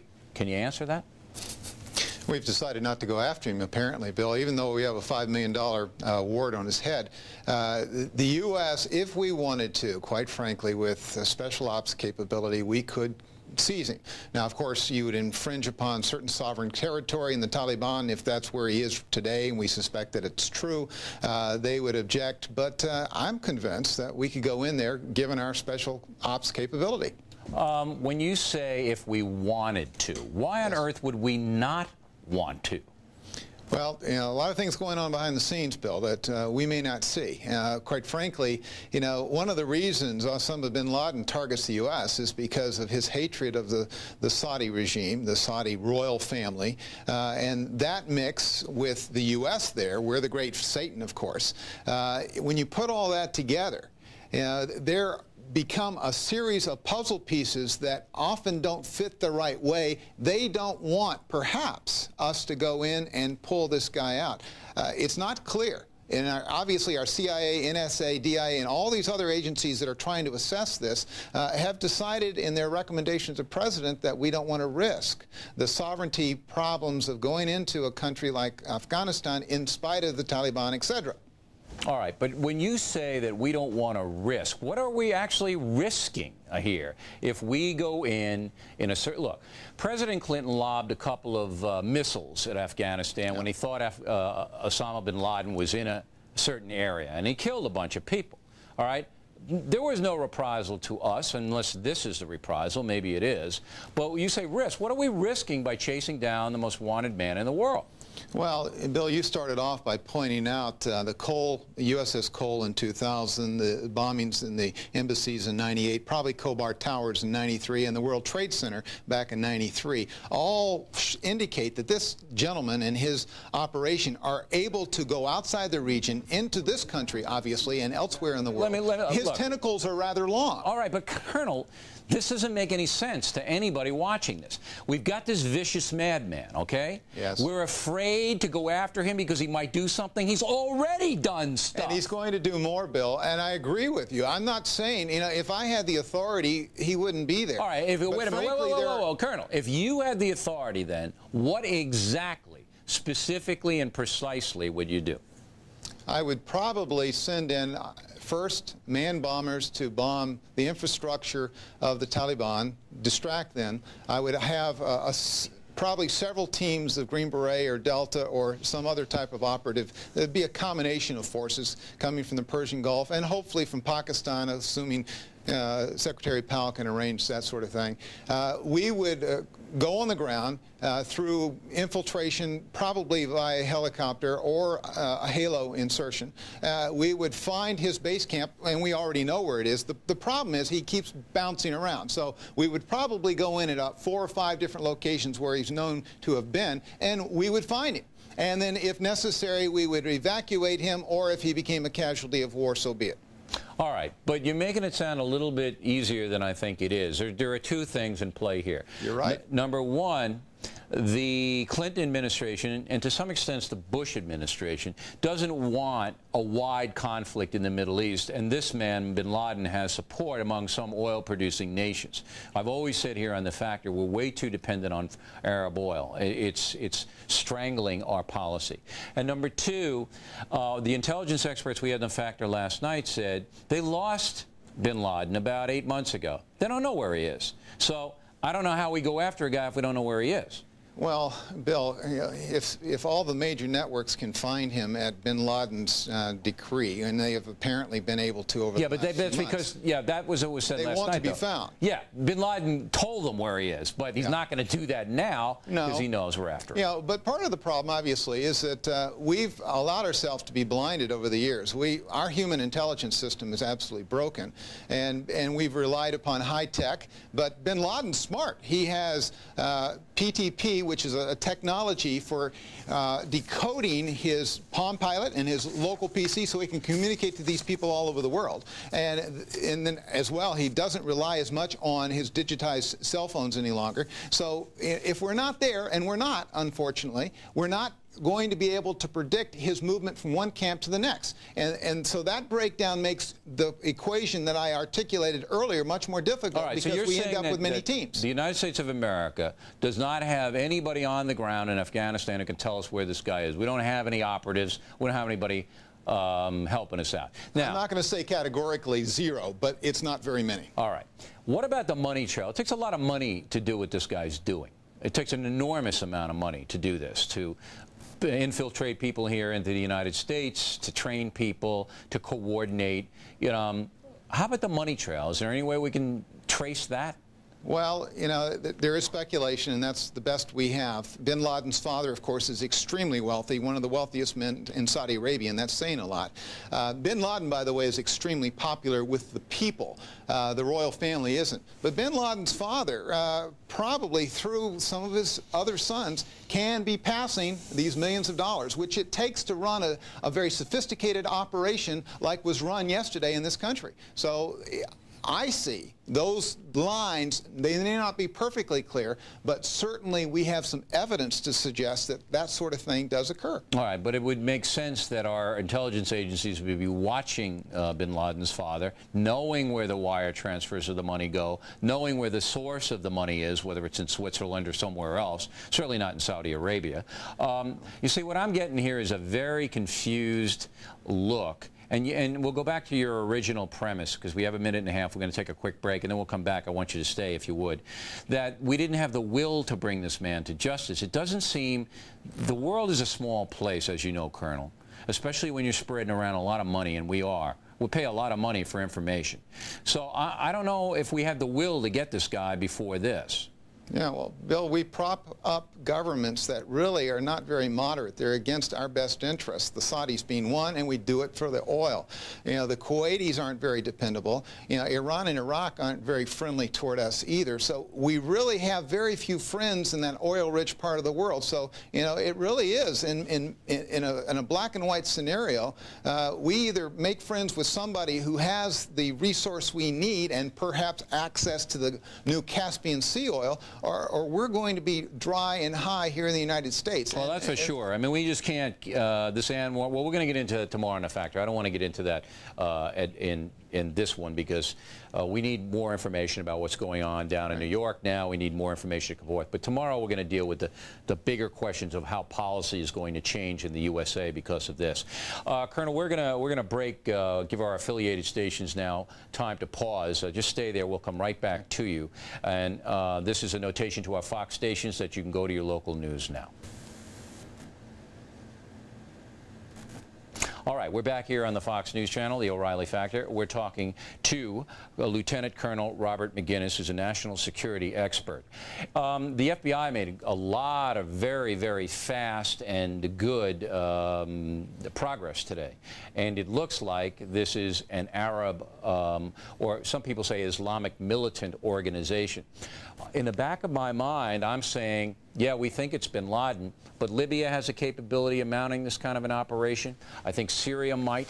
I think Iran might. Am I wrong there?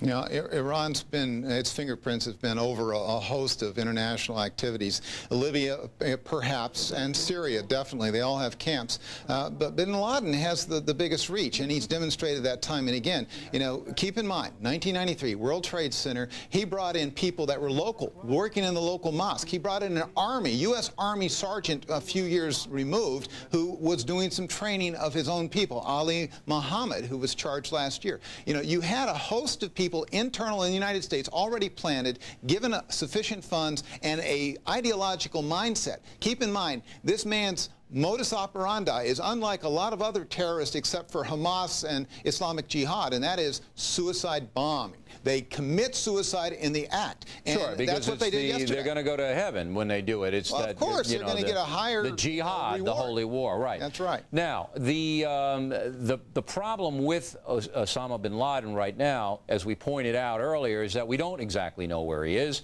and you say it's because the CIA and other intelligence agencies don't have enough people on the ground, and we really don't get great information about this guy. The UN pulled its people, or is right now pulling its people out of Afghanistan. What does that tell you, Colonel? Well, clearly they understand what we're about to do. Which is? I think all the indications are that we're going to take a military strike against Afghanistan, because the Taliban was the first to come out and say, we aren't doing this, but in fact we know, based on past records, that Osama bin Laden's fingerprints are all over this. So all right, we'll no, wait a minute, there Colonel. I want to get very precise here. You believe the United States is going to bomb Afghanistan? Its infrastructure, yes. And it will also send in, if we haven't precisely located Osama bin Laden, he moves every day. Yeah, we're not going to get him. To a host believe me right now. He's someplace now where a bomb's not going to get him, whether he's under a mountain. A bomb's not going to get him, no, Bill. We have to go in there with real people. All right, but let's take it one step at a time. Let's take it. You believe that the United States is getting ready to bomb the infrastructure of Afghanistan. Now, today, President Bush said, quote, close to a quote, that President Putin is totally on board with anything that the United States... Is that a code of saying that we told the Russians this is going to happen? Yeah, well, it's quite possible that we're going to use Russian airspace north and come in from there, or, you know, the discussions we're having with Pakistan. Obviously, we have to have air access to those locations. You could do that from a carrier, though, Colonel. Well, you could, but the long range and the big bombs, Bill, you know, we have to drop some big bombs to do some real damage. But as you know, we have plenty of artillery in Diego Garcia in the Indian Ocean, which we could get there and we could wipe them right down.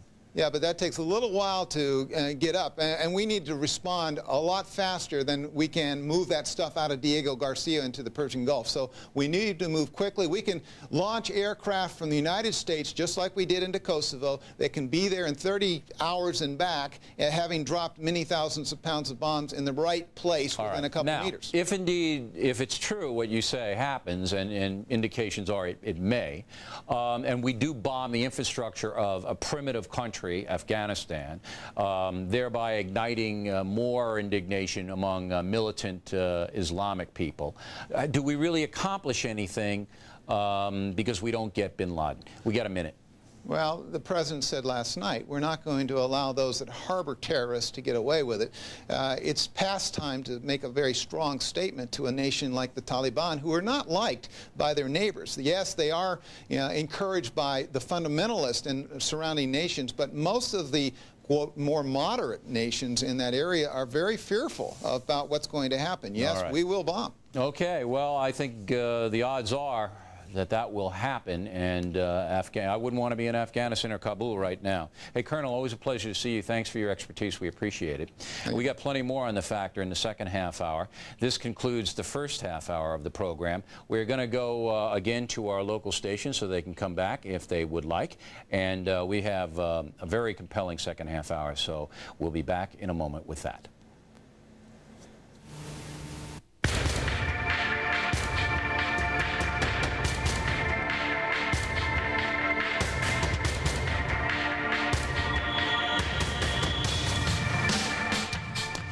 This is Fox News' continuing coverage of the terrorist attack on America. I'm Bill O'Reilly. You are watching The O'Reilly Factor.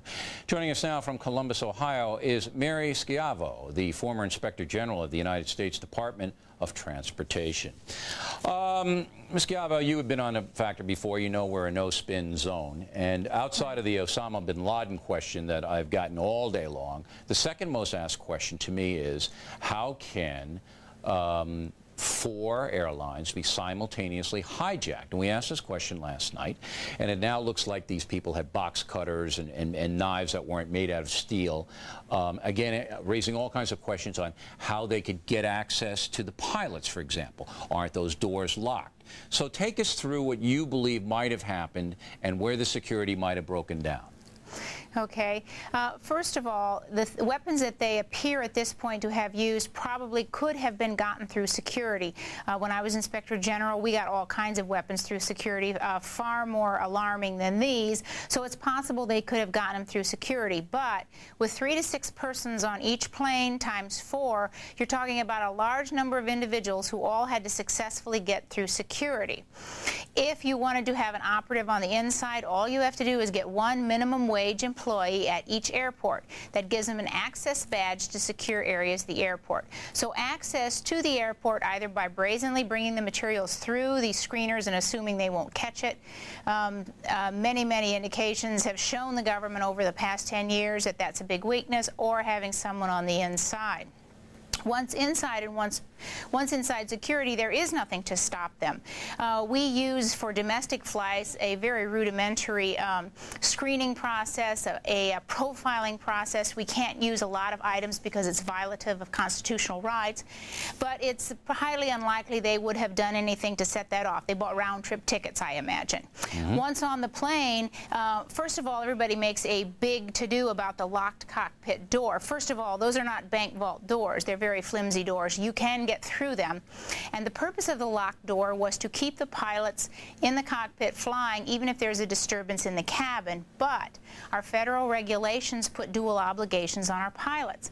Pilots are still the officers in command of their craft, and if something happens on the plane, we also expect the pilots to go out and handle matters. All right, but Ms. Schiavo, let me stop you right there. So the pilot does not have a secure lock should he or she want to bar themselves away from any trouble in the cabin. They don't have a secure door there that they know people can't get through. They have a door and a lock, but it can be breached, yes. When you say it can be breached, does that mean by force or Yes. jiggling it around, or how can it be breached? By force. Just kicked in? You could kick it in, you could force it open, or quite frankly, it's a pretty standard procedure. I mean, we have had pilots come out of the flight deck to handle unruly passengers. So we haven't, once we put this rule in place, we didn't follow it religiously. Pilots have come out of the cockpit to handle all matters of stuff. Yeah, because I mean, it's planes. very disturbing that 4 big airlines can be hijacked at the same time by a coordinated effort from 3 to 6 individuals on each plane, which is what Attorney General Ashcroft is saying now. We got the cell phone reports from the passengers saying that these guys were stabbing passengers. Right. But again, it begs the question of, it doesn't seem to be too far out to say, look, every airline cabin should have a seal, that the door could seal and you can't get through it. That's not expensive. It's not hard to do. And then that would be controlled by the pilot, co-pilot, and navigator. Right, but you also have to have policies and very strict rules in place then that you do not open that door. And I think until this point... Well, he can open the door if he wants to, but they have the choice to do that. You see, what I'm disturbed about is that these doors wouldn't prevent this kind of thing, obviously, from happening. That's right. I mean, this, everybody's seen the movie Air Force One. It would not take plastic explosives to get a typical cockpit door open. All right. I mean, that's just a damn shame. Now, the airlines themselves, as they often do, seem to be overreacting to me, and maybe I'm wrong, but I want your opinion on this, certainly. They are now saying to some people, or some airlines are saying, no carry-on luggage at all. You can't bring anything on the plane. Do you believe that's going to be a trend? No, but I do believe that they are going to substantially limit it. Obviously, they're going to have to allow things like medicine, bottles, diapers. You can tell I have kids. Things that passengers must and have to have: passports, money, inhalers, things that people have to survive. But remember, airlines have wanted to cut down on the carry-ons for some time, and now we see that luggage and all this carry-on stuff is indeed a very real security risk. So it's a combination of two factors. This has needed to be done for many reasons, but now clearly for security, yes, they will have to do that. Really? I mean, yes. So, I mean, as people work on airplanes, I certainly do when I'm on the plane, I need to have papers and books and things like that. It would be stunning, and I think very disturbing to millions of flyers if we just come on with our wallet, you know? Well, it is, but remember, we are going to have a lot of changes that are going to stun people, that's going to be very different. And again, these are changes that should have been gradually phased in over a number of years, but in this case, and tragically many other cases in the past, we have waited for tragedy and then we are reactive instead of proactive. People are going to see, I actually hope people are going to see a lot of changes, not just this, but many other changes. Well, give us some examples of changes you think are going to happen. Well, first of all, I think a lot of changes need to occur in the very infrastructure. First of all, we allow people to work at the airport with very rudimentary background checks. Only certain federal offenses disqualify you from being an airport worker. We have actually had convictions where people have lied about actually having done the background and checks on their employees. We're actually going to have to see really a wholesale retooling of the workforce.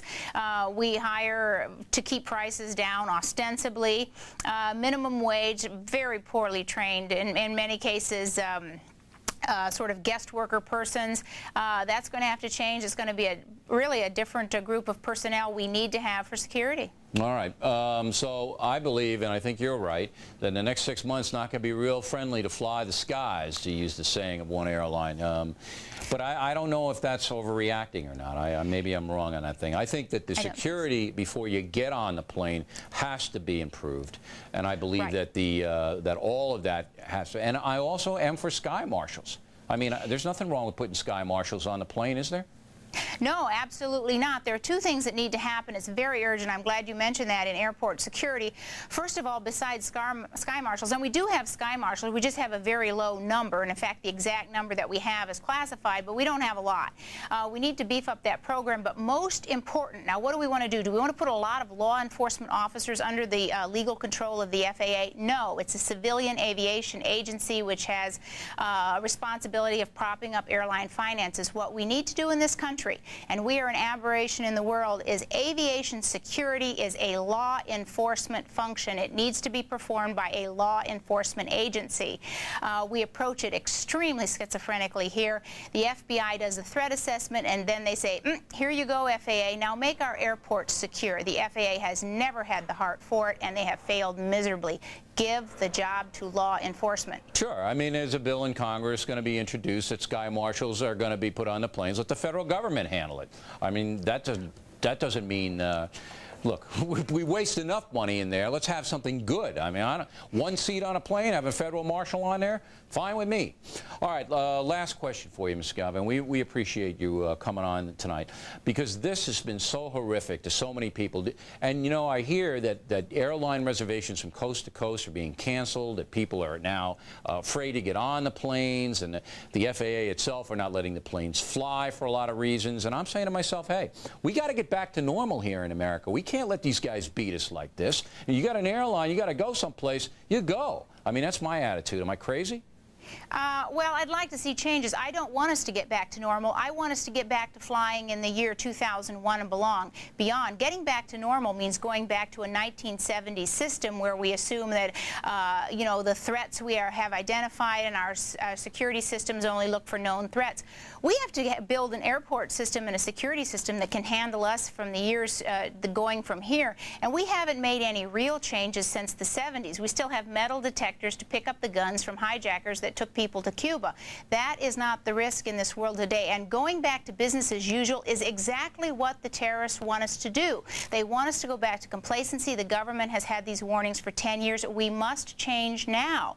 And going back to usual is going to leave us vulnerable. We must make the changes. All right. Ms. Galvin, thanks very much. We appreciate it. Thank you. And we've got a very, very interesting guest now up next on The Factor. Joining us from Washington is Whitley Bruner, the former CIA head of station in Iraq, who served in the CIA for 27 years. Wow. You must have some stories to tell, Mr. Bruner. Now, the CIA has taken some whacks. William Safire in the Times today whacked you.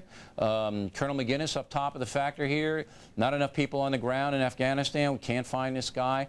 Are those fair? I think it's fairly fair. I think the agency has suffered a real deterioration in its capabilities against the terrorist target in the last 5 to 10 years. I think part of it is because the terrorist target has changed in nature. I think it's very difficult for the agency to get at Islamic radical targets.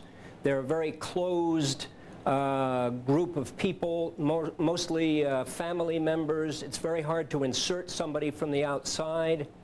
And certainly these are not people that normal embassy-based CIA officers are able to deal with on the street, able to have coffee with, able to recruit in any classic sense. Well, why is that, though? I mean, we pay billions and billions of dollars for security, for intelligence services. We've got so many intelligence services, it's unbelievable. All the armed force services have them. CIA, DIA, NSA, FBI. And you're telling me that we don't have enough people on the ground to tell us who the bad guys are and where they are? Well, we don't have enough people on the ground in the right places, perhaps. Why? Why? I mean, this is crazy. The world isn't that big.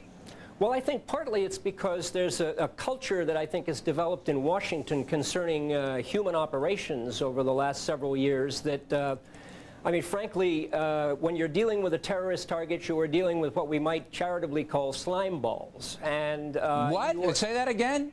Slime balls. Very, very unpleasant, unpalatable type people who probably have criminal records. So what? We're not allowed to deal with them. What do you mean you're not allowed? Who says you're not allowed? It's the standard regulations. You are not. You have to. If the person that you are trying to recruit against a terrorist target has questions of human rights or other kinds of crimes. Well, I got to stop you, Mr. Brennan, because this is fascinating, and I want everybody watching to figure this out. You say that you are not allowed to recruit spies, operatives, whatever name you want to put on them, who have criminal records, who are you know, sleazy people running around who may know about the bad things in this world. But I've looked at your manuals, and I don't see that in the manual. I mean, it's not against the federal law to do that. It's regulations, and you can never say 100% you can't do it, but the amount of paperwork that's required when you're dealing with somebody of this type is so daunting that it's practically impossible to get it done in a timely fashion. When did that change? When did that change from you could use them to now you can't use them? When the Berlin Wall came down? I can't give you an exact time because I don't remember, but you know, I was dealing in the early 90s with Palestinian targets like the Abu Nidal organization, the Hamas organization, the Islamic Jihad, and again, the people that would have access to these targets may be suspect in themselves, and it's very difficult to get approvals to use them. To pay them is what you're saying, because you got to pay them. To pay them and to have a formal relationship with them. In other words, to be dealing with them, and you give them money, they give you information, you deal with This is really interesting. I'm glad we booked you as a guest. My theory, and please tell me if I'm not right here or way off. My theory is that the intelligence agencies, including the FBI, are run mostly by bureaucrats. People have gotten their positions by sucking up to those in power, by doing things that are politically correct but not so correct for the country. They get into positions of power, and their primary motivation is to protect their own butts. While the field agents, the FBI, the CIA, the NSA, are out there trying to get information, but the bureaucrats who really don't have any training, don't know what the world is, and are just trying to look good in front of Congress or their superiors or whoever it might be, are tying their hands. Am I wrong on this? This may be right at the top of at the political level of the intelligence community. I would say that most of the people that are in the middle bureaucratic level have probably served overseas and know these problems. But again, their hands are tied. It's very difficult to change the culture. I think Americans are leery about intelligence operations anyway. Not American people, Mr. Brunner, not the people. They want to be protected. I mean, come on, look at this. Look at what we're seeing here. And you're telling me you don't think the American people? I tell you right now, Mr. Brunner, the American people, if there was a plebiscite held tomorrow, would vote for assassination, would give you all the powers you wanted to hunt down these guys, would cheer when you did. It's not the people. It's the bureaucrats and some of our elected politicians. I know that to be true. That may be. I think that, you know, there are galvanizing events like what happened yesterday. I think it's true. I think that perhaps the culture in Washington is a little different from Main Street America. You bet. I think, but you know, even when I was working at the beginning of the decade on Iraqi opposition activities vis-a-vis Saddam Hussein, for instance, you had to be very careful that you were not talking with people, for instance, about a coup d'etat that might result in Saddam's death, because that would be killing him, and that you can't talk about. All right. So when you're talking to groups that want to get rid of Saddam, you have to tell them, but of course, we're not engaged in this kind of activity. So it does. It makes it very difficult. But it's not quite so simple as that. President Ford signed the order that said, the executive order said no political assassinations. I understand that. You know that. Right, that's the law of the land. However, we know that you've used Mossad, the Israeli Secret Service agents, to do some wet work, as they call it. The British Strategic Air Services are allowed to do these things. They've done them in Libya. They've done them in Northern Ireland. They're our allies. These things can be done. You know they have been done. So it's not quite that, you know, black and white, is it? Well, the Israelis do it, and I think they've admitted quite. And they do it for frankly. the United States, at the behest of the United States on occasion. I'm not aware, at least in any of the operations that I've been involved in, that we have either raised that type of request with the Israelis or that anything of that nature was discussed. Did you have a relationship when you were in Iraq with the Mossad? No. None at all? I was, no. I mean, one doesn't, in Iraq, when I was there, it was, there was a U.S. interest section there. Obviously, there were no Israelis that I was aware of there. There may have been, you know, Israelis of Iraqi origin that were in some sort of commercial activity undercover. But they never dealt with the Americans, nor would we have wanted to deal with them inside Iraq, which is a police state. All right. Now, when the Russians were our main concern, the KGB committed political assassinations all the time. So how did we deal with that? Well, we didn't. You know, well, let me put it this way. The KGB and the Americans sort of, I think, during the Cold War had a tacit agreement that there would be no kinds of attacks against each other's operatives, against each other's field people. And I think that worked, you know, that tacit understanding worked fairly well. I don't, you know, I'm not aware that there was anybody that was killed on any side of the intelligence operatives. All right, so you had the understanding that don't do it to us because we'll do it to you. But again, they had to know that you would do it to them, or you know, what would happen. I don't think that it was that simple. I mean, I don't think that we would have done it to them. You know, before the executive order, who knows? Right. I can't. That was a long time ago. Since then, no. I think I think the reaction would have been in other spheres. All right, Mr. Brunner, there was a 3-year study that I'm sure you were aware of that was headed by Warren Rudman, a former senator from New Hampshire, Gary Hart, out in Colorado, and a few other politicians, James Schlesinger for one, that spent 3 years and millions of taxpayer dollars studying terrorism, just what we're looking at on the screen right now. They came to the conclusion last spring that an attack of this nature was imminent, was going to happen, all right? They issued their report. I didn't even know about it as a journalist, and believe me, I read everything, I see everything. I didn't even know about this. Probably my fault, but I know most Americans didn't know about it, didn't get any press coverage to speak of. Did you know about that report, number one? And number two, why was it ignored by the powers that be?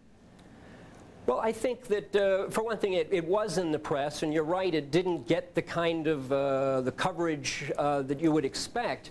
I think the problem, perhaps, is that the implications of what that report said in the terms of domestic terrorism and what kind of steps, I mean, you were just talking about civil aviation and so on. I think the ways, the methods that you have to apply to deal with a massive threat like that was unpalatable, or let's say it was, it would have required a lot of difficult, time-consuming steps, which I think a lot of people felt before yesterday would have gotten a lot of Americans angry and so they basically didn't want to, because let me just read the audience. These are the conclusions of this report.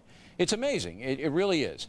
It's a 3-year study, okay? And then the congressional hearings were held to hear what the study said. The study said the threat of terrorism by a foreign power in the United States is asymmetric, and we're not prepared for it. Absolutely. And then it said the Defense Department has to pay far more attention to homeland security. I mean, it doesn't get simpler than that, Mr. Brunner. You know what I mean? It does. No. It does. And then we have last week, this is what, and we're going to get into this again tomorrow. I want the audience to know on the factor.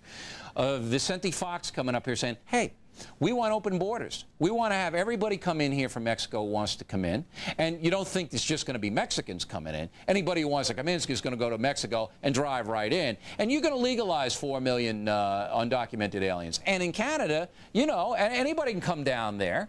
and come into the United States. The INS doesn't have enough people. The Border Patrol don't have enough people. The borders are wide open. This study says we got to pay more attention to Homeland Security. The Clinton administration does nothing for 8 years. Nothing for 8 years. And the Bush administration, they've only been in power now for 7 months. They haven't done anything either. So shouldn't we be a little angry about this?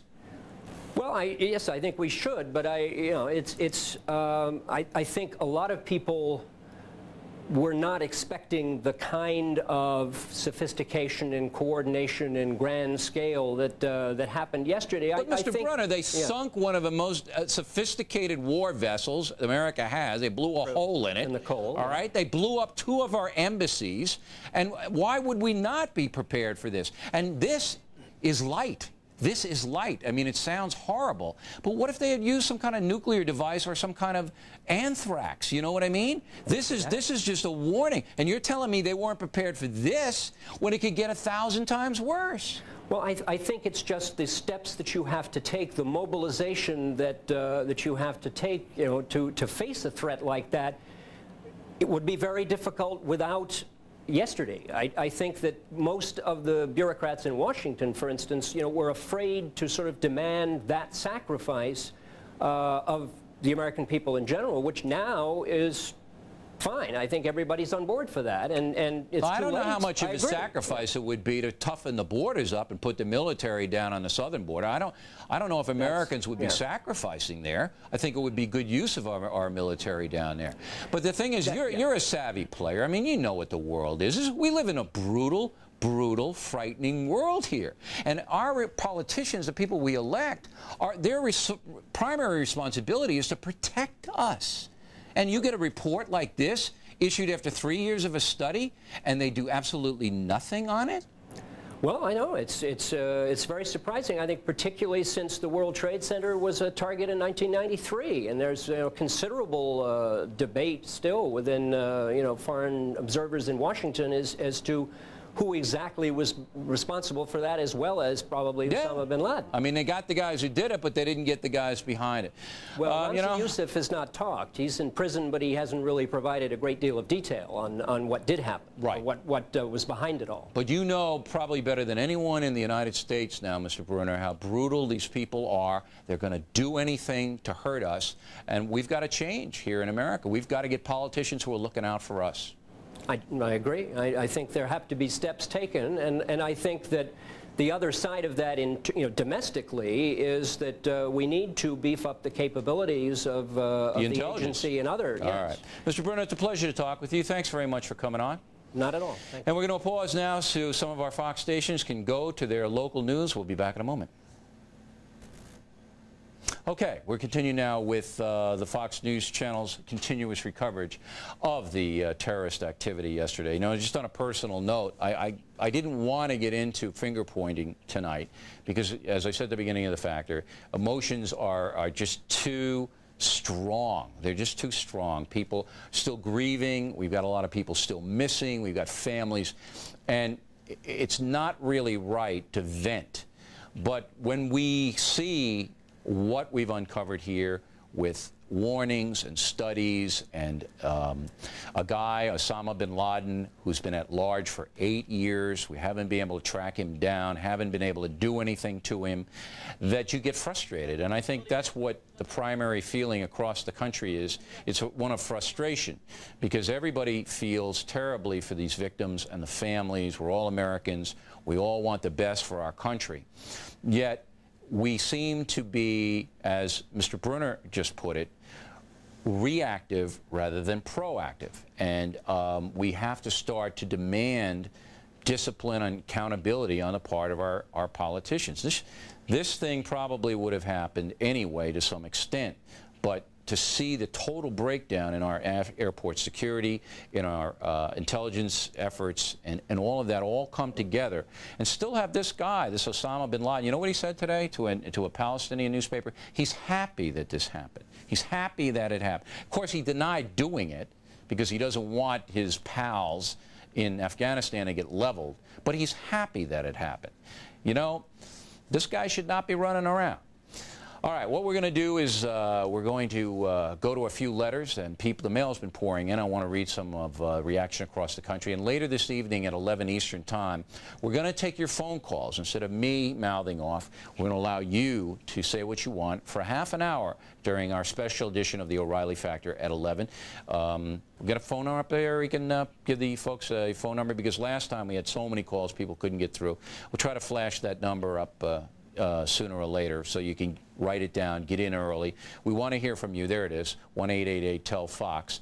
And we're going to have a couple of guests here and myself. We'll field your questions, or if you want to make a statement, we'll be happy to hear it. We'll comment on that. It's all coming up at 11 o'clock Eastern Time. All right, the mail. Deirdre Clark, Nassau, the Bahamas. Mr. O'Reilly, please let the people of America know that we are praying for them and feeling their pain. Jan-Mark Van Koolen, Barcelona, Spain. As with any sane person, I feel devastated about what happened, and I'm praying for the victims and their loved ones. We received hundreds of letters from our viewers overseas. We appreciate them all very much, and we know the families do as well. George Martin, Washington, Pennsylvania. Why don't the airlines do two simple things? Seal off the pilots from the rest of the plane and install an emergency panic button that would alert authorities on the ground to any trouble.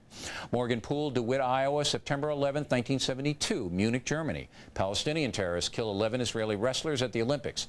29 years later, this.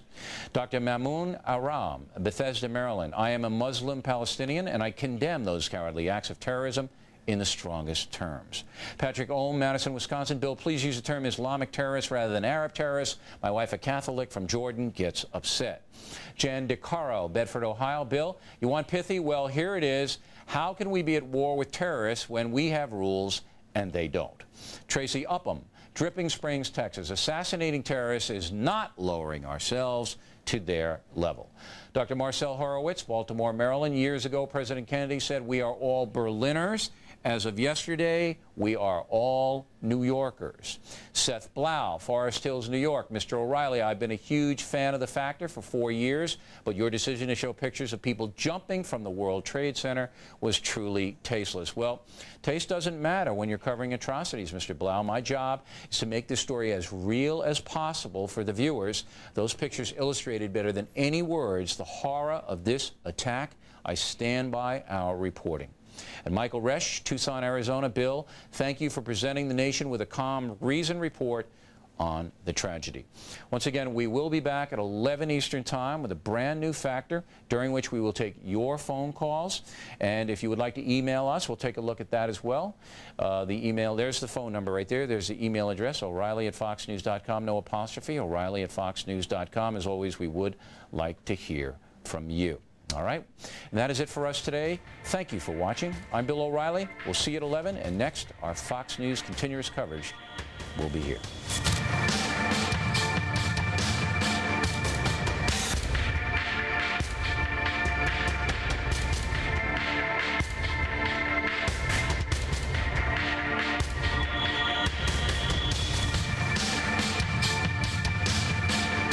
Attacks can shake the foundations of our biggest buildings, but they cannot touch the foundation of America.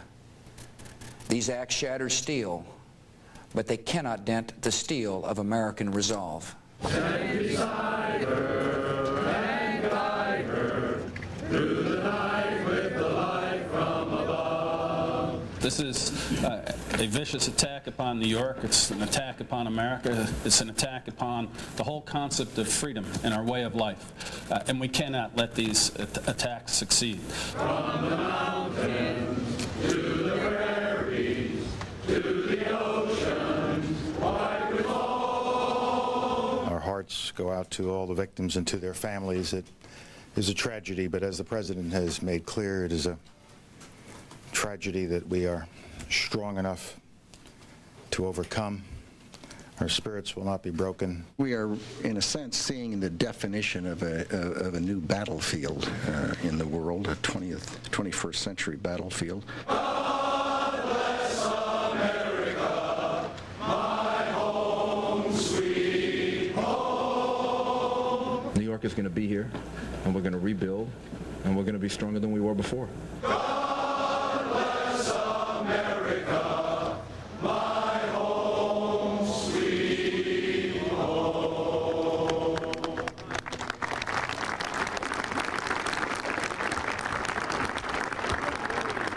God bless America from Capitol Hill today.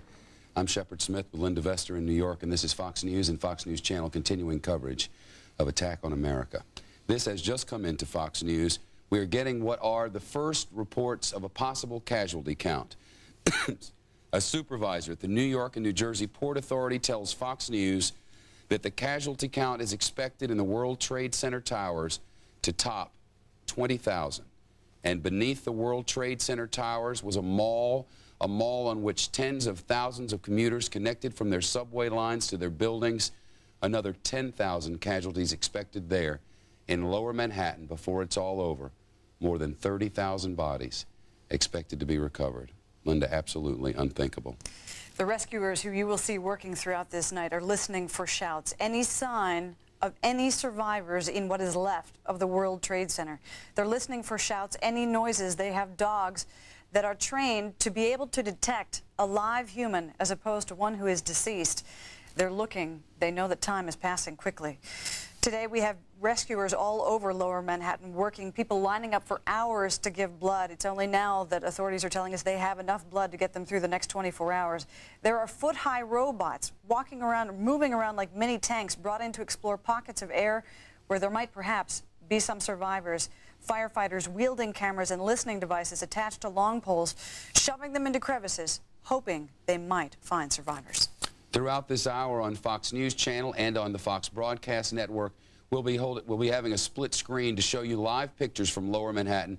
These pictures are in the construction zone in the rescue and recovery area. However, nearby there are real fears among rescue workers and supervisors on site that not one but 3 more buildings may in fact collapse this evening. Earlier in the night, they saw buckling and rippling in the sides of one of those buildings. They saw windows beginning to blow out and truly believed that it was about to crash to the ground.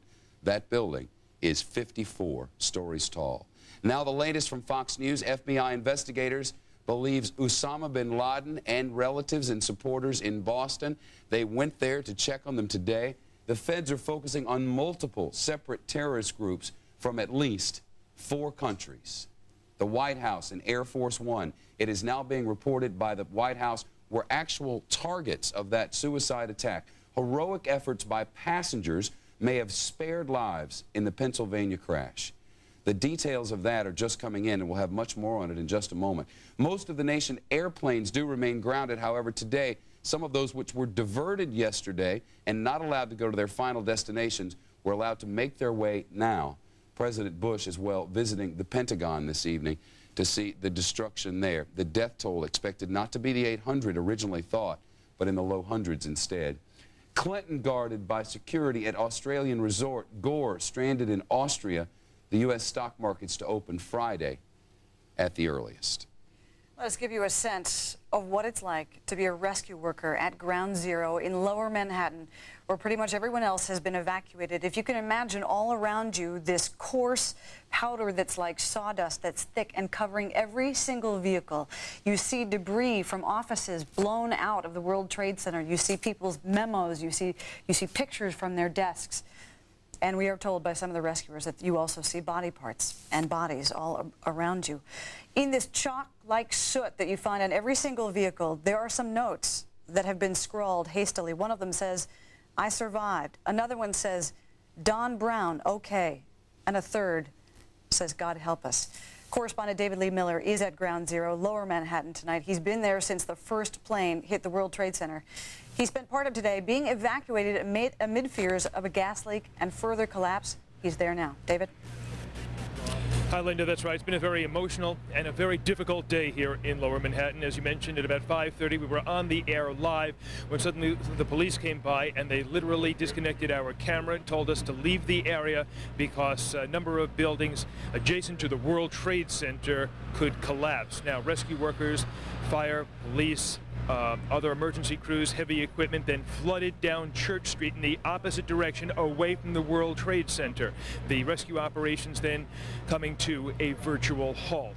Now we are told the situation has shifted. They now believe that building is not in immediate danger of collapse, or any of the 3 buildings that we hear have been severely damaged, and rescue workers are starting to return to the area. As for the rescue operation itself, it continued throughout the evening. although it was considerably scaled down. We can tell you now that so far only 9 people have officially been rescued. That's the figure that we were given by authorities. Among them, one Port Authority cop who had a miraculous story. He was on the 82nd floor of one tower when the building collapsed. He rode the debris all the way down to the ground. Incredibly, his injuries only broken legs. 6 firefighters were also found alive, but these stories, unfortunately, are really far and few between. We're getting reports now, as you said, that as many as 20,000 people could be victim of this tragedy. We understand now that some 250 plus uniformed officers here are unaccounted for. Many here, unfortunately, presumed dead. As for the rescue operation itself, it is a very difficult procedure. What they're essentially doing a few blocks from where I'm standing is they're actually cutting into the building skeleton itself, cutting into the steel, and then hand by hand they are picking through the debris, taking the debris, placing it into dump trucks. Those trucks moving up Church Street, which is where we are now standing, going to 59th Street to a dump up there, and the FBI, we are told, is then looking at some of the debris, or looking at all of the debris, in the hope that they're going to find some evidence. But at an FBI staging area where they have 3 trucks set up in order to go through that evidence and to store it, we are told at this point all they have collected is 3 small boxes. And finally, I did mention that this has been a very, very difficult day, but it is especially difficult for the relatives and the families of those who are still missing. We found one woman who identified herself as a school teacher down here. She was dusting the white ash off of a car and collecting it in a bottle. We asked her if it was her car, and she said, no, it wasn't. She said, these are my friends. Back to you. David Lee, we spoke earlier today with a New York City police officer whose job it was to be there at the base of the World Trade Center and be part of that hand-by-hand brigade of passing out the rubble. He said that among other things that happened to him today, that at one point they were trying to rescue some of their fellow officers. They thought that some officers who were trapped were firing off shots to let them know that they were alive.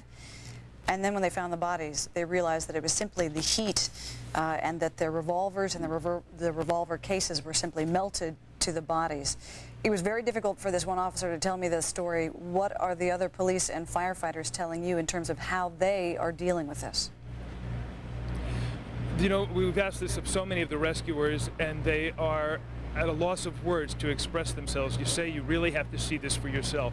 We talked to one firefighter who said he'd been to Vietnam, he'd seen terrible things during the war, but he said nothing approaches the scene a few blocks from where I'm standing. He says he never hopes to see anything like it again, and I'm certain that these images are going to stay with a lot of these people for a long time to come, because in great measure, even the rescuers here, those doing the rescue work, have also become victims.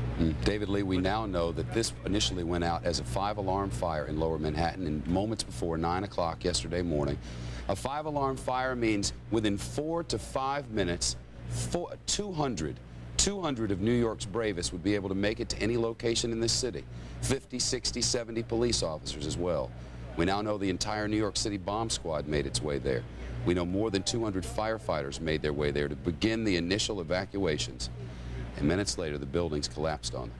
Fox 5 television in New York City reporting as many as 334 firefighters unaccounted for. Joining us now from Phoenix, Dan Quayle, former vice president under former President Bush. Dan Quayle joining us now. Mr. Vice President, it is good to see you on this very difficult evening. Is this an act of war, and what do we do now? Oh, yes, it's an act of war, and the news you just reported, perhaps as many as 20,000, is just staggering. It's hard to fathom that number and to comprehend the death toll. But this is war, and this is what you have when international terrorists act like this. And I think Don Rumsfeld, our Secretary of Defense, had it about right. This is the battlefield for the 21st century. Unfortunately, the first major battle took place on American soil. But make no mistake about it, the American people have the toughness, have the resilience, have the determination to see this thing through. It's not going to be a short-term situation, and there's no doubt that the terrorists will try to strike again. Mr. Vice President, you know as well as I do that the cycle of emotions in a situation like this is well documented. The patterns are understood by many, and the truth of the matter is, if history tells us anything, we know that in a matter of 24, 48, maybe 72 hours from now, probably no longer, the hurt and misery that so many tens of millions of Americans feel will quickly become anger and lots of it. And the American public will begin to rise up and say, find somebody to attack. It's not going to be that easy, is it? It's not going to be easy, and I share that anger. I have that anger right now as I speak to you, and it builds up every day, particularly as you see these tremendous rescue efforts and you hear the just horrific stories of the loss of life and the families that are, you know, still don't know to this day whether their loved ones are dead or alive. It does build up. But the President of the United States, he's got a tremendous challenge ahead of him. It's not like a Desert Storm, which I was with his father, because there we knew who the enemy was. There, Iraq had invaded Kuwait, and we said that Iraq will get out of Kuwait, that this will not stand. We knew exactly what to do, and we said this would not be another Vietnam, that we would use overwhelming force to meet our objectives, and we did. We accomplished the mission, we accomplished the objective of getting Saddam Hussein out of Kuwait. This is entirely different. We don't even know exactly who the enemy or the enemies are. We have some good information, we have some leads. It's going to take some time to sort it out. But this is we're in this for the long haul. As I said, Don Rumsfeld said it best. This is the battlefield of the 21st century. So this is what we're going to be confronted with for many years ahead, and they will be back. They have killed, they will kill again, and that's why we have got to track them down. Mr. Quayle, and get them before they get us again. Linda Vester with you as well. The President has called this an act of war, as have other leaders. What specifically do you think he should do? Well, specifically, he's focusing on the rescue mission right now, and that's the right thing to do. I mean in terms of an act of war. I know, but when you look at the wartime situation, he is meeting with his national security team on an hourly basis. He's in constant communication with them. He's been talking to world leaders because we do have to have an international effort here. I was very heartened by the statement that NATO put out, which is absolutely correct. That attack upon the United States is attack upon NATO. Attack upon NATO is attack upon us. But even the NATO statement, sir, I mean, the NATO official, that statement doesn't compel our NATO allies to help us with anything. It doesn't compel them to allow us through their airspace. It doesn't compel them to aid us with any military equipment or personnel. Well, let us wait and see what options the President wants to pursue to rectify this situation and to respond to what he has said is an act of war. His Secretary of State has said it's an act of war. And I think you'll be surprised about the cooperation that we will have from our allies and our friends around the world. It's not going to be as easy to assemble a coalition as we did against Saddam Hussein, because in Saddam Hussein's case, that was the first post-Cold War violation of international law. In this particular case, we have an enemy that we can't see. Well, you know, but I am convinced that when the President decides a strategic course of action, that he will have full cooperation of the Congress, full cooperation of the American people, and a lot of international support. Maybe not entirely, but he'll have enough international support that we will hopefully be able to achieve the objectives that he lays out for us. That seems clear, Mr. Quayle, but it also seems clear that all the signs of which we know definitively so far point directly toward one man. Our senior correspondents in Washington have repeatedly identified many of these people who have been questioned and some who have been arrested by authorities in the United States, federal authorities, by tens of thousands of them who've been working on this case already, as people who have ties and have links to Osama bin Laden. Osama bin Laden has been at war with the United States, you must admit, for some time now. Is it not time to just go over there and get that man? I think that is certainly an option that the President. So how do you do it? Do you start sending missiles over there? Is going to consider. Do you bomb places where you know he is? Do you stop messing around and spending all this time knowing about bombings in Kenya and Tanzania, knowing what's just happened in Lower Manhattan, and get off and get something done over there? Yeah, well, it's a lot easier for me to sit here and for you to ask the questions and for members of Congress to say this and that and for various people to say we got to do it right now. But the President of the United States will make that decision. And he will make that decision at the appropriate time with the correct information. And I know George W. Bush quite well, and I know his team. I know Dick Cheney, and I know Colin Powell, and I know Don Rumsfeld, and I know Condi Rice. And I know they are working right now on these options on what they will recommend to the president. And this is a tough president. And he will make the tough decisions. And when he does, we're not going to sit there, and his team is not going to broadcast it. I think it was Secretary of Defense Don Rumsfeld sort of warned some members of Congress and others, be a little careful with the intelligence material that you have. There is an element of surprise that it would be that one would like to have in this particular case. But you are going to have to be a little bit patient here. Now, I understand the frustration, I understand the anger, I understand the emotions of the American people and the families that have lost loved ones. But we are in a war. Well, with international terrorism. You are not the only one who has said that. Former Vice President Dan Quayle, we thank you very, very much for being with us tonight. Once again, we want to show you what you're seeing on your screen. What you're seeing on your screen is simply the heroes of this terrorist attack. The firefighters, the rescue teams, not only from New York City, but from states nearby, pouring into lower Manhattan, racing against time, trying to get people out. A supervisor at the New York Port Authority is telling Fox News that the casualty count is now expected to top 20,000 people in the World Trade Towers. Another 10,000 casualties could be discovered in a mall that connects the buildings of the World Trade Center underground. We will not know for some time the ultimate death count. We want to go now to former Republican Vice Presidential nominee Jack Kemp. He is co-director of an organization called Empower America. Today, Mr. Kemp, you called on Congress to pass a formal declaration of war. Well, we did. Bill Bennett and Jane Kirkpatrick and I at Empower America called on the Congress to declare war. And I am a friend of Dan Quayle's, but I disagree with one thing he said, which is that we don't know who did it. We do know who is behind this horrific act of war. But we don't know where to find him. To be perfectly honest. One second. Let me just finish my... On February 23rd, 1998, this has not been really broadcast very much, the World Islamic Front for Jihad issued a formal declaration of war on the United States and said in part, we call on every Muslim. Now, we're not at war with every Muslim.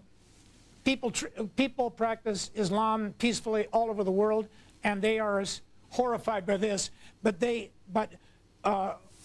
Ben Laden called on every Muslim who hopes for a reward to obey God's command to kill Americans and plunder their possessions wherever he finds them and whenever he can. We know who's behind it. We should declare war. I agree with Charles Krauthammer in the Post this morning. It will allow the American people to recognize the seriousness of this effort. Number two, it will give the president and the national authority enough authority to do what is necessary. And thirdly, the War Powers Act only gives the president 30 to 60 days. This will give the president the right to conduct a war on behalf of the democracies, not only here and in Israel, but throughout the world, upon whose very fabric of Western civilization has been attacked by this crime. Then let us talk about specifics. All right. We don't really know where Osama bin Laden is. He has a remarkable ability to escape anytime we get close. We may be able to bomb some of his camps, but by the time we get there, he's long gone.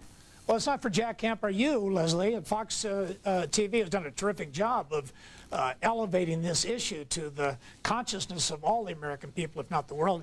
But we have a tremendous intelligence gathering, albeit this was a huge intelligence mistake, in my opinion. With all of the money we spent, we do not have the men and women on the ground in human intelligence to do the work that has to be done. But nonetheless, we're going to find out where he is, and any country that harbors and sustains and supports terrorism, we have to engage in a war against the very life of Western civilization. All right. Former Republican Vice Presidential nominee Jack Kemp, also co-director of Empower America. We thank you very much for being with us tonight. Continuing to watch the pictures in lower Manhattan now. Excuse me. It's smoky in New York today. It's made its way all the way up to Midtown. The wind has changed and blown it over this entire island. And as we were watching the close-up pictures just a moment ago, in the year 2001, a backhoe, a tractor, and a bunch of buckets removing what was the tallest structure in all of Manhattan, 110-story twin towers, which we now know disintegrated because when that jet went into the middle of the building, the temperature from all of that fuel so hot that it literally melted the steel there, which caused reinforced concrete floors beginning on about the 82nd story to pancake one into another leaving room for little more than butter between the stacks. And now you see the dust, said to be 6 to 12 inches deep throughout all of lower Manhattan, and here, 5 feet of rubble. With us now, Republican Senator Richard Shelby of Alabama. He serves as Vice Chairman of the Senate Select Committee on Intelligence. Sir, from your intelligence briefings, what do you know? Is there a network in Florida? Are we close to busting it up? I believe after being briefed by the Attorney General and the FBI Director today that they're on the right road. They've got some work to do, but I have confidence in their ability and the confidence of the FBI and other people here. Myself, I'll just make my own personal observation. I can't tell you what came out of this meeting, but I said last night, and I said again today, there are parallels, strong parallels between what happened in Africa to our embassies 3 years ago and what happened yesterday in some respects. The Osama bin Laden group, if you see how precise the timing was yesterday, and you'll recall what happened 3 years ago, timing was important. Maybe that's just an observation, but I believe it's a strong one, Senator, not by itself. Senator, let us bring in one of your colleagues, Democrat Ron Wyden, who serves on the same committee with you. Senator Wyden, your information is that they may actually be able to solve this, what, in a matter of days or weeks? What are you being told? Well, I share Senator Shelby's view, and the fact of the matter is tonight Americans are making condolence calls. They're looking for shreds of hope, frantic to find information, and clearly our country must move very aggressively. I happen to think we've got to beef up what's called human intelligence gathering, getting into these terrorist groups, because they're not technological simpletons. We aren't going to be able to beat them without that. And frankly, I would go even further. I think what we've got to do is prevent these groups from forming in the first place, because it seems they always reincarnate themselves as a new organization and go off and commit these dastardly deeds. But in the meantime, Senator, you face a tremendous amount of criticism for drawing back the funding for intelligence. You and your colleagues. Because the argument now is that intelligence has been hamstrung for years, and we've been lacking this human intelligence you'd like to see more of, and that is what has led us to this day. I intend to support the additional funding very strongly. I happen to think that as we look at the future, intelligence is the heart of what we ought to be doing in the defense area. I think the Congress is going to work in a bipartisan way now to make some significant changes. I have been in the forefront during the 7 years that I've been on the Intelligence Committee to do something about human intelligence, to do something about NSA. There were naysayers up here said, look, we don't need the CIA. We don't need to beef up the CIA. Senator, we don't need the NSA. Excuse the interruption. But we do need it. We're required to pause now for just a moment. Fox stations up and down the line will be dropping away for local news, some of them.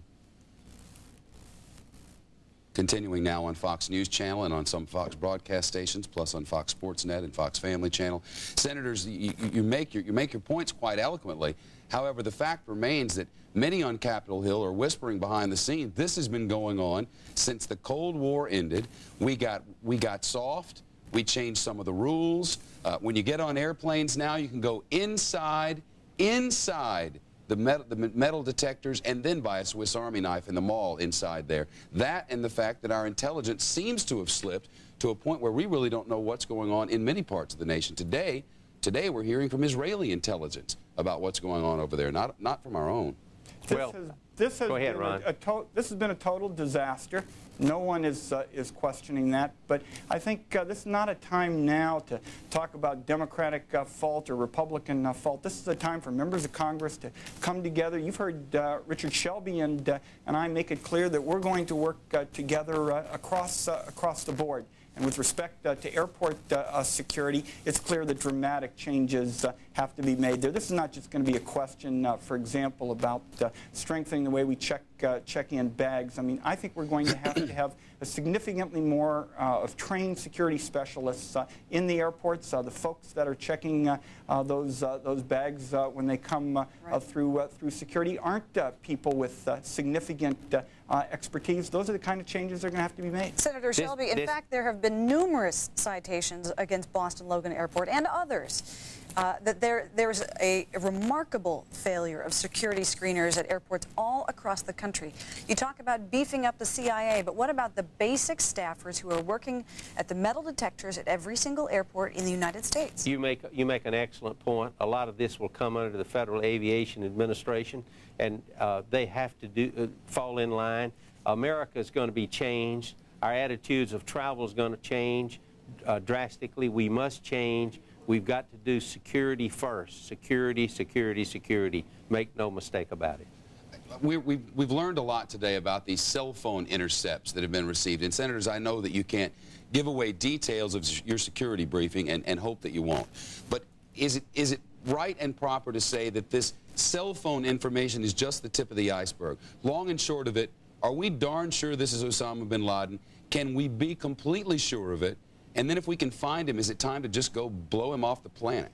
Our security oath prevents us from getting into that with the kind of detail Senator Shelby and I would like. But let's be clear. We've known bin Laden, on the basis of public reports, has been a significant security threat for a long, long time. This is a person who's been giving news media interviews for many, many, many months, and it's very clear that this kind of conduct, the kind of conduct that has raised questions across this country over the next day, is not going to be tolerated. All right. Well, we want to make it clear, Senator, if I can, I just want to explain to our viewers that the primary focus here is what you're seeing on your screen. It's the rescue workers, it's the heroes who are working in Lower Manhattan, literally around the clock, trying desperately to find whoever might be left in the World Trade Center. We're told that as many as 50,000 people were in those two twin towers. It's a real tragedy. At the time of the bombing. Senator Shelby, now a question about Afghanistan and maybe Pakistan. Both countries that might have had something to do with harboring Osama bin Laden, if we were able to make it very clear that it was he who masterminded this whole thing. Do you agree that there should be strikes against Afghanistan and Pakistan? Absolutely, but not just for political reasons. You're going to have resolve. This is going to test this president and this presidency, because this is full time. Our response has got to be measured. It's got to be thought out, and it's got to be executed. And it's not going to be a one-shot deal. This is total war. We've got to win it. Otherwise, we wait for the next strike here, and it will probably be big, if not bigger. 45 seconds. I got to be out. Senators, thank you both. Senator Shelby, a Republican of Alabama, Senator Wyden, Democrat of Oregon, good to have you both. We are continuing to watch live pictures now from Lower Manhattan. There are hundreds of people, we are now being told, working 24-hour shifts. New York's police and fire departments were called out 9 o'clock yesterday morning Eastern Time, and many of them have still not left. The National Guard has brought in a number of backups. The United States military sending not one but 2 aircraft carriers to the region. In New York's in the New York harbor, soon there will be a medical ship to serve as little more than a floating hospital.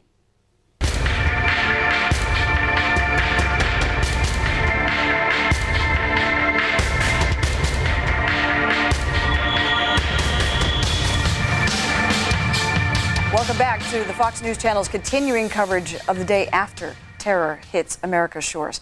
I'm Linda Vesser along with Shepard Smith. We are going to continue to cover throughout the night what you are seeing on the left-hand side of your screen. Rescue workers from New York City and all over, working with cranes, working simply with buckets with their bare hands, trying to move through the rubble and reach those who may be trapped under the rubble of the World Trade Center. Here's the latest as of now. The FBI is investigating Osama bin Laden's relatives and supporters in Boston. We are told by senior correspondent Rita Cosby that they have figured out about at least a dozen people that they are looking at very closely. Now, the feds are also focusing on multiple separate terrorist cells from at least 4 countries. This is very important. That might mean that they have been sponsored by a foreign government. Also this, the White House and Air Force One, we have now learned, were targets of a suicide attack. It's not clear exactly how that was part of it, but it's believed that the plane that went into the Pentagon was intended originally for the White House. There have been heroic efforts this day by passengers. Actually, on Tuesday, there were heroic efforts among those passengers who were on board that plane that ended up crashing nose first in Pennsylvania. It's been revealed that a couple of people on board that plane called their relatives, told them that they were being hijacked and that they were going to do something. Perhaps they were able to get into the cockpit overpower the hijackers, and then get it into the ground. Most of the nation's airplanes remain grounded as of this night, the FAA not lifting the ground stop as of yet, except for emergency flights. President Bush did visit the Pentagon earlier this evening, and what you now see over the part of the Pentagon that was destroyed by that airplane that crashed into the wall is a gigantic American flag signaling the United States resolve. President Clinton, former President Clinton, is being guarded by security while he is at an Australian resort. Former Vice President Gore is stranded in Austria. He, too, is being watched.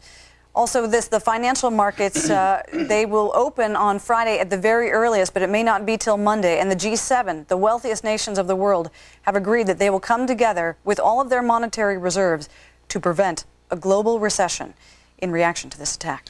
Just about 3 hours ago, in the very spot where you were looking, fears began to rumble that not one or two, but three more buildings might be ready to collapse in lower Manhattan.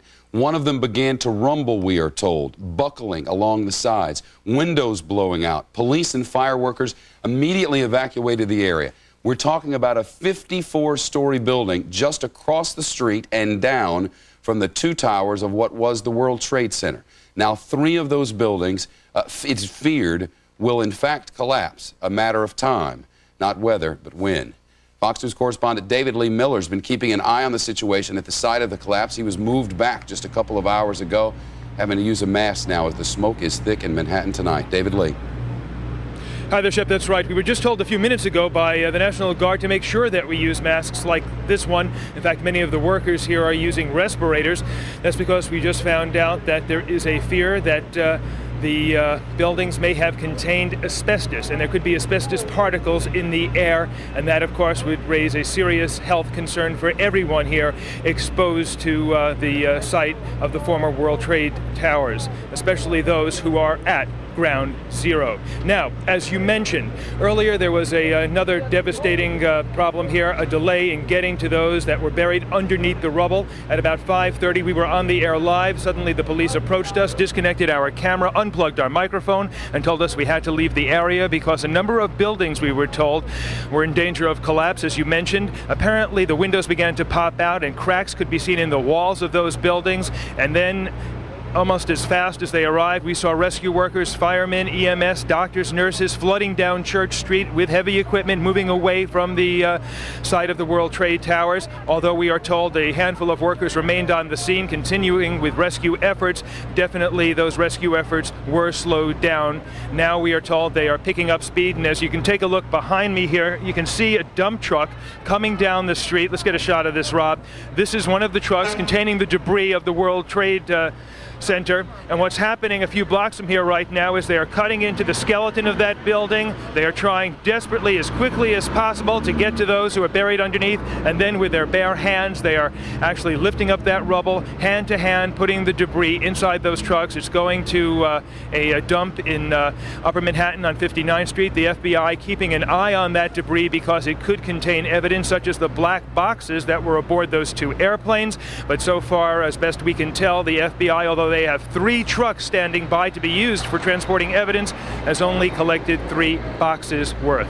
Now, as for the buildings that were damaged in Lower Manhattan, we are told that one of them is One Liberty Plaza, another is the World Financial Center, the Hilton Millennium Hotel, and also a historic building, 90 West Street, a building that was built in 1907.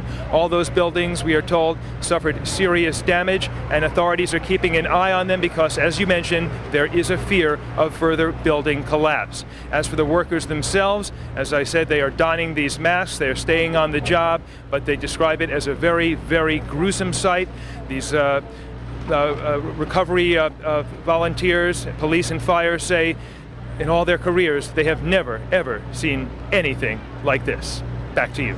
David Lee Miller, we will continue to get back to you during the hour, and for our viewers, you may see at moments when this camera shot pulls back and gets a little bit wider, at the bottom of your screen, you may see an American flag that planted among the rescue workers and by the rescue workers to let the world know of the United States resolve in the face of this attack.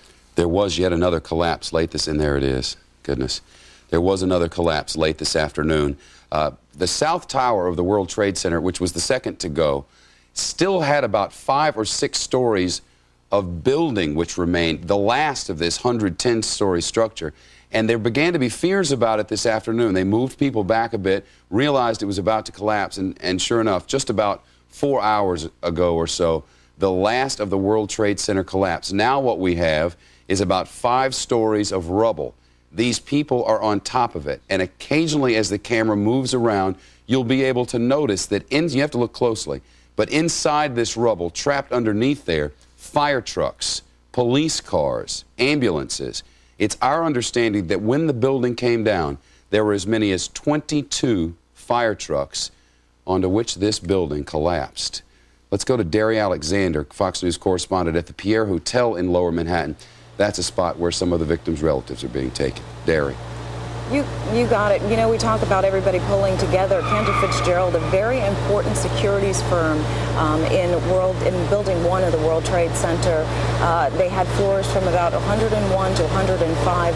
They are missing roughly 650 employees out of 900 employees. Well, they set up a little center for employees' families here at the Pierre Hotel where people can come and basically look on the safe list. They've compiled a list together of people who've been accounted for. Roughly 260 people have been accounted for out of 900 people. So basically all evening we've been seeing people walk into this hotel and looking on the list and finding that very grim news, 650, to find out that very grim news that perhaps their relative is not on the list, so they have not been accounted for.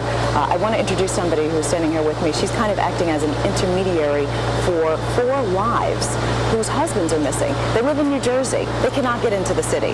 I talked to somebody else actually who worked for Fox News who was doing the very same thing for a friend. If you live in the suburbs and you can't get in the city, you have no idea if your spouse is missing, and you can't find out because you can't get in here to look at the list. This is Lisa. She wants her last name to remain private. Lisa came in here to help out 4 wives in New Jersey. Tell me the names of the husbands who work at Cantor Fitzgerald who are not accounted for. Well, the most important is Patrick Busey, but it's spelled B-U-H-S-E. So a lot of people call him Bushy. And Edward D. Simone, Stephen Strobert, Michael Lafort, L-I-F-O-R-T, and Bill White. You've spoken to these wives. What's going through their minds right now as they sit it's a feeling of shock. They can't even believe what's happened. They were called as soon as the plane hit, and Susie was called, and her husband said everything's fine. And it's kind of a makeshift emergency center. They're just in shock. We certainly appreciate you talking to us, and I know they appreciate your efforts. Something else I want to tell you real quick is that the CEO's brother is missing. They were in the first plane. They were in the first tower when the plane hit, and apparently he picked up his cell phone. Can I get out? He said, I don't think I'm going to make it out of here. The CEO of this company came in here and made a speech and said, hey, listen, I'm with you guys. My brother is missing, and we can't find him. Correspondent Derry Alexander. Once again. Derry, thank you very much. We're going to get back to you shortly. We appreciate it. We want to give you more information. This is coming in from the mayor of New York City, Rudy Giuliani. Apparently, the city has asked federal officials for 6,000 body bags. The toll of the dead is expected to go much, much higher than that. But at least at this point, the mayor of New York City has requested from the federal government 6,000 body bags for the victims of the World Trade Center collapse. Derry was talking to someone who mirrors so many stories around this city.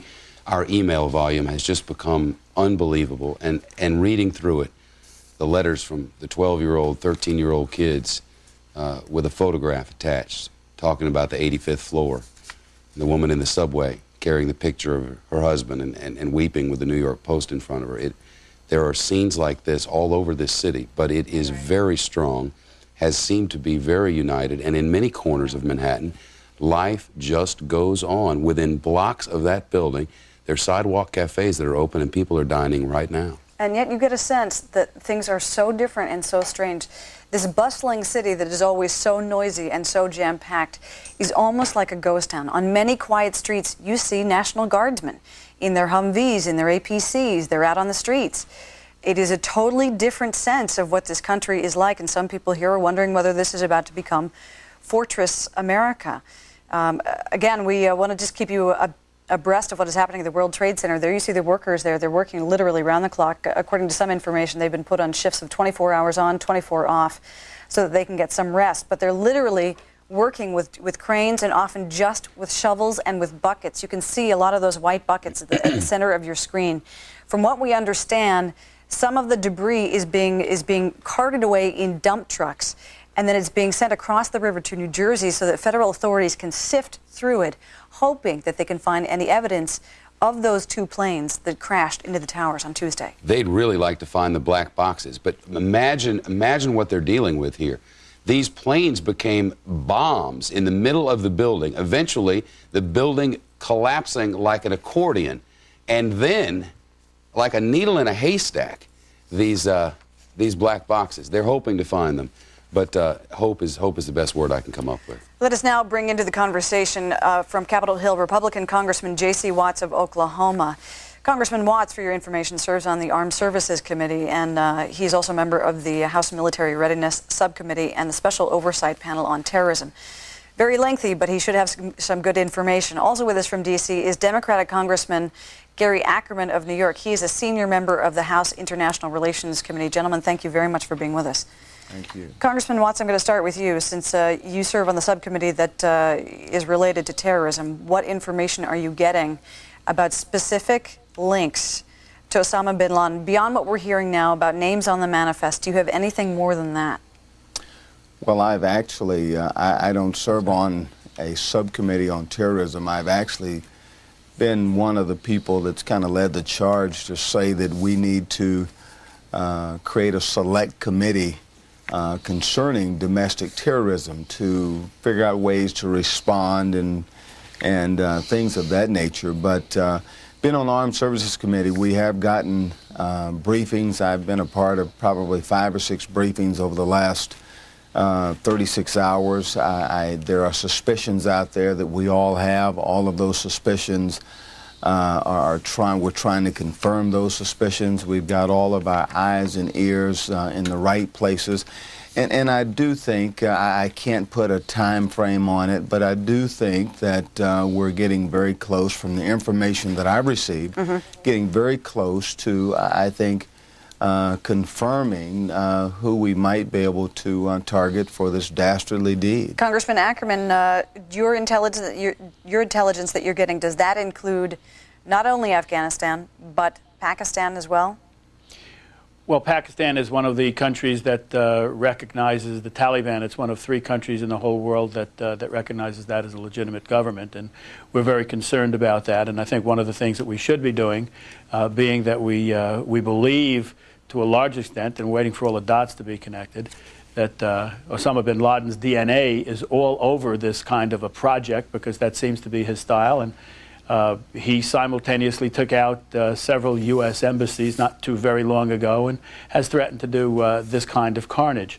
I think we should be demanding of those countries that give safe harbor to him and to his forces that we put them at risk the same way we will put him at risk if it pans out that he is indeed responsible for this action. You know, we knew the last time, right after he struck last time, somehow we bombed a medicine factory.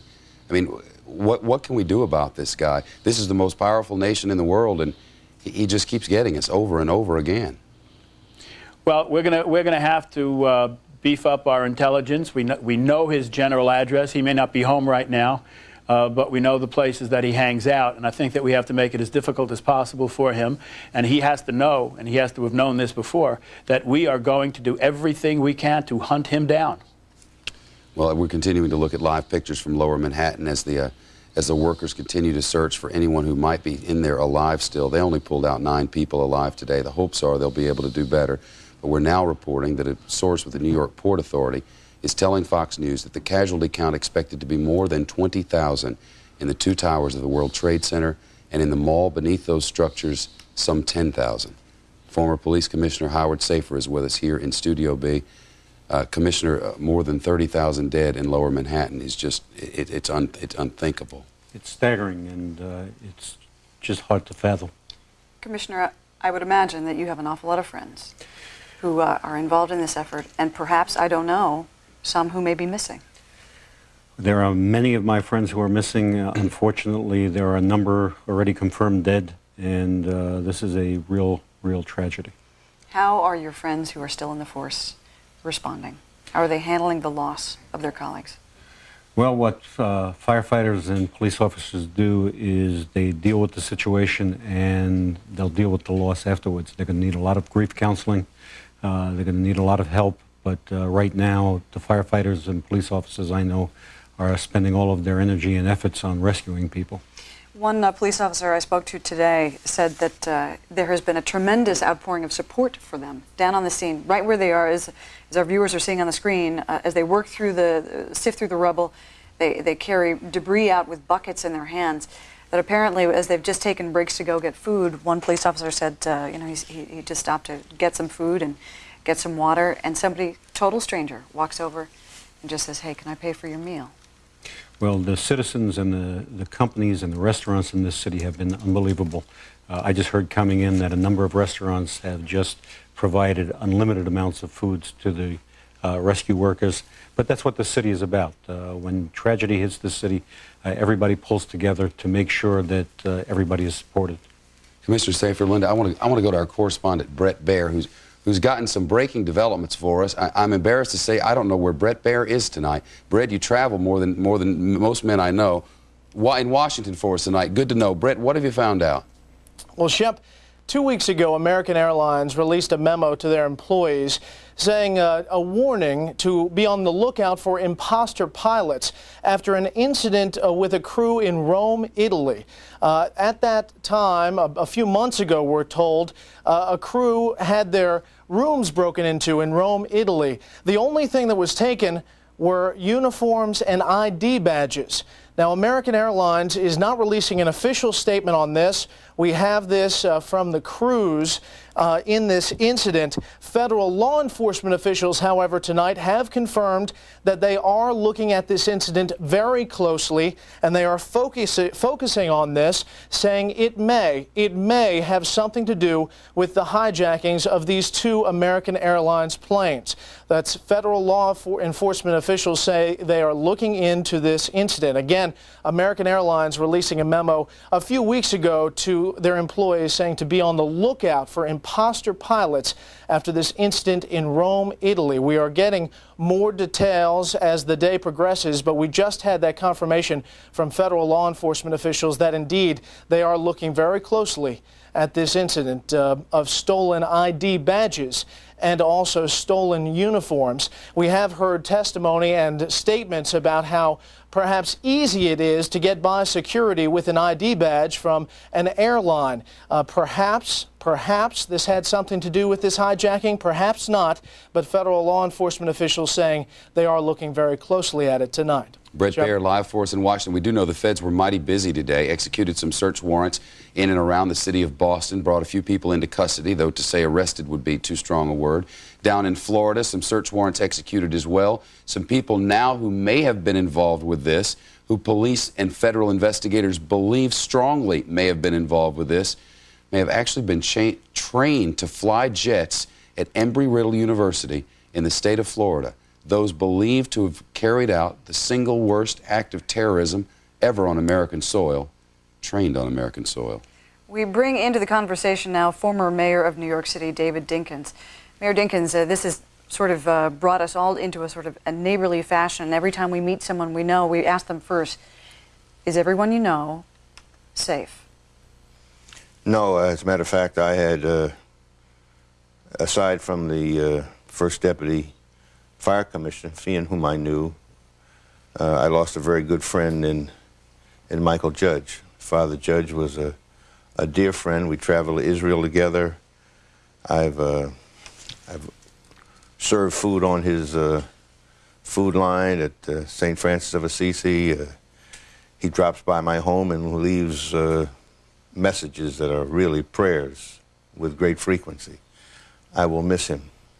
Throughout this night, we are showing our viewers the most important part of this entire response, which is what you're seeing on the left-hand side of your screen. It is the heroes of this attack. They are in Lower Manhattan, sifting through the rubble, fighting against time, trying to find any survivors. Mr. Mayor, is there anyone you know who is down there, who is working? Well, no one that I can, whose name I can give you, but I'm confident that given my many years in New York City and some of it in government, there are probably people down there that I know. Sure. Mr. Mayor, the Port Authority, which owns this building, the landlord of all the people who were there, a source at the Port Authority now telling Fox News more than 30,000 people are believed to be dead inside that building. Well, 20,000 in the towers, 10,000 in the mall. How does a city, even as long and strong and worldly as this one, recover from such a devastating loss? Well, the mayor has said repeatedly he didn't want to give numbers because it was so great. And while I'm at it, let me commend the mayor and the governor and the president for their response to this effort. I think it's tremendously important that we all pull together. And we will survive this. We're a great country, a great city, and we will survive. It will not be easily done, but we will do it. We hear the senators and the representatives and the mayor and the governor talking about rebuilding and reconstructing World Trade Centers. Can you imagine another set of Twin Towers in southern Manhattan? Can you imagine that? Well, whether they determine to rebuild the same kind of structure there or not, I don't know. But I was born in 1927, so I remember Pearl Harbor. I was in the Marine Corps in 1945. Fortunately, didn't see combat. I was mayor when they bombed the World Trade Center in '93. We have seen nothing like what we now face. But I remember during World War II, we put a ship a day in the water. We were building them that fast because we had to.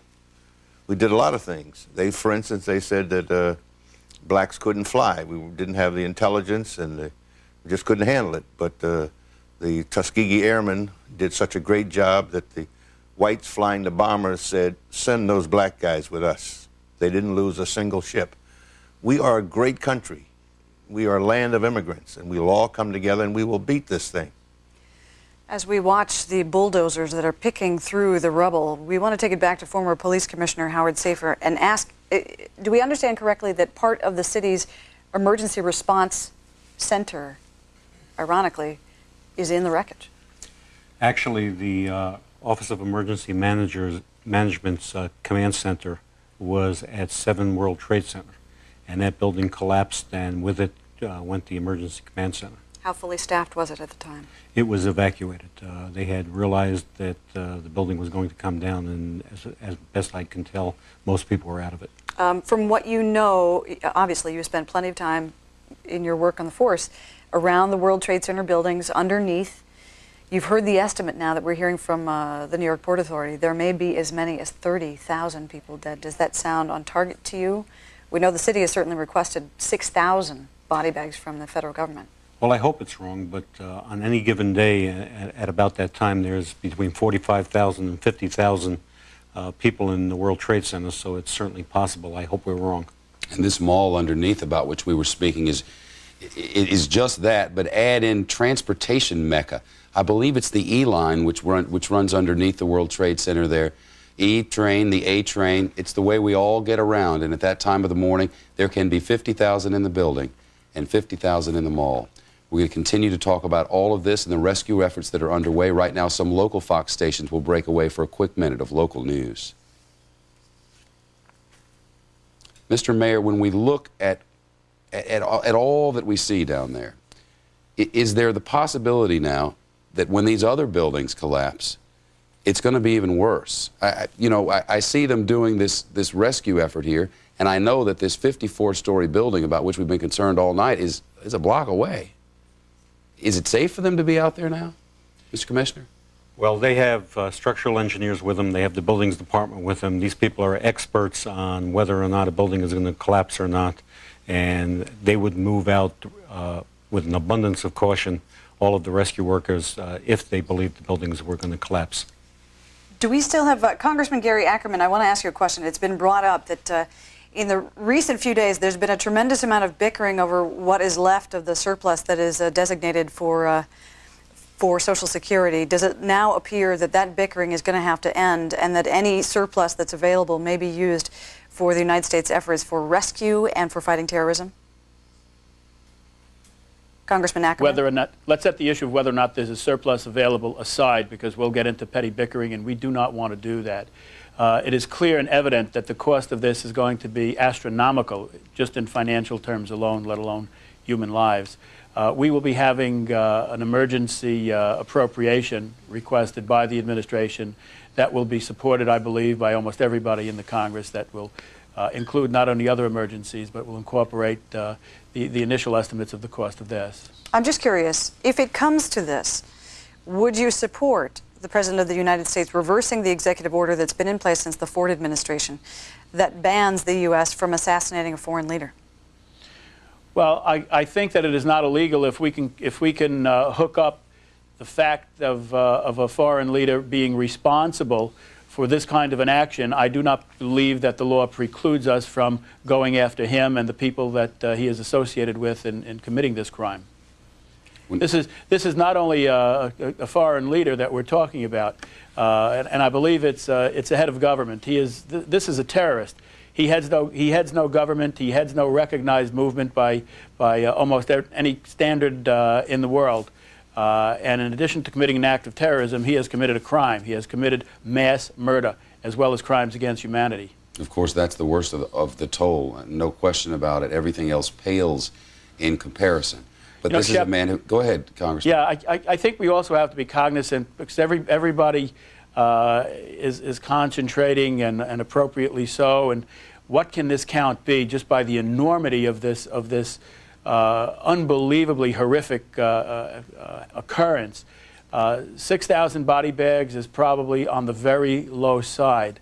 On the other very morbid aspect of it, when you consider that the explosion and fire and really heat and inferno that was generated, you had steel that was melting down and concrete that was vaporized into several feet of dust in some places.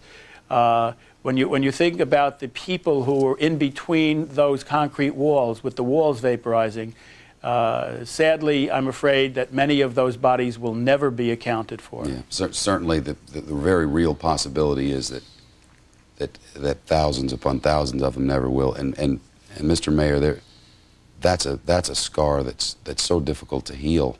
I remember in Oklahoma City, families weeks later waiting and praying for anything to bury, and the vast majority of them got just that. It would appear that won't happen here. Only I think that's probably true. As I understand it, the reason those buildings collapsed was the heat and the metal, the steel just melting, as it were. But I think of what we did following World War II. It was a massive effort. The war effort itself was magnificent, but then thereafter, we rebuilt Europe. We wouldn't permit Japan and others to have armies, and we poured tons of money into there. I can't conceive of an inability of our country now to come to the fore and raise the funds, whatever the amount necessary for this effort. Well, it's certainly going to be an astronomical cost, both in people and cash. Still continuing to look live in Lower Manhattan. The rescue effort will continue night and day, nonstop. We have been guaranteed until authorities are 100% proof positive that there is no way anyone else can be found alive. New York's finest and New York's bravest, along with the National Guard and others, working around the clock.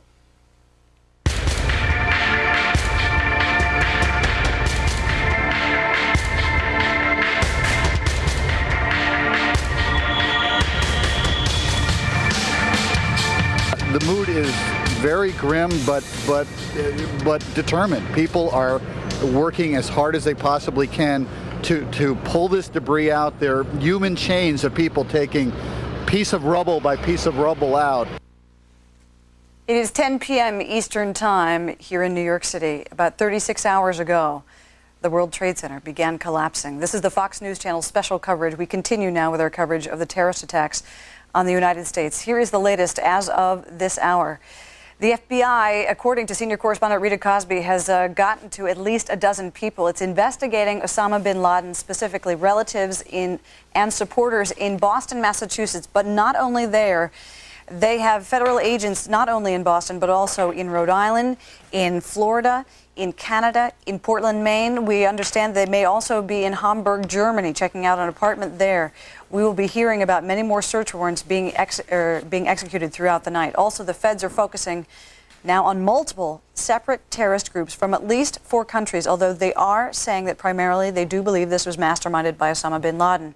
The word came out from the White House today that the White House and Air Force One were also targets of this terrorist attack. It was not just the World Trade Center. It was not just the Pentagon. It was apparently intended that the plane that went into the Pentagon was going to the White House instead. At the last minute, there was some change. It veered into the Pentagon and largely destroyed part of the E-ring. We have gotten word now that there were heroic efforts, at least on one of those doomed flights, this by passengers that may have spared lives in that Pennsylvania crash, this aircraft going nose down into the ground 80 miles from Pittsburgh, Pennsylvania. We have gotten word that through a couple of cell phone calls, a couple of male passengers called their families, let them know that the plane was being hijacked, also let them know that they were going to try something. And then apparently they put the phone down. It's believed that they may have tried to get into the cockpit, overpower the hijackers, and that may be why that airplane landed into the ground in Pennsylvania and not at some significant site in Washington, D.C.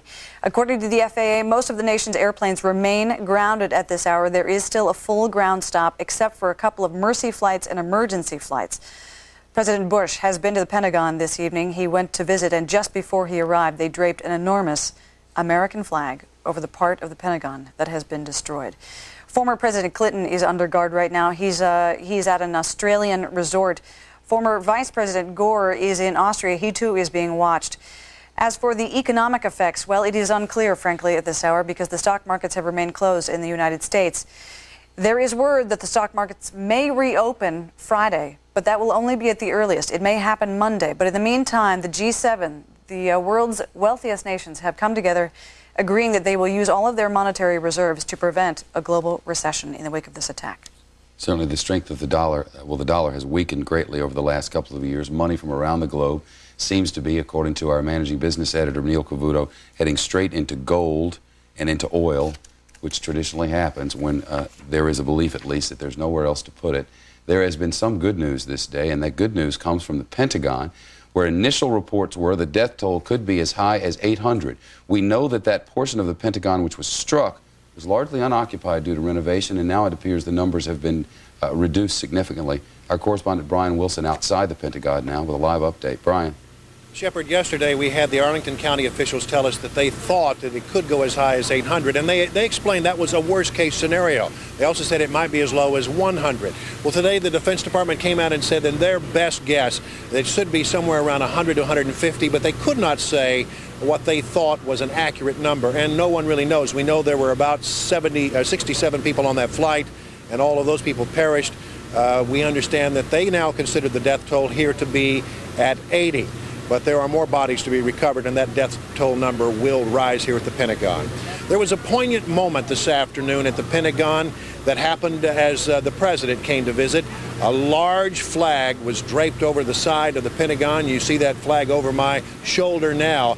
It is a poignant reminder of patriotism, and it stands proudly against the backdrop of a badly scarred south facade of the Pentagon building. The president was here and visited with workers on the scene to thank them for their tireless efforts and to ask them to continue the hard work. The president reportedly seemed to be very moved by what he saw here. The cleanup is very tough here. They had a hard time. Even this morning, they were still trying to put out some flames and some hot spots in the building. That is now all under control. They have a serious problem. The building is unstable. Now, since they don't believe that there are any more survivors inside there, they don't believe that anybody could have survived the impact, the smoke, the fire.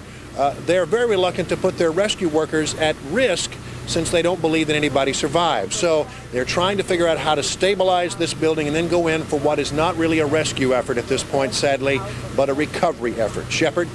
Brian Wilson live for us this evening at the Pentagon. Linda? Perhaps the most important part of what you will see throughout our coverage this night is what you're seeing now on your screen. That is the site at the World Trade Center in Lower Manhattan. Much of that part of the city has been evacuated.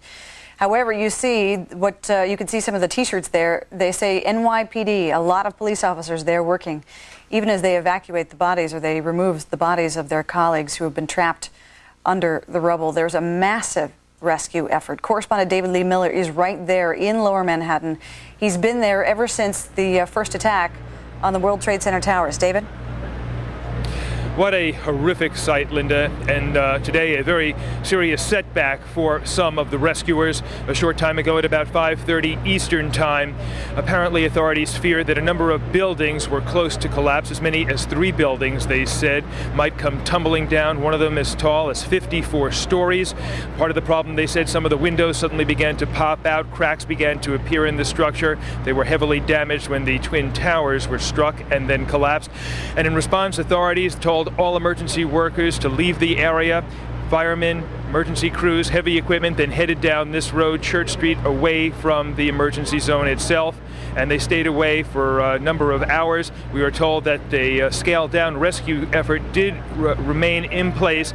And a short time ago, the workers did begin to return to the location. They say there is no immediate concern that those buildings are in fact going to collapse, but authorities are very closely watching the situation. Now, a short time ago, New York City's Mayor Rudy Giuliani said so far 41 bodies have been pulled from the wreckage of the former Twin Towers. Measure that against the fact, and here is a horrifying statistic. The Port Authority is now saying that as many as 20,000 people were killed. They say that figure could even be higher. And now, in addition to the 50,000 people that worked in those 2 towers, the Port Authority says tens of thousands of commuters were in the mall, often use the mall between the 2 buildings, taking the New York City subway. The mayor of the city of New York has now asked the federal government for an additional 6,000 body bags, that to supplement the number of body bags that the city already has on hand.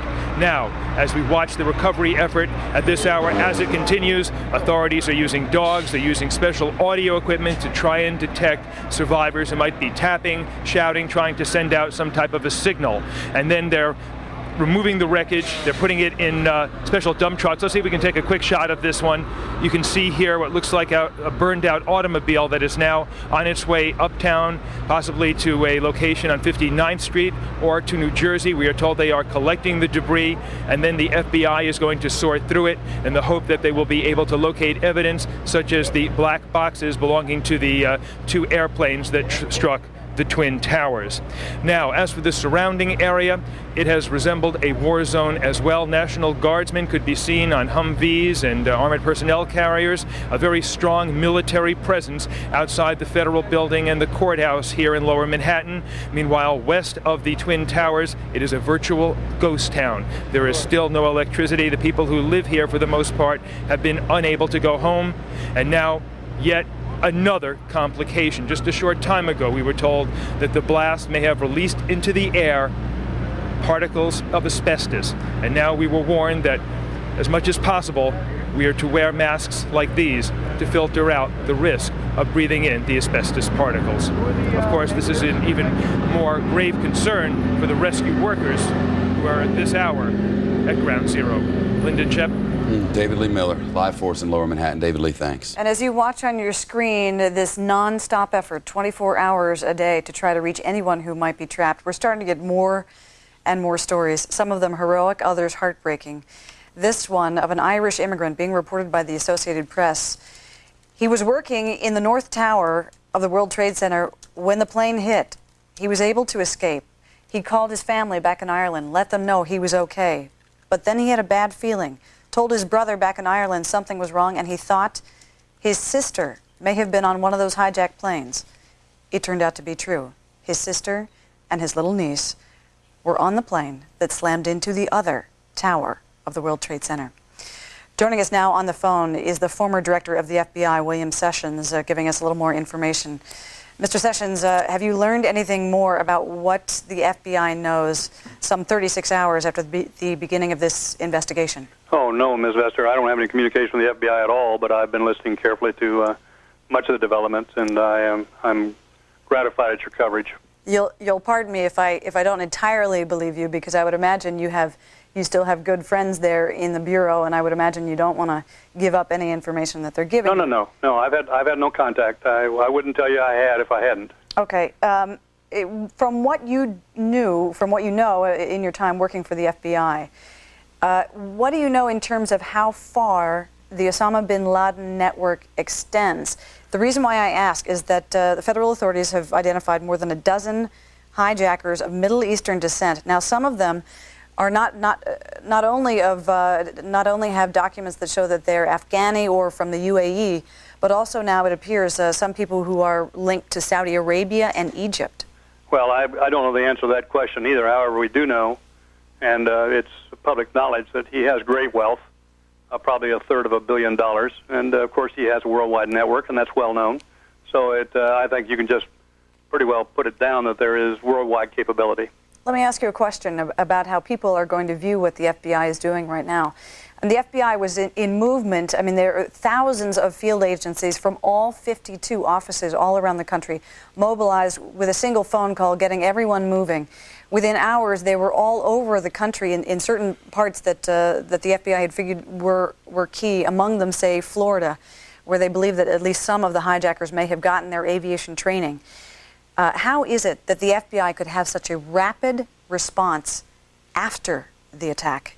Well, you'll recall and that, not, sir, before. This is the FBI's responsibility. It is an investigative agency. It has great capabilities. It has tremendously well-trained people, and of course, everybody was energized by the barbaric nature of this attack, and so I'm sure that it influenced every agency in the world to do its very best, and you'll get the very best, and I'm confident they'll solve it. You do not think that any of your agents had any information? After all, it was the FBI that worked so heroically in the aftermath of the U.S. Embassy bombings in Kenya and Tanzania. Well, you know, when you say they had no information, there is a great deal of information that is gathered over the course of the time in connection with the counterintelligence responsibility and the counterterrorism responsibility of the Bureau. And I'm sure there's a great deal of information. But if you're suggesting that they might have withheld something or not studied it properly, I would say that's highly unlikely. They are a very dedicated group of people, and counterterrorism is extremely important, and they know it. Former FBI Director William Sessions, we thank you very much for being with us. Nice to talk with you. Here in studio with us now, Frank Donahue, who was rushed to the World Trade Center as a member of the National Red Cross Rapid Response Team. Frank's CEO of the Southeastern Pennsylvania chapter of the American Red Cross. I mean, it goes without saying, you guys are all over the place when things like this happen, and normally there's a place where you can go in and help those who have been hurt, and this time people are not coming out alive. It must be an incredibly difficult experience. Yeah, it's been quite a 34 hours, 36 hours since yesterday morning. I arrived around 11 a.m. From Philadelphia, and just to drive into New York City to come through the Holland Tunnel, literally the only vehicle in the Holland Tunnel yesterday morning at about 11 o'clock. And the first person I came in contact with was a New York City police officer who was crying. And I knew what was ahead for the next 30-some hours was going to be devastating. I want to get this in here, and I don't want to sound... I just give you this information. The Empire State Building has just been evacuated. That's the extent of the information we have about it. The Empire State Building is one that is a symbol in New York City, is red and green at Christmas, is Yankee blue when the Yanks win World Series year in and year out. You'll forgive me. It changes colors and changes mood with the city. If you're not from here, that may seem a bit strange, but it's a symbol of our night sky that's important to people who live here. It was dark last evening for the first time in quite some time, and this night it has been evacuated in just the last few minutes. I do not know why, but certainly tensions have been high. Frank, let me ask you about some of your work. I mean, it is remarkable that you're able to sit here and be so calm, considering what you've seen. If you can, just take us through some of the moments of your work in the past 36 hours. As I said, yesterday I arrived and I helped with our disaster response. The Red Cross in Greater New York had about 8 units of volunteers in the area. Battery Park, below Soho, on the Wall Street area, who were basically the backup for the medical staff and the firefighters that you saw on the television there. People were being evacuated. They were being sent to Red Cross centers and being, directed where to go if people needed medication, whatever they might need. Red Cross volunteers were there to do that. And that's where I spent most of yesterday. But tonight I spent time at what's been called the morgue at Bellevue Hospital across town, and had an opportunity to see Red Cross mental health workers and talk to them and talk to family members. At that facility alone today, over 3,000 people have passed. And I said to one of our workers, I said, what was the hardest part of the day to this volunteer, woman who was a volunteer. And she said, what wasn't? And she just started to fill up. She said, no, I'll tell you what it was. She said, we saw 3,000 people here today, and not one name was on the list of a survivor list that we had from a hospital. Well, I want to jump in once again. Fox News has confirmed the Empire State Building has been evacuated. There are also reports now that Penn Station, Pennsylvania Station in Manhattan, has been evacuated as well. Penn Station is the spot which leads you everywhere, all over Manhattan and throughout the tri-state. Penn Station, Grand Central Station, if you can get to one of those, you can get to anywhere in the world, pretty much, with a couple of links. And an evacuation of Penn Station could be nothing more than some sort of prank, could be nothing more than high tensions, could be some fool putting in a fake bomb threat, but nobody's taking any chances here. And it's our understanding, we have confirmed that the Empire State Building has been evacuated, and we have reports now that Penn Station has been evacuated as well. Let us be clear, we do not want to be alarmist. We are simply bringing you the information, but we also want to bring up another point. Chief Political Correspondent Carl Cameron reported earlier today that congressional leaders had been briefed on Capitol Hill that there was a significant chance of follow-on attacks, something that law enforcement had told them could not be minimized. They said, in their words, follow-on attacks were possible, if not probable. Again, this is early information about the evacuations. We're going to keep you posted as we get more information from law enforcement. Actually, more information is coming in as we speak. Our New York assignment desk is just putting in confirmations, I now believe, of what we have just been reporting. The significance of this remains to be seen, except I can tell you that Manhattan has had an interesting feel over the last couple of days, and interesting is probably the right word because it takes on so many different tones throughout the day, depending on the specific spot where you are. Sometimes it is tense. Sometimes there are little hostilities within a restaurant or hostilities within another public place like a bar or something. At other times there are people crying together on the subway stations, as I saw this morning on the way to work. But there are a lot of tensions, and you do see National Guard troops on street corners at times, and it entrances to the park here in Rockefeller Center, where our building is located. 17 buildings in Rockefeller Center, often seen as a potential target for terrorism. The garbage cans have been removed. There are IDs at every door. You can't have a package delivered anywhere inside Rockefeller Center. They don't open the doors that allow the UPS trucks and the FedEx trucks to come in. We're on pretty good lockdown. Okay, we want to bring in one of our Fox colleagues. He actually serves as a director here at Fox, Jack Hannock. He's on the phone with us. He apparently is at 34th Street. For those of you who are not from New York, that is very close to Penn Station. Jack, what do you know? Linda, I am on the corner of 34th and 3rd. What happened about 5 minutes ago is that people came running into our building on Park Avenue and 34th, knocking door to door, saying everyone must evacuate immediately. Everyone started running down the stairwells, and Park Avenue and Lexington Avenue all empty, and there's thousands of people on the street. The police are directing us all to just run to the water on the east side. Do not go west, they're telling us. That's all the information that I have so far. Okay, I want to give people who are not from Manhattan some perspective on all of this. If you were in Central Park and on the east side of the park in Manhattan, you get to, the first thing there is Fifth Avenue, which is Museum Row for many of you who aren't in New York City. After Fifth Avenue, you have Madison, and then Park Avenue, which is the divided one that you see at Christmas time with the lit up lights in the middle of the street. After that is Lexington, then 3rd Avenue, 2nd Avenue, 1st Avenue, York Avenue, then the East Side Highway.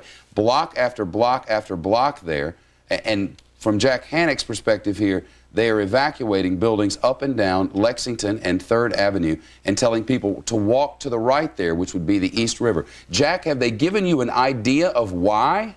They just said there was a threat against the Empire State Building. The Empire State Building right now is totally dark. And I asked the police, and that's all they're willing to say. Jack, how much of how much of law enforcement are you seeing? How many officers are you seeing around you? There's a huge presence here on every street corner now. The streets are totally blocked off. Traffic is being diverted. I don't hear any ambulances, though, but I would say there are 10 or 15 police directing traffic at each corner right here. All right. When you say police officers, I mean, how heavily are they uniformed? What kind of weaponry do they have? Do you see any bomb squads or anything like that? At this point, I don't see any bomb squad. I don't see anything. Right now, they're just as I said, directing the traffic. There doesn't seem to be, what's happening, which is a little bit unusual, is up the street, there are a lot of people just staring up at the Empire State Building, waiting for something to happen. Well, Jack, and then there's a whole other group of people who are just following the directions and moving as fast as they can to get out of the 34th Street area. I want to tell our still heading toward the East River right now. Jack, I want to tell our viewers what they're looking at. If you see the green lights there in the larger box on the right-hand side of your screen, green, blue, whatever that color is there, the brightest light on there, just to the left of that, if you look very closely at the top of your screen, you can see one little light. That's the light at the top of the tower above the Empire State Building. That is the portion which is lit up in many different colors, depending on the season, depending on the holiday. Last night it was dark, and it was our assumption, though I did not read this definitively anywhere, it was our assumption that with the carnage in the southern end of Manhattan, that the Empire State Building would go dark, and certainly it did. These are traffic cameras that are switching around. They are beyond our control. But this is the shot of the Empire State Building now. Buildings around it being evacuated, and people who live in this area being asked to move east toward the East River. This is an area that's sort of mixed. There is some residential, some commercial. The street areas around the Empire State Building, the first and second floors mostly, are businesses, and then people live above them. Jack, if you would, stay with us on the phone. You are our eyes and ears outside the Empire State Building and Penn Station. A number of unmarked black police cars just speeding up toward the Empire State Building. But right now, people are just huddled all around the corners here. Everybody's on their cell phones, trying to make contact with their loved ones to tell them they're all okay. Okay, Jack, stay with us on the phone. Jump in as you get more information. We want to bring in Bill Richardson, former U.S. Ambassador to the United Nations and Energy Secretary under Bill Clinton.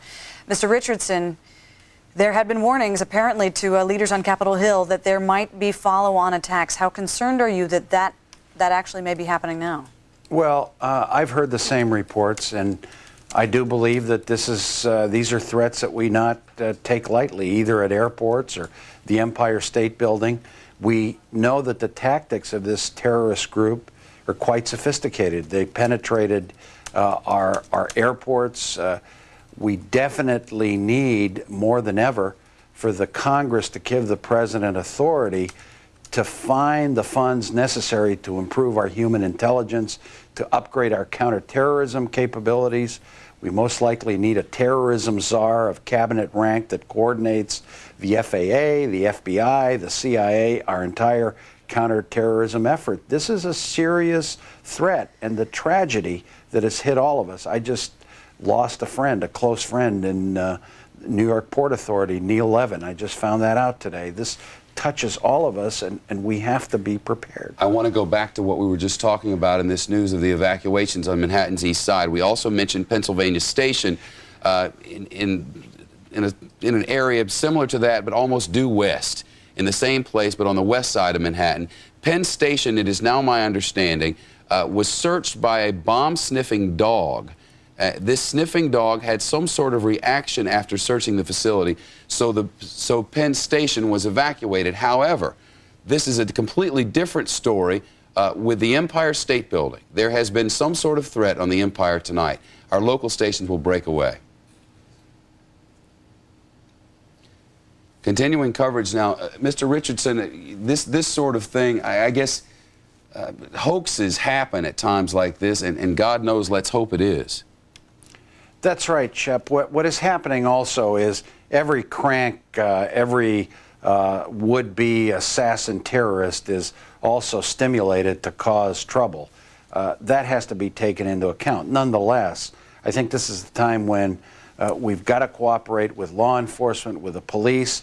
We've got to put up with a lot of inconveniences when we go to airports. And tomorrow, if airports open up, that it probably will be 2 hours before anybody is given a secure status to board a plane.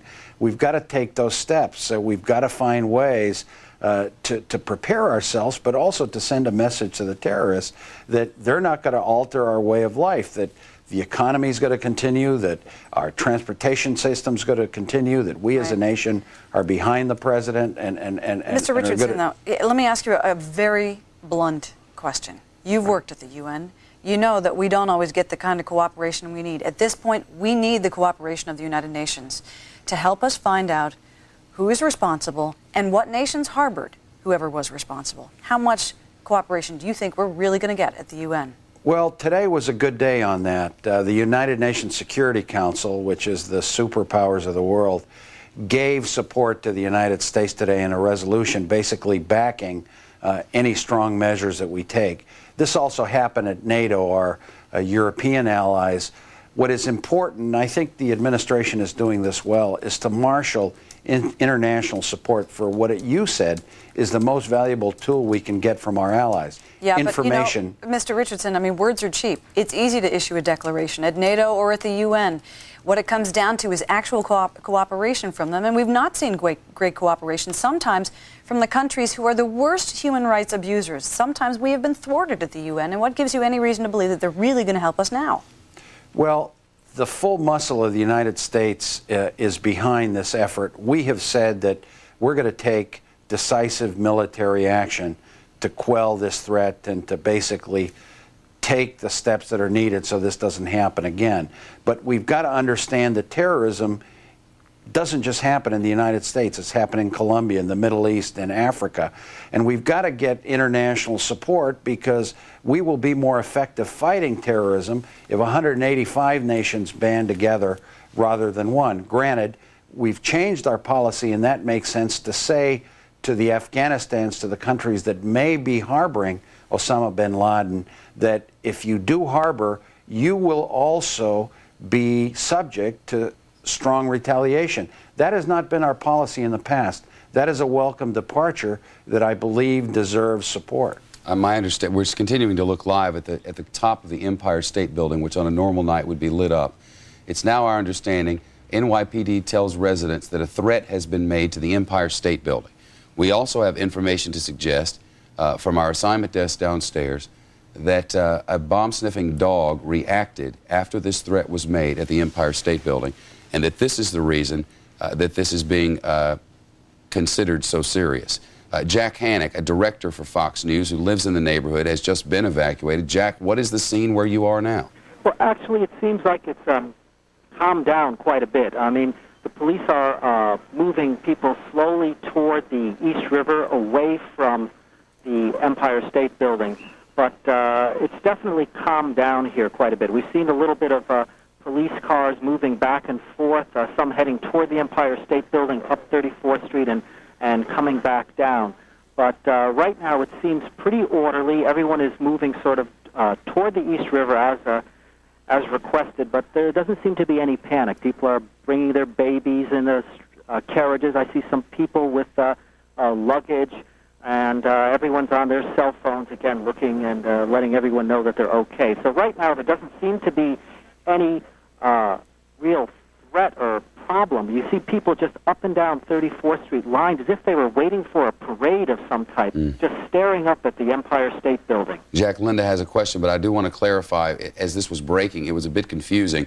We now know that Penn Station was evacuated as a result of this threat on the Empire State Building. We're going to get right back to you, Jack, as we continue to watch the Empire State Building, watching for developments to unfold in downtown Manhattan as well, but some of our stations will be rejoining us now.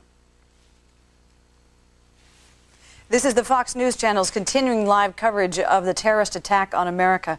We want to explain what you're seeing on your screen. On the left-hand side, there you see, on the lower right there's something that says MetLife. But next to that, you see a building that is virtually dark. That is the Empire State Building. We got word from the NYPD, who has told residents nearby that they have to evacuate. Apparently, there has been some sort of threat against the Empire State Building. Apparently, there also has been a search of Penn Station. For those of you not familiar with it, that is a train station that's important for those who commute in and out of New York City. Our Fox colleague, Jack Hannock, is on the street outside the Empire State Building. He was among those people when the call went out to evacuate. Jack, what are you seeing? Once again, it's very, very calm and quiet here right now. Everyone is just staring up at the Empire State Building, lining 34th Street, which the Empire State Building is on 5th Avenue and 34th Street. I'm about 3 blocks away down on 34th Street. The police are just making sure that everyone is moving as far east as possible, getting away from the Empire State Building. How much law enforcement are you seeing? You reported earlier that you saw an awful lot of uniformed officers, and then you saw a swarm of unmarked black police cars. What kind of law enforcement are you seeing right now? Well, as I said, the scene has really calmed down quite a bit. It's very orderly. I don't see any police cars moving back and forth like I did a few moments ago. Traffic is actually moving normal, and the police are actually directing traffic down the avenue, which is quite surprising to me. No one is allowed to go on 34th Street, but the avenue traffic is moving quite normally. Moving down the avenue on 5th or just there on farther east? It's moving down 2nd Avenue. So we're talking about 5 long city blocks. Let's see, yes, you got Madison, you got Park, you got Lexington, you got 3rd, and then 2nd is moving properly. Well over, that's a mile, right? Absolutely. Avenue blocks are a 1/5 of a mile, I believe. Jack, before this all happened and everyone was evacuated, was the Empire State Building dark at the time, or has that just happened since everyone was pulled out? No, it's been dark. It's been dark all night. I actually looked up at it just before I was watching the news channel. I looked up at the Empire State and said, "Oh, it's dark again. I guess this is just another precaution."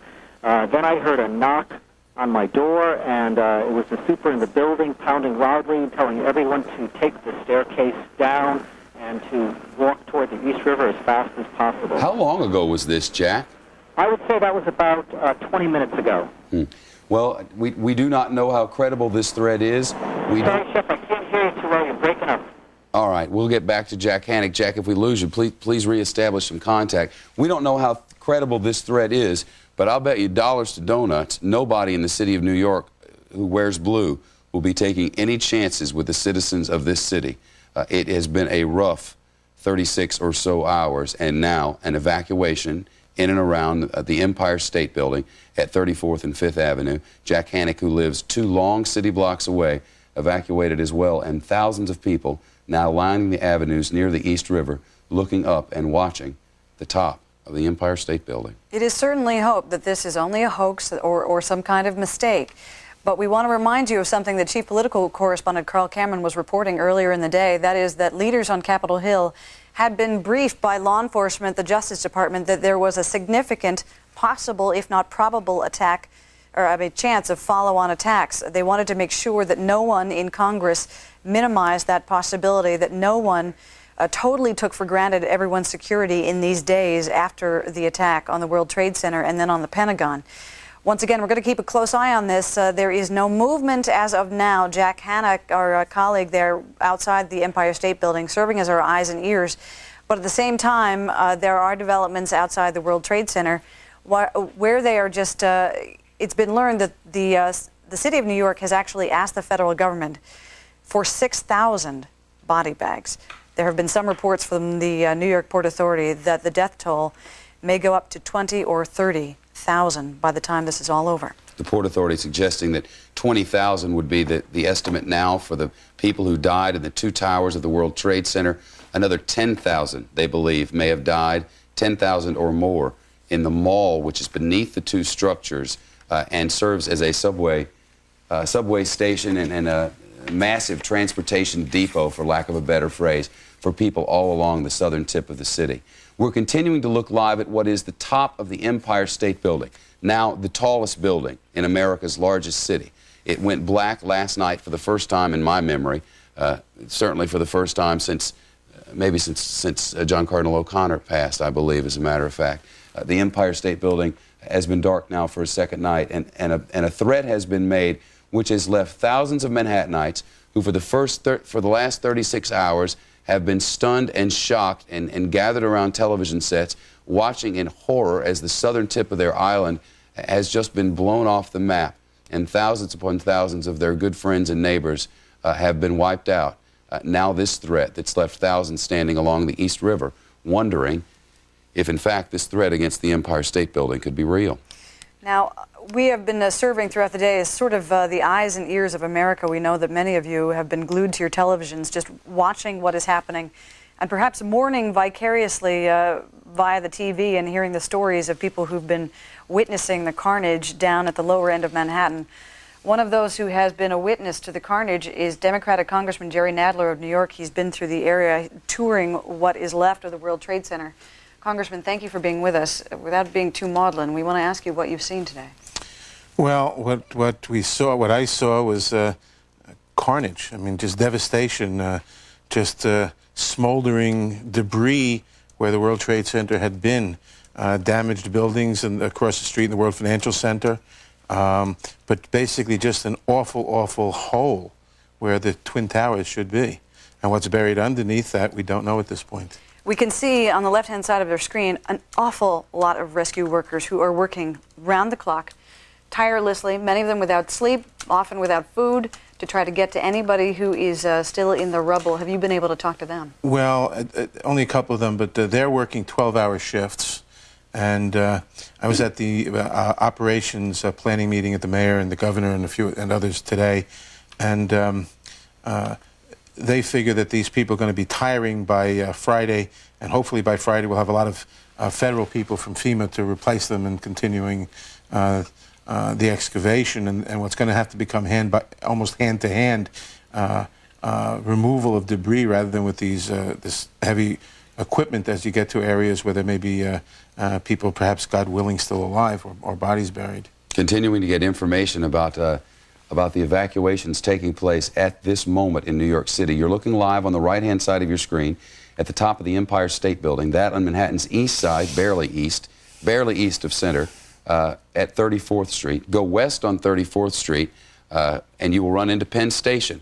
Penn Station, it's my understanding, is now being evacuated as well. The head of our daytime booking department is Eric Spinato.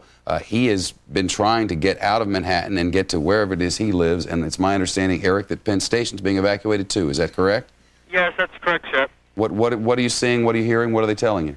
You got about 50 people quickly walking upstairs to the entrances that lead you to the ground level. They're starting to put yellow tape line, and they're saying that it is a suspicious package at the bottom of the Empire State Building, I guess outside the Empire State Building. Eric, I'm hearing overhead announcements there. Is that what they're telling you? No, what they're saying is they're asking people, calmly just to walk outside, and they're trying to suspend train service on Long Island Railroad, I guess, and of course the subways that goes uptown and downtown in Manhattan. Well, that would be a paralyzing development if it lasts long at all. The Empire State Building, more than 90 movies have been featured on this building. It was built in 1931, 1,250 feet tall, the tallest building in the world for some 4 decades. 4 decades. William Lamb was the principal architect of the thing. It stands now as the tallest building in the city. And ironically, the Empire State Building was hit by a plane itself in the 1940s. Back to Eric Spinato, who is our eyes and ears inside Penn Station. Eric, just a sense of how calm or perhaps nervous people are? Yeah, Linda, it's pretty calm, but I see cops gradually coming downstairs and I guess trying to ask people to go upstairs. There's still people actually trying to purchase train tickets to go home to, I guess, Long Island and New Jersey. No, Long Island. We've heard that there are sniffer dogs as well, and that wherever this suspicious package may be, that they have been reacting, that the sniffer dogs have reacted to it.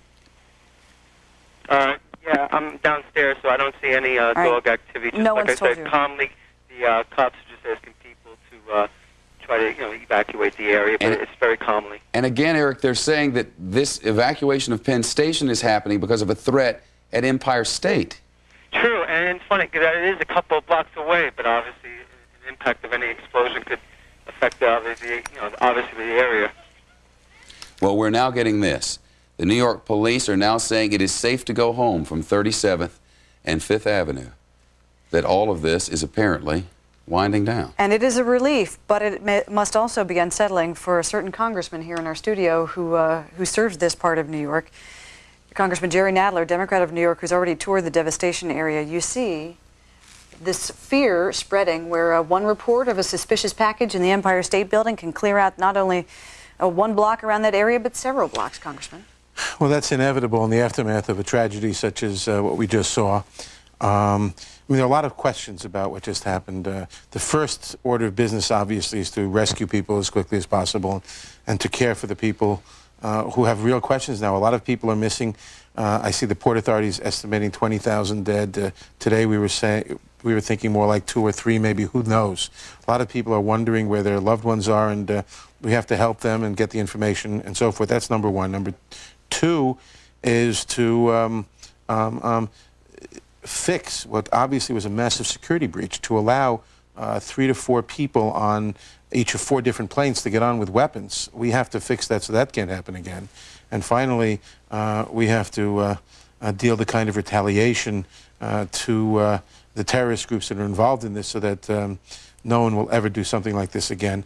And we have to get very serious about it and tell all our friends abroad that if they insist on doing business with countries that do business with terrorists, they're not friends of the United States. And one more thing you have to do is heal the sense of vulnerability that now pervades at least New York City. I mean, New Yorkers are known for being brash and aggressive and pretty much fearless, and now that may have changed. Well, no, I think New Yorkers are also resilient, and this city will in the end do fine. Of course, a lot of people will have been hurt, which is a tragedy, but we will recover from this, and we'll come out strongly from this.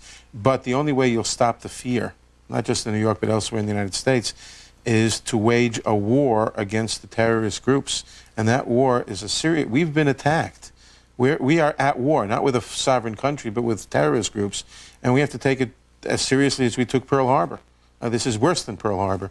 And if the United States responds appropriately, which I believe we will, and we wage war against these groups, it's not a question of finding a particular person and putting him on trial. It's a question of waging war against those who are waging war on us, and making clear to countries that deal with them or harbor them that they are not friends of the United States and will suffer the consequences. We will eliminate those groups, and we will eliminate this fear eventually. With us now from Columbus, Mary Schiavo, former Inspector General for the Department of Transportation and author of Flying Blind, Flying Safe. Can we still fly safe? Actually, we can't. And unfortunately, we haven't really been flying securely or safely for a number of years. We've been flying under a false assumption that we did not have a domestic terrorist risk. That was the stated assumption of the FAA in accepting a very low measure of security for domestic flights. That myth is gone now. How do we fix it? Well, we have to fix it. First and foremost, we have to start fixing it by putting into action the measures we have had in place for some time, the laws we have had in place. We are very lax with background security checks on our workers in the airports. Security screening is woefully inadequate of passengers and materials going into the airport. When I was Inspector General, we did a widespread investigation both in 93 and 95, 96, and we could pierce airport security at will in this country. We got knives, guns, deactivated hand grenade, bombs, you name it, through security. We could get onto any airport that we tried, and we really had seen no improvement. That was repeated in 99 and still no improvement. So we have to enforce the laws we have, but we also have to confront the reality that indeed domestic aviation terrorism, counter to what the FAA has told us for a decade, obviously now is very real. So we have to treat domestic aviation like international aviation. We have to have stringent security measures, starting with at least a minimum of the kind of measures on international flights, full checking of passengers. Not just the cursory 2 questions that are now asked by computer. Did you pack your own bag, and does anyone unknown to you give you items to carry on? Anybody can answer those questions. We cannot rely on what we have now. Mary Schiavo, if you would just hold with us for just a moment. We need to take you back to the scene of the World Trade Center where some firefighters are continuing. You could just see on your screen firefighters, police officers, and other volunteers working around the clock. David Lee Miller speaking with some of them who've been working nonstop. David Lee? Hi there, Linda. That's right. There are thousands and thousands of rescue workers here, many of them volunteers, some of them from fire districts outside of the New York City area. And joining me now are 2 gentlemen. They are both from Michigan. We have Robert Hudson. He is from Centerline, Michigan, and Mike Johnson, to my immediate left, from St. John's, Michigan. Both of you fellows thought it was important enough to leave your hometown, come here to help out. Yes, describe for us, as best you can, what the scene is a few blocks from where we're now standing. The best description, it's a war zone. Mass destruction, large losses of life. We don't know how many. It's it's a absolute all-out affair trying to dig through the rubble to pull out any victims that possibly might still be alive. At about 5:40, there was fear that there could be a building collapse or a number of buildings that could collapse. What happened? There was some concern that one of the buildings, they were using some transits to track the potential movement of the buildings, and apparently they felt that one was potentially moving and sounded all clear to get out of the area, and everybody did.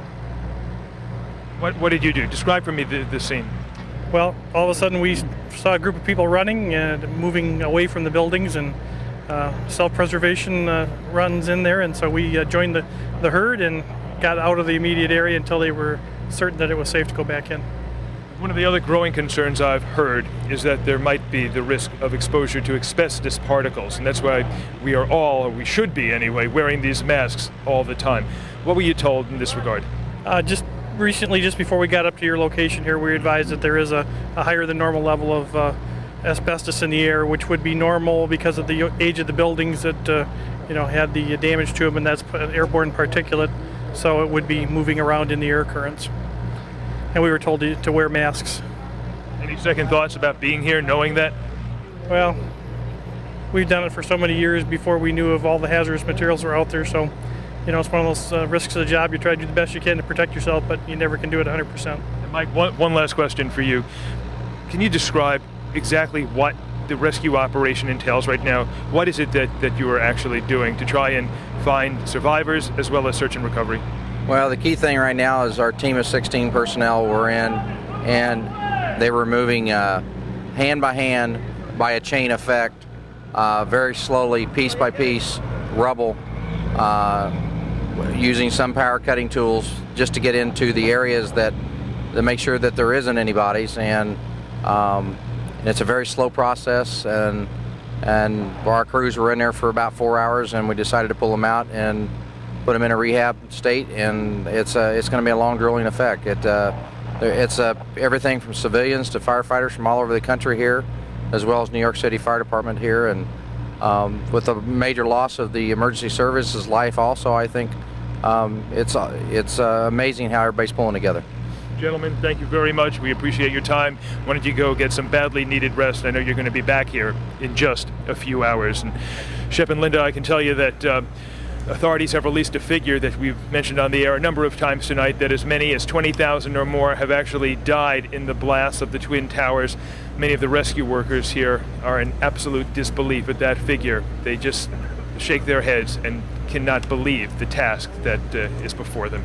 Back to you. Correspondent David Lee Miller at the World Trade Center in Lower Manhattan. We want to bring another voice into our coverage.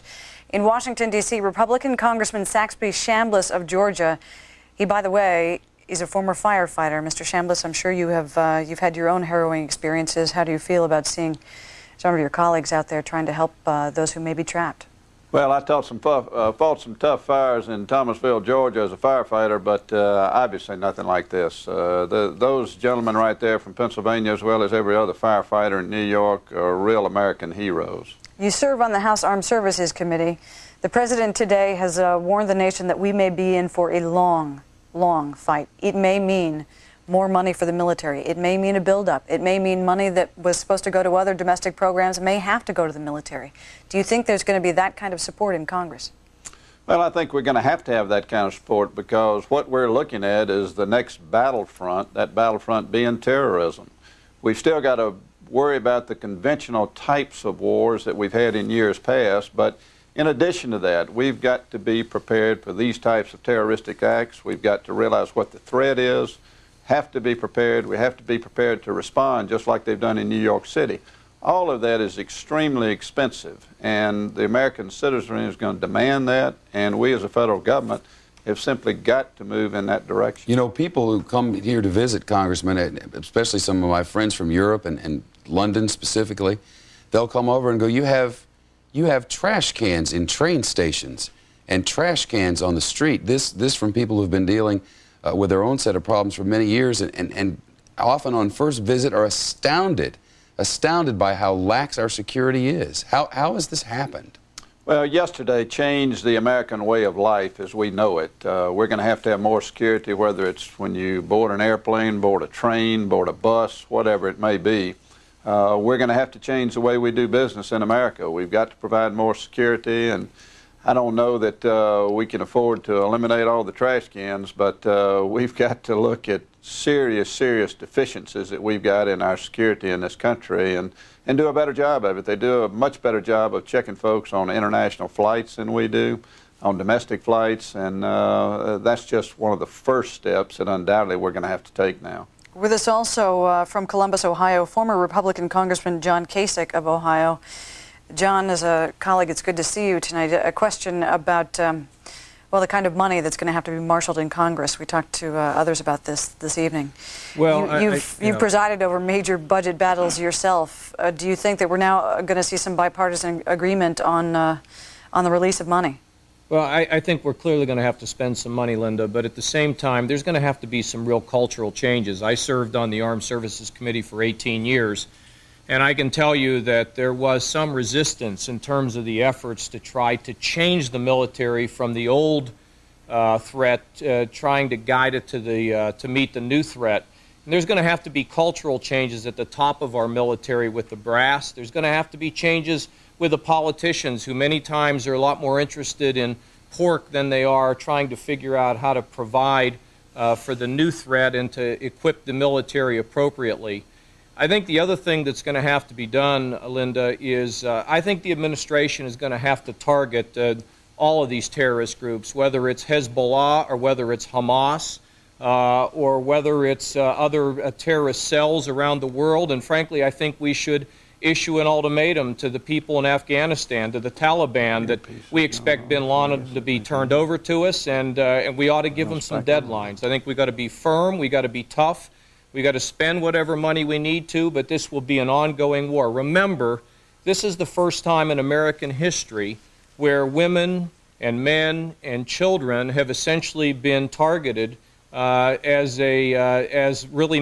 military targets. I mean, it's never happened before, and this is really a fight against our very way of life. It's a fight against the civilization. It's a fight against respect for others. And this is going to be ongoing, and it will be at times uncomfortable. We can't permit countries like China to send these kinds of weapons of mass destruction John, to you these mentioned, kind of countries. John, Got a lot of things we got to do. You mentioned China, John. China's president, in a phone call with the United States president tonight, offering his nation's help for rescue efforts and stronger cooperation against terrorism following the attacks in Washington and New York, according to state media. Interesting that that man who held that plane and all of that for so long, and you mentioned an ultimatum Shep, for we ought to take him. We ought to take him up on it, and we also ought to enlist the Russians in terms of trying to get them to cooperate in any kind of military activity we engage in. And we have to be serious about this. And you know, for example, with the Saudis have spent a lot of money helping a lot of these terrorist groups. And we've been largely silent about it, and the time has come to say we will not tolerate this. John, you said an ultimatum for the Taliban. You said an ultimatum. If you give them one, and if you don't, we're going to do blank, and what is it? Well, look, you know, I think they're trying to come up with targets, Shep, but the way I look at it, being on the outside and understanding the way they sort of approach this, I mean, clearly all of these terrorist groups, and I've mentioned Hezbollah, I mentioned Hamas, and the Taliban. John Kasich, and I think one of the stand by, John. We're going to pause now so our Fox stations can break for local news.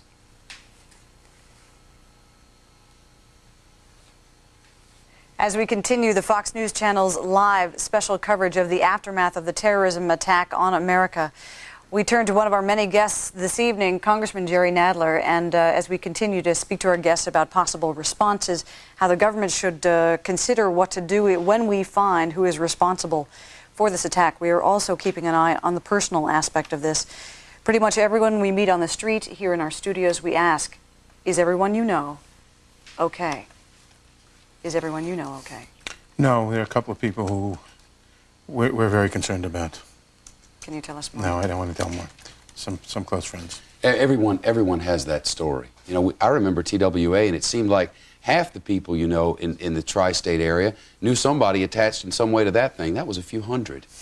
We're talking about tens of thousands here. There's going to be a scar, whether we want to admit it or not, there's going to be a scar that's going to take a lot of ointment to heal. It's not going to heal so fast. It's going to be a major, major, painful scar for thousands and thousands and thousands of people all over the country, in the New York metropolitan area especially. And we're sending grief counselors and so forth, but grief counselors can only do so much. When you lose a loved one, there's nothing else you can do. Mary Schiavo, as you are the expert on aviation here and some of the security lapses, Boston Logan Airport, the officials there today were right out there defending their own security procedures. You have the information that shows that Boston may be one of the worst offenders in terms of security lapses. Is that true of Newark Airport and Dulles Airport as well? Well, when we examined those airports, none of them ended up at the top of the heap. Those particular three were also not the absolute worst, but all have had security lapses. Logan has had some other problems in the past. So on average, they fell in the middle of the pack. None were particularly good at picking up non-traditional weapons other than the FAA test items in the FAA briefcases and the test weapons. So all airports failed miserably on that, as did a lot of airlines have been cited, including American, for lax security procedures. So all are in for a good measure of criticism and taking security very, very lightly in the past. Well, I want to thank Linda and Shep, could I make one point? You know, when you take very a look quickly, at the EMS activity, it has been amazing how wonderful these people have been. You know, running up a stairwell with a hose when people are evacuating. The federal, state, and local governments have been marvelous in terms of cooperation. We should think about that in terms of airport security. Perhaps we can involve state and local governments working with the FAA and the federal government to beef up security at all these airports. Mary Schiavo, Jerry Nadler, Congressman Chambliss, John Kasich, thanks to all of you. This is going to be a long night for the folks out there. We're expecting in just a few moments a news conference from St. Vincent's Hospital in Lower Manhattan. We'd been hoping throughout the day to get word of more people who might have been pulled from that building alive. Today, sadly, just a couple of handfuls, Linda. Let us remind you that as we keep a close eye on the recovery efforts there, the rescue and recovery efforts outside the World Trade Center, that is not the only place where people are doing heroic work tonight. There is also the site of the crash in Pennsylvania, just 80 miles from Pittsburgh, where the FBI, the NTSB, and many others are sifting through the wreckage, trying to find the black box so that they can determine who's responsible for the hijacking of that aircraft. Also at the Pentagon, there are urban search and rescue teams, firefighters, among others, still working to rescue people, to sift evidence out of what remains of the Pentagon. Our lives have changed here significantly. We have some interesting pictures to show you. This is a before and after of the World Trade Center. In the moments after this happened, there were so many questions. The first one went in, and so many people thought, "Gosh, what an awful accident!" And it didn't look like such a large jet, you know, Linda. And then another, and then the wondering, and a little bomb scare tonight. And this city is certainly on edge. As there are Army National Guardsmen on the streets of New York City, there is still a sense of total surreal in the city. And you smell, even 3 miles away from the site of the World Trade Center, you smell this bitter, acrid smell. It's the smoke that's coming from the towers, and it's almost spreading over all of Manhattan. In a way, it's symbolic of the way everyone in New York City is feeling. The fear that started down there has spread to this entire city. Perhaps a sense of security now punctured. Yeah. We'll have continuing coverage throughout the night and the morning. We're 24 hours a day on Fox News Channel on cable. Hope you'll join me 7 Eastern tomorrow for the Fox Report. On cable, Bill O'Reilly's next. To the rest of you, good night.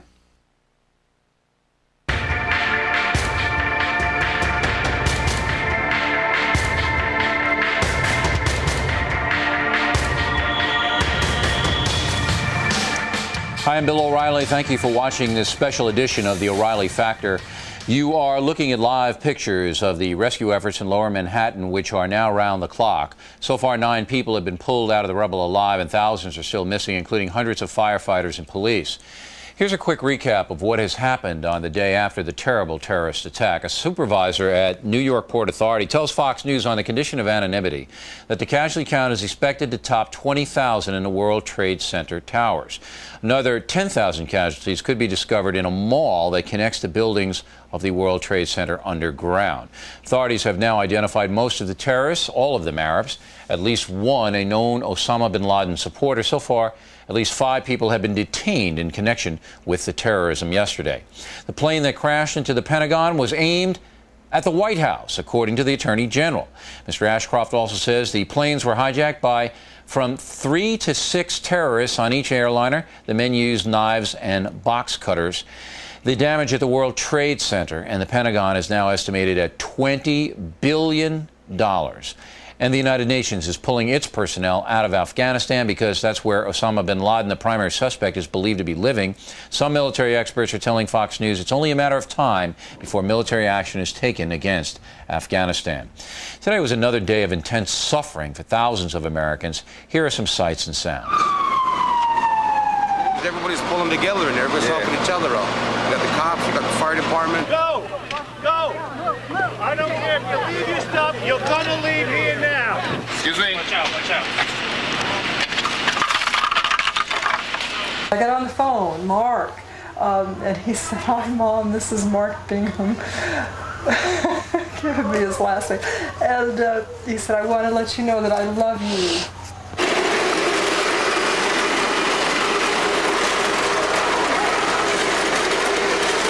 She was so dearly loved, and she was such a beautiful woman in so many ways. She's just an incredible love for life and such a great sense of humor, and she's irreplaceable.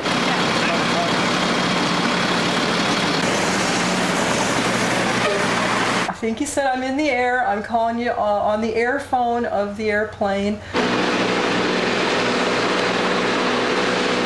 I'm going to be thinking, you know, she's coming home. You wouldn't believe the feeling that you have inside when you're watching these events take place on television, and then realize that it's somebody that you grew up with.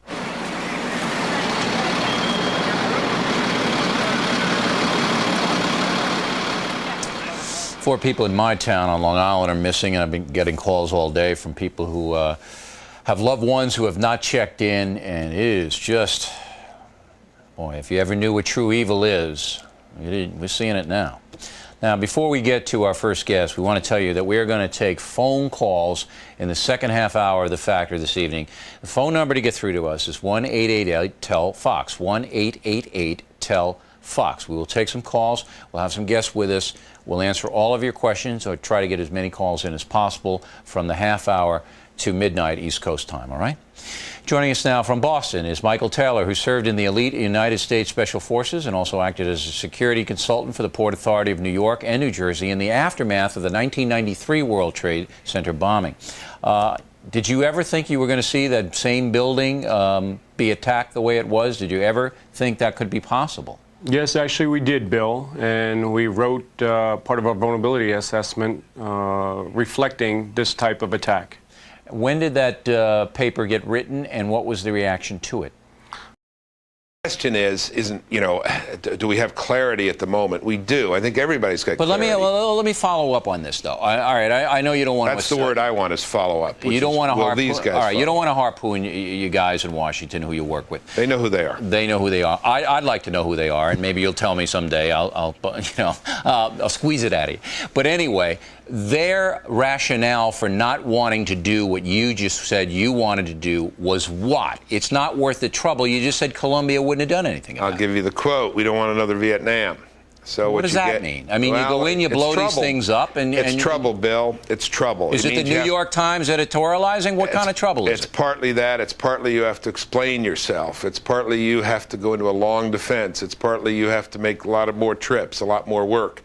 You know, an analogy from the world of education. If you got a student who brings a knife and slashes somebody up and you throw them out of school, you got to deal with lawyers, you got to deal with Civil Liberties Union, you got to deal with the newspapers. If you just give them counseling, you don't have to deal with anything. All right. So, I mean, it makes me angry, and I'm sure most people watching today are just absolutely furious because you can take that tenet of the drugs that you just described very, very explicitly to us and bring it over to the terrorist action. We don't want to go into Afghanistan to get Osama bin Laden because then the Taliban government wouldn't like us, and we'd have to deal with France condemning us and some other people editorializing. So let's just let it go. And in the meantime, now we have more than 10,000 people dead, and that's what it all comes to, right? Well, yeah, I noticed in your last segment you talked about economic reasons. I think they're there. By the way, you've heard all the statements, Mr. O'Reilly, about not just the terrorists, but the countries that sponsor them and support them. Right. Supposing we find out that a sponsoring country is China. Supposing Yeah, I got China. it. Now, listen, I want to hold you over. We got to break now, so All some right. of our Fox stations can go to their local news. But Mr. Bennett will sit tight. We'll get to him right after this. Thank you. Okay, now we're back. So if I know what you're saying, there's a kind of a bureaucratic paralysis in Washington that most regular Americans are not aware of. They hear the rhetoric. We hear the rhetoric. And we feel that once these people get into power, into office, that they're actually going to solve problems. But I don't think there are that many problem solvers, Mr. Bennett, in high positions of power in this country. Am I wrong?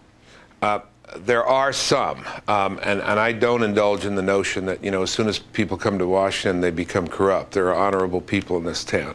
There's a conservative assumption, which is that the people are right and the people in government tend to be wrong.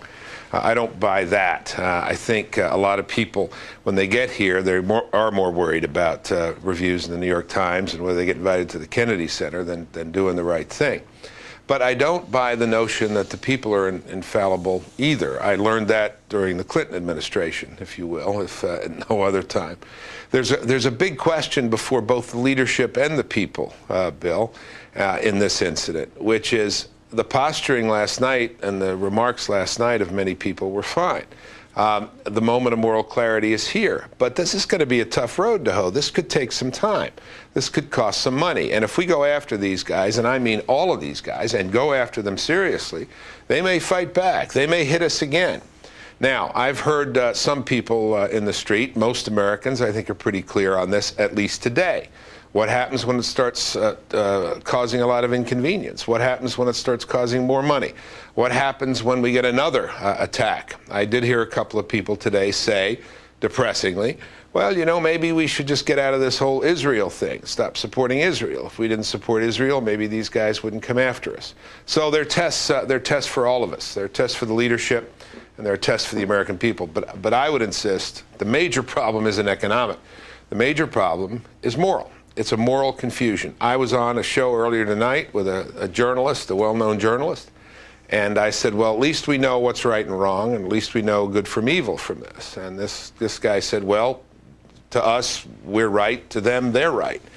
Now, if that's as far as you can go, if that's as far as your moral, vocabulary goes or your moral depth goes, we're finished. Because if you can't see that that's evil and that we have to be so clear, so unambiguous, so decisive about defeating that kind of evil, we're not in the game. All right. Well, that's a very good point. I wrote my column on that, which is going to come out tonight, on the exact same thing, that evil is well-defined. It's well-defined. It's causing pain and destruction, and you can rationalize it any which way you want.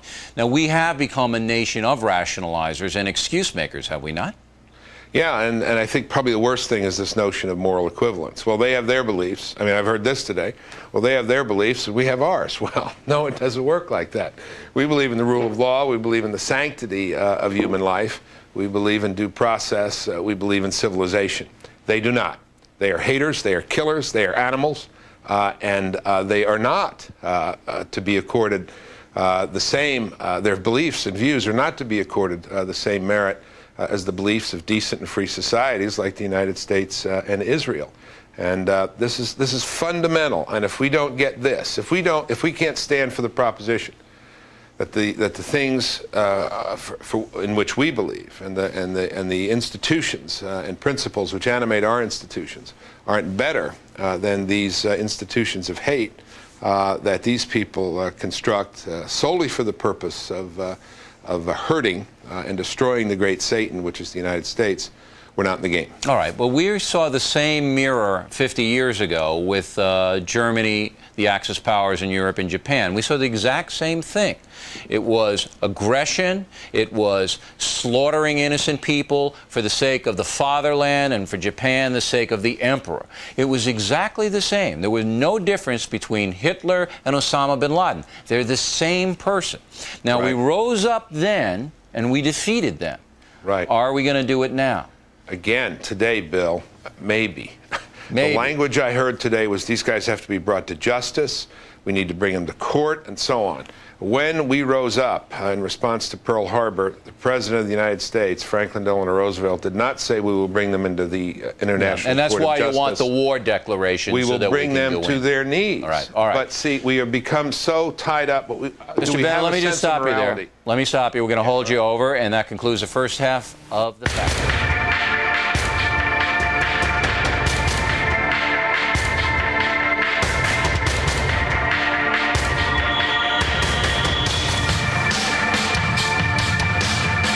All right, we're back. We have to do that. I want to tell Bill Bennett and the audience, Bill Bennett in Washington, the audience, we have to do that because the Fox broadcast stations are taking the Fox News Channel feed all across the country, and some of them go in and out for news coverage, and that's why we have to have the animation and to break back and forth. Sure.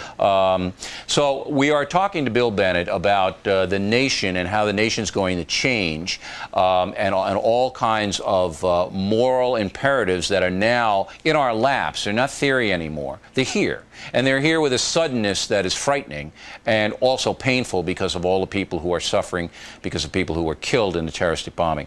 I want to bring in Colonel Robert McGinnis, who's also in Washington. He's with the Family Research Council and a security and military expert. So we have Bill Bennett in Washington. We have Colonel McGinnis in Washington. And we are now going to take your calls. So you can start to call now and ask us anything you want. You can ask me a question, or Mr. Bennett, or Colonel McGinnis. And if you just want to make a general statement, then we'll bat that around. All right, gentlemen, you're ready for the callers? We have full phone banks, and there's the number on the screen there. We hope you can get through. All right, Jason from Iowa, what say you tonight? We're now beginning to have conversations about the appropriateness of target and intensity of attack. Given that thousands of civilian Americans have been murdered, coupled with our knowledge of confirmed countries that are currently promulgating, either through training and asylum, terrorist activities, why is anyone expecting, or are we anticipating to give, a rational response? Indeed, why are they not simply expecting the worst? Well, why are they, the countries that are harboring these people, expecting the worst, or why aren't we expecting the worst? I think the question functions and is important for both of us, but immediately, why aren't the countries harboring them? Those suspected terrorists, confirmed terrorists, promulgated countries. Mr. Colonel McGinnis, why don't you take that one? I mean, it's a good question from Jason. Certainly the Taliban government in Afghanistan has got to know that their hours are ticking down here. They've got to know that, and Osama bin Laden had to know that this was going to come, that his life is on the line too. They don't care, or what? Well, clearly, Bill, we have a host of nations, Iran, Iraq, Libya, you've mentioned others, perhaps Syria, that have these training camps.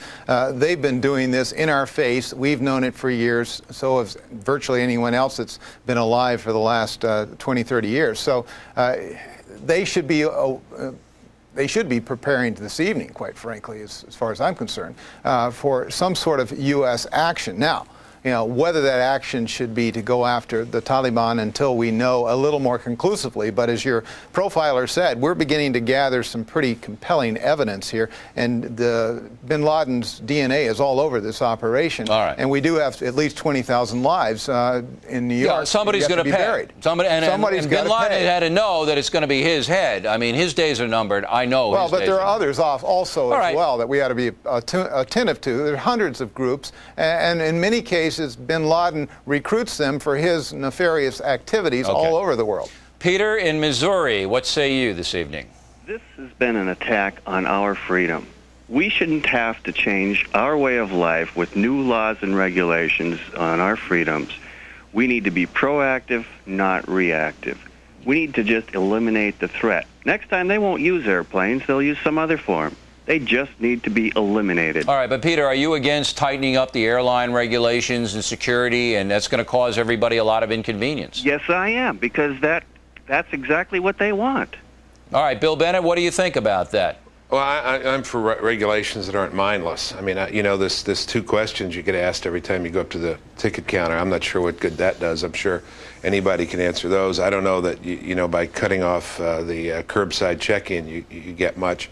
I don't know why we can't arm our pilots. Most of them are former military. I don't see why we can't arm them. I don't see why we can't have uniformed or non-uniformed plainclothes marshals. Sky yeah, I mean, I'm marshals for the Sky Marshal thing. That's going to be introduced in Congress tomorrow. I'm for Sky Marshals, and I'm also for security so that nobody could get into the cockpit. I mean, how difficult is that? Right, lock the cockpit and also train the flight attendants. Right, but to so we're also all on warning. I mean, American citizens are on warning. And I would hope that, you know, I think there was probably some incredible heroism in the skies over Pennsylvania. Oh, sure. I mean, there's no question that flight was headed someplace else and didn't make it. But Peter has a point in the sense that, I mean, if they're going to ban all carry-ons and you know, punish the American people, that doesn't seem to be right. The only difference I have with Peter is I don't think you can do it all at once. I think we should be strong. I think it should be disproportionate. I think they should know. They should be in fear of this, and we should knock their heads off. All right. But I don't think that ends it. I don't think that ends it. No, Peter wants to knock he wants to knock their heads off, too. Let's go to Renee in Texas. Renee, you're on The Factor this evening. Yes, my comments directed to all the criticism yesterday about where the president was when he left Florida. I didn't want to know where he was, because then most likely nobody else could find him either. Well, I'm with you, Renee. I thought that criticism was foolish and dumb. And if I'm the president, I'm going to listen to the security experts. Colonel McGinnis, I mean, come on, all right? You know, you got to listen to your security guys. This isn't a macho display, is it? Yeah, Bill, it was terrible when we had cameras following the president into a bunker in Omaha the other day. You know, we have secret facilities all over this country in which we can place our officials, protect them from these type of activities. Let's be a little more respective of our leaders of the situation, give our authorities the opportunity to do their important job. I mean, they'll protect absolutely. our interests. Yeah, I think that the politics now goes away for a while. I mean, I'm not going to criticize the president. I'm going to watch and see what he does, why he does it. I'm not going to criticize his speech, his tone, where he goes, what he does. I'm going to give the guy a break. Bill, can I dissent a little bit? Sure. Just because I was quoted in the New York Times somewhat inaccurately on this early in the day, I thought, you know, I didn't like the idea of the president being run all over the country. It looked a little scattered to me. We find out about these threats, and it's obviously very serious. I think the president should listen to what the Secret Service says about in the assessment of the threat, but I don't think they decide. He decides. And from everything I heard today, Bill, the president went against the advice of some of the Secret Service people. Yeah, and he came back. They wanted to put him in NORAD. They wanted to take him to Colorado. That's right. Their job is to protect him. Right. His job is larger than protecting himself. He's got to lead the nation. But and what he did was great. So far, all of the people involved, from the mayor of New York to the president of the United States, I'm fine with it. Bill from Michigan, what say you tonight? Bill, I'd like to know how come we aren't rounding up all the Arabic people and detaining them and trying to figure out whether they're part of it or whether they're true Americans. No, that would be terrible. As they did in World War II. Bill, that would be terrible. I'm sure you gentlemen would be against any roundup of... The way we look at it, this is a different war. This is fought a different way. This is a terrorist act, and it's going to continue. We should know who lives within our borders. Well, go ahead, Bill. Colonel. There is an important issue here. We ought to know who lives in our borders. That's for sure. You know, INS is broken down. Our borders are wide open in many cases, and we do have terrorists, obviously, running around our cities. So, you know, there needs to be far more accountability. But certainly, we wouldn't want to go as far as what's being recommended here. No, I mean, rounding up Americans who are Americans, whether they're of Arabic descent, is insane. I'm not. If you want to review green cards and visas of people who are here, I'm for that. And if you want to put the military on the border, as they should have been on the border for the last 5 years to stop all the chaos, I've been saying that for a year. Allison from California, you're on The Factor. When we find out who and where the perpetrator of this attack is, do you think President Bush will declare war or what? What do you think, Mr. Bennett? I think he will. I hope he does before that. I hope Congress will before that. You can declare war against the Islamic Jihad. You can declare war against radical and militant Islam and all their associates. So you can wait. Wait a week, wait 2 weeks. As long as he acts and acts in a way that makes it unequivocally clear that we are not putting up with this. This is what we have not had in the past and what we very much need to have in the future. I was checking the history books. It's interesting. It took us 55 days to get from Pearl Harbor to the Marshall Islands. That's a fair amount of time. I don't think we need 55 days to act on this one. My guess is we'll know a lot sooner than that and be able to act sooner than that. Yeah, he needs to act. People need to pay the price. These leaders need to be killed, destroyed. These bases need to be wiped out. It needs to be a disproportionate response. And that, by the way, is not an irrational response. That's a rational response. That's what civilization does in its defense. All right. Colonel, do you concur with that? Would you make a declaration of war in a broad area against Islamic terrorists? Well, Bill, he doesn't need a declaration of war, but I think for the culture, it would send a very clear message that this isn't kids' play. We have to get serious. It's something we see long term. The president, within his own authority, can bomb, say the Taliban, should he decide to, and he can send in the Delta Force and take out a couple of camps. But the bigger issue here, obviously, is do we send a clear message across all the nations of the world that the U.S. will not tolerate this heinous act, and if anyone else out there wants to follow and copycat, they too will wreak the results that we are perhaps going to do in Afghanistan. All right. Bill Bennett, if the president declares war on Islamic terrorists, does that mean he has to declare war on Libya, Iran, Syria, and perhaps some of the other Arab countries along the Gulf where we know training facilities for these Islamic terrorists exist? Do he have to declare war on those countries? He certainly, I think, then is within bounds once he does that to take action against those countries. Whether he wants to take action against those countries completely or just against those facilities is a matter then of judgment, and I think we can make those judgments. There are places in the countries you mentioned that we should go after now, and there's no reason we should hesitate.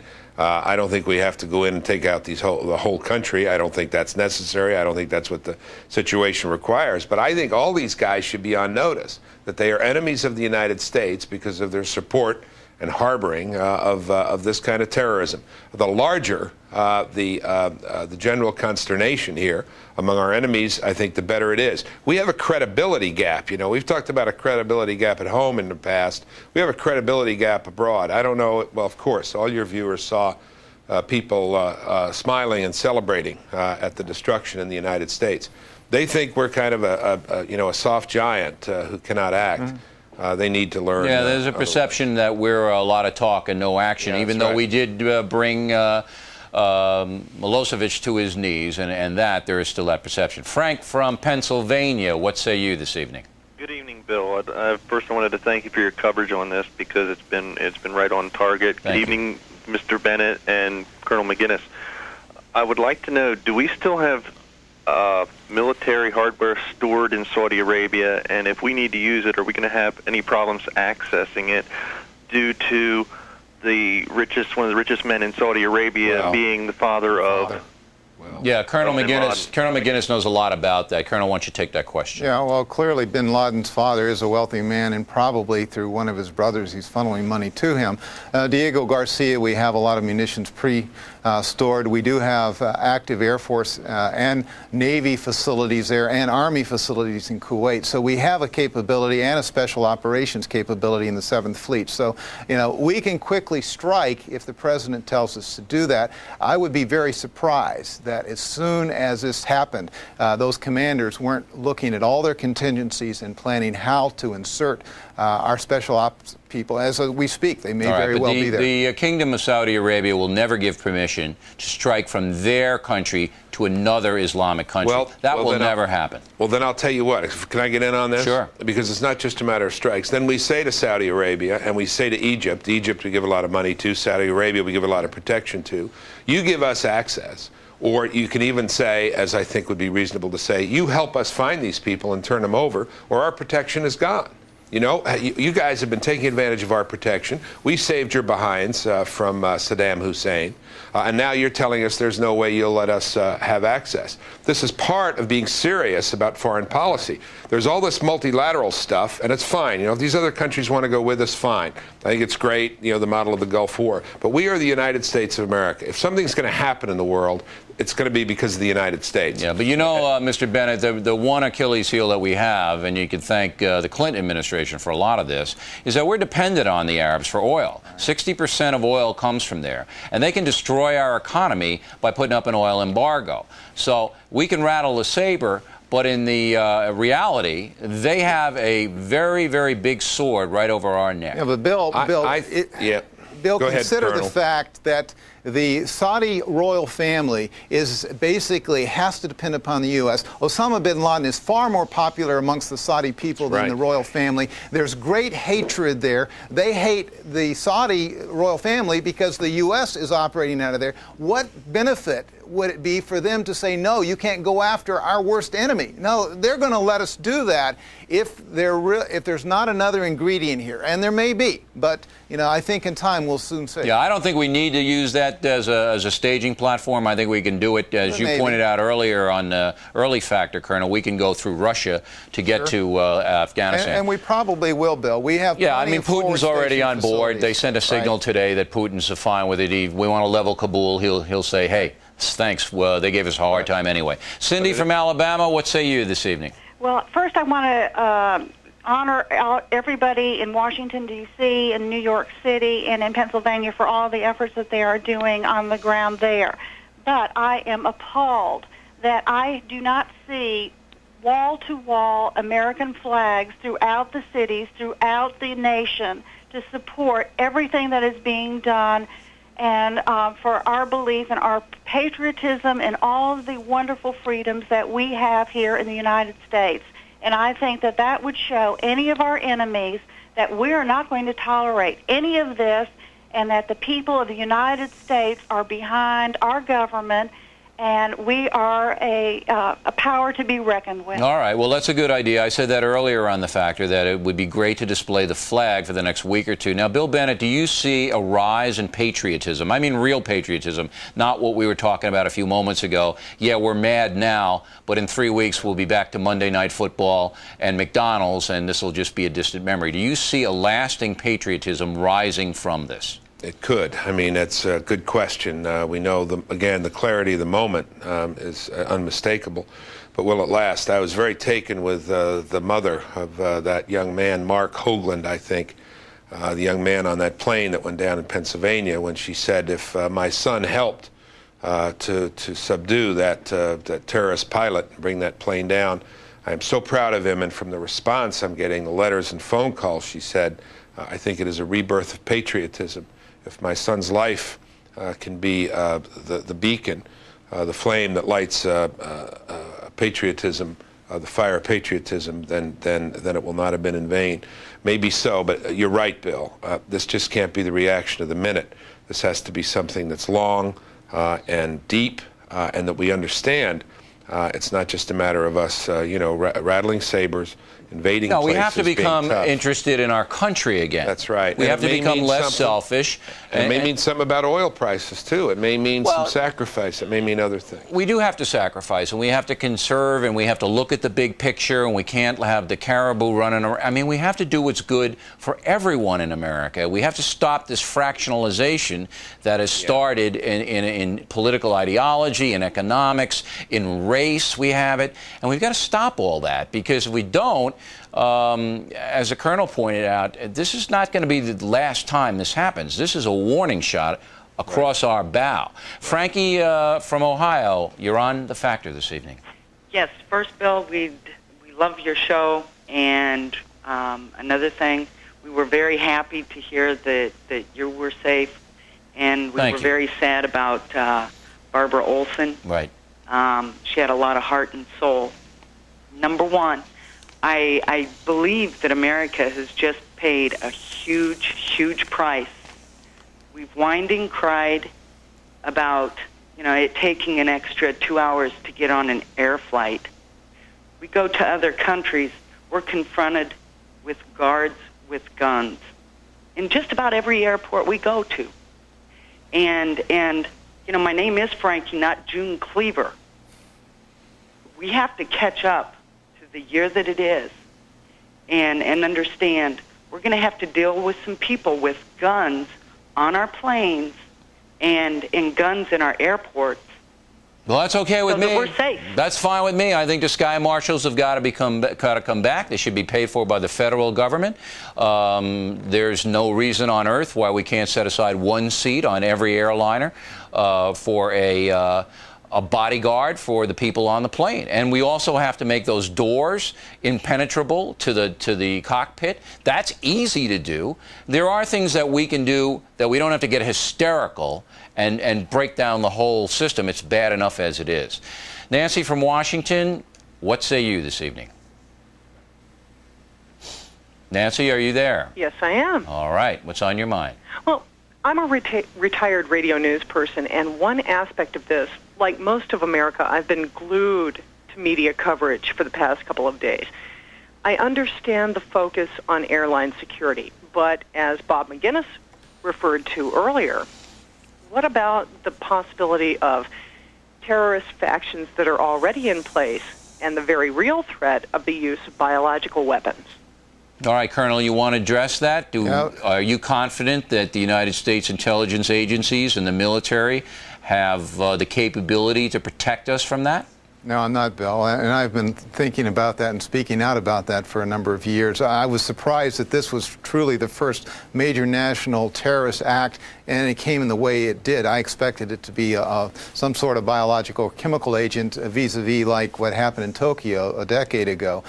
We have in the hands of people like Saddam Hussein and Omar Gaddafi, you know, these types of materials. They have the means of delivering them, and even worse, there are unfortunately displacement and movement of some nuclear material. So we have some real problems we have to deal with.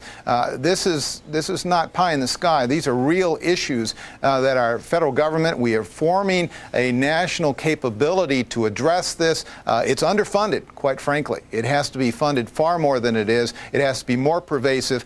Quite frankly, if this incident had been of that nature, we would not have had the capability to handle it. All right, Mr. Bennett, got to get better. Mr. Bennett, do we have to redraw the lines of freedom in our society now? Do we have to stop immigration from the Middle East? Do we have to scrutinize people of Arab descent who want to come here more? Do we have to do things like that? I don't think, no, we don't have to stop immigration. We have to be more mindful of what we're doing. I think we do need to be more serious about identification. I do think we have to be more serious about background checks. And, you know, we may have to challenge some of the canons of political correctness. I know there's been a ton of things written on racial profiling, and I know, you know, this can be a very bad thing. But supposing your suspects are two suspects of Arabic descent, does our commitment to civil liberties require us to treat every person getting on the plane as if they were of Arabic descent? I mean, some common sense here, I think, needs to be applied. But very important in what Colonel McGinnis said, horrible, this event, catastrophic, the worst catastrophe on American soil since Antietam. And yet, given what's out there, it could be worse. That's why, again, from the perspective, from the mind of the Osama bin Laden or whoever we're talking about, they need to calculate, if I do this, what can I expect in return? Well, he can expect death. I mean, Osama bin Laden, I will predict on this broadcast, will be dead within the next 10 months, 8 months. He's going to die. But I don't think he cares, you know, Mr. Bennett. I really don't think the guy cares. I think he knew, if indeed he did this, that once you set this up, and once you go this far, that he's going to be the most hunted man on earth, and that he is right now. Philip, in New York. We should have never let him get to the position. No, of I agree. He's been wanted for 8 years. Now he's got his been wanted for 8 years. We should have gotten him. Philip in New York. What say you? Yes, Bill. Hi. I'm a New Yorker. I work in a hospital in New York, and I'm so incredibly angry. I hope I can speak logically. What I feel like I've been through is the first battle in a war with an enemy that is using stealth against the United States. And I want to see that the United States and our allies are willing to use that same weapon, the weapon of stealth, against them. No, listen, I'm with you, Philip. I am so furious that it's hard for me to contain it on the air. And I have to, because I mean, I don't want an overreaction, and I don't want a jingoism, and I don't want to be a provocateur, but I am absolutely furious that this has happened.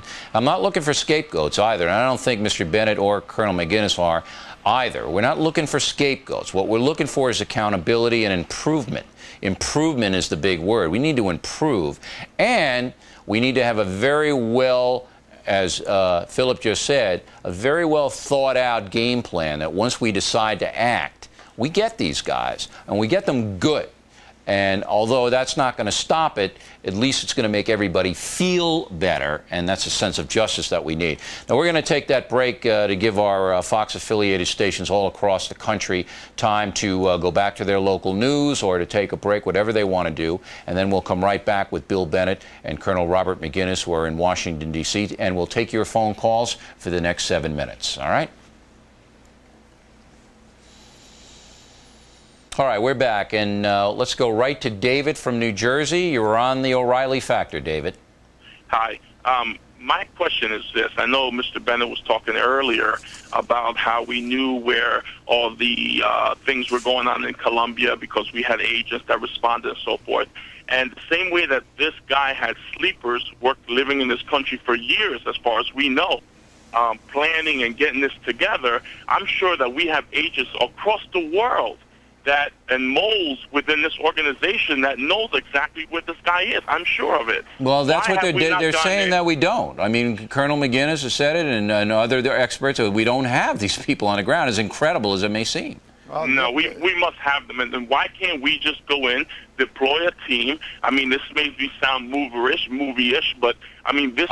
Listen, David, I'm with you. You would think we have them, but Colonel, do we have them or not? Well, the difficulty, Bill, is that we're dealing with Arabic dialects. And what I mean by that is that they identify these small tribes of activists, these Islamic fundamentalists, and, you know, to get in there, you don't speak exactly like they do, and you aren't married to one of their siblings or a cousin, you're probably not going to be in the inner circle. So the only way that we can penetrate this is actually to get around in that neighborhood and listen. And there we have some people, but we don't nearly have what we need, and that's why we don't have the timely intelligence coming from Afghanistan and Iran and Iraq today. Are you buying that, Mr. Bennett? Of course, what the Colonel's saying is right. I'd only add this. I don't think you have to be a member of the Garden Club or the Bowling League to know what they're doing. There's satellite photography. There is the capabilities of this country and the knowledge of this country are extraordinary. I mentioned what we knew in the drug war, what we still know. You remember the display we put on for the entire world in the Gulf War. There's a lot we know, Bill, and there's a lot we can do. And if sure, we haven't penetrated every one of these groups because of the problems that, that let's Bob's take one more. About. I'll bet you we got enough to act. Listen, I hope we do. That's all I can say. I don't know. Francis in California, you're the last caller. What say you? Well, thank you, first of all, for being such a wonderful reporter or investigative reporter. Thank you, Please Francis. don't give up. No, I will not. Please don't. What I want to say is that anyone who starts making accusations later on about lack of intelligence, I'd like these people to remember how we have slapped in the face so many people, our agents working for us in the FBI and the CIA and the NSI, our local police. It's ridiculous. Remember the FBI agent from Ruby Ridge? He was going to be put up on murder charges. This is ridiculous. So you have a lack of general people loyalty to the people who are in between us and them. Right, you don't have the support, right? I know what you're saying. Exactly. All right. Exactly. Well, we appreciate your thoughts. And I have to tell all Factor viewers, there wasn't one bad question or statement in a half an hour. Now, Colonel McGinnis, I'll give you 30 seconds to wrap it up. Any parting thoughts this evening? Well, Bill, we're going to have to take action, and it's going to be, I think, in the next few days. The president's going to make a very bold statement with that action, and I think it will garner patriotism and it will garner loyalty to our nation as it should. I hope we fly those flags high. As Dr. Bennett has said, we're a nation that I think will come together, and this crisis is not over. Okay. It will continue. It's going to be a tough battle. All right. Bill Bennett, 30 seconds, closing remarks. You know the phrase, sunshine soldiers, summertime patriots. The whole country is united today, as it was yesterday, and we have a moment of moral clarity. That moment has to translate into minutes, hours, weeks, months, and maybe years to win this. But we now know what the stakes are. The bubble is broken, you know, the bubble of the last 10 years. We're in the real world now. We are the leader of the free world. I hope others are with us. But America leads the world, and everybody's watching. All right, Bill Bennett, Colonel McGinnis, we appreciate it. You were both brilliant. Is that overstating it? Well, no. Because you stayed up, because you stayed up to midnight. You're brilliant, and we thank you very much for helping us out here on The Factor. You're welcome.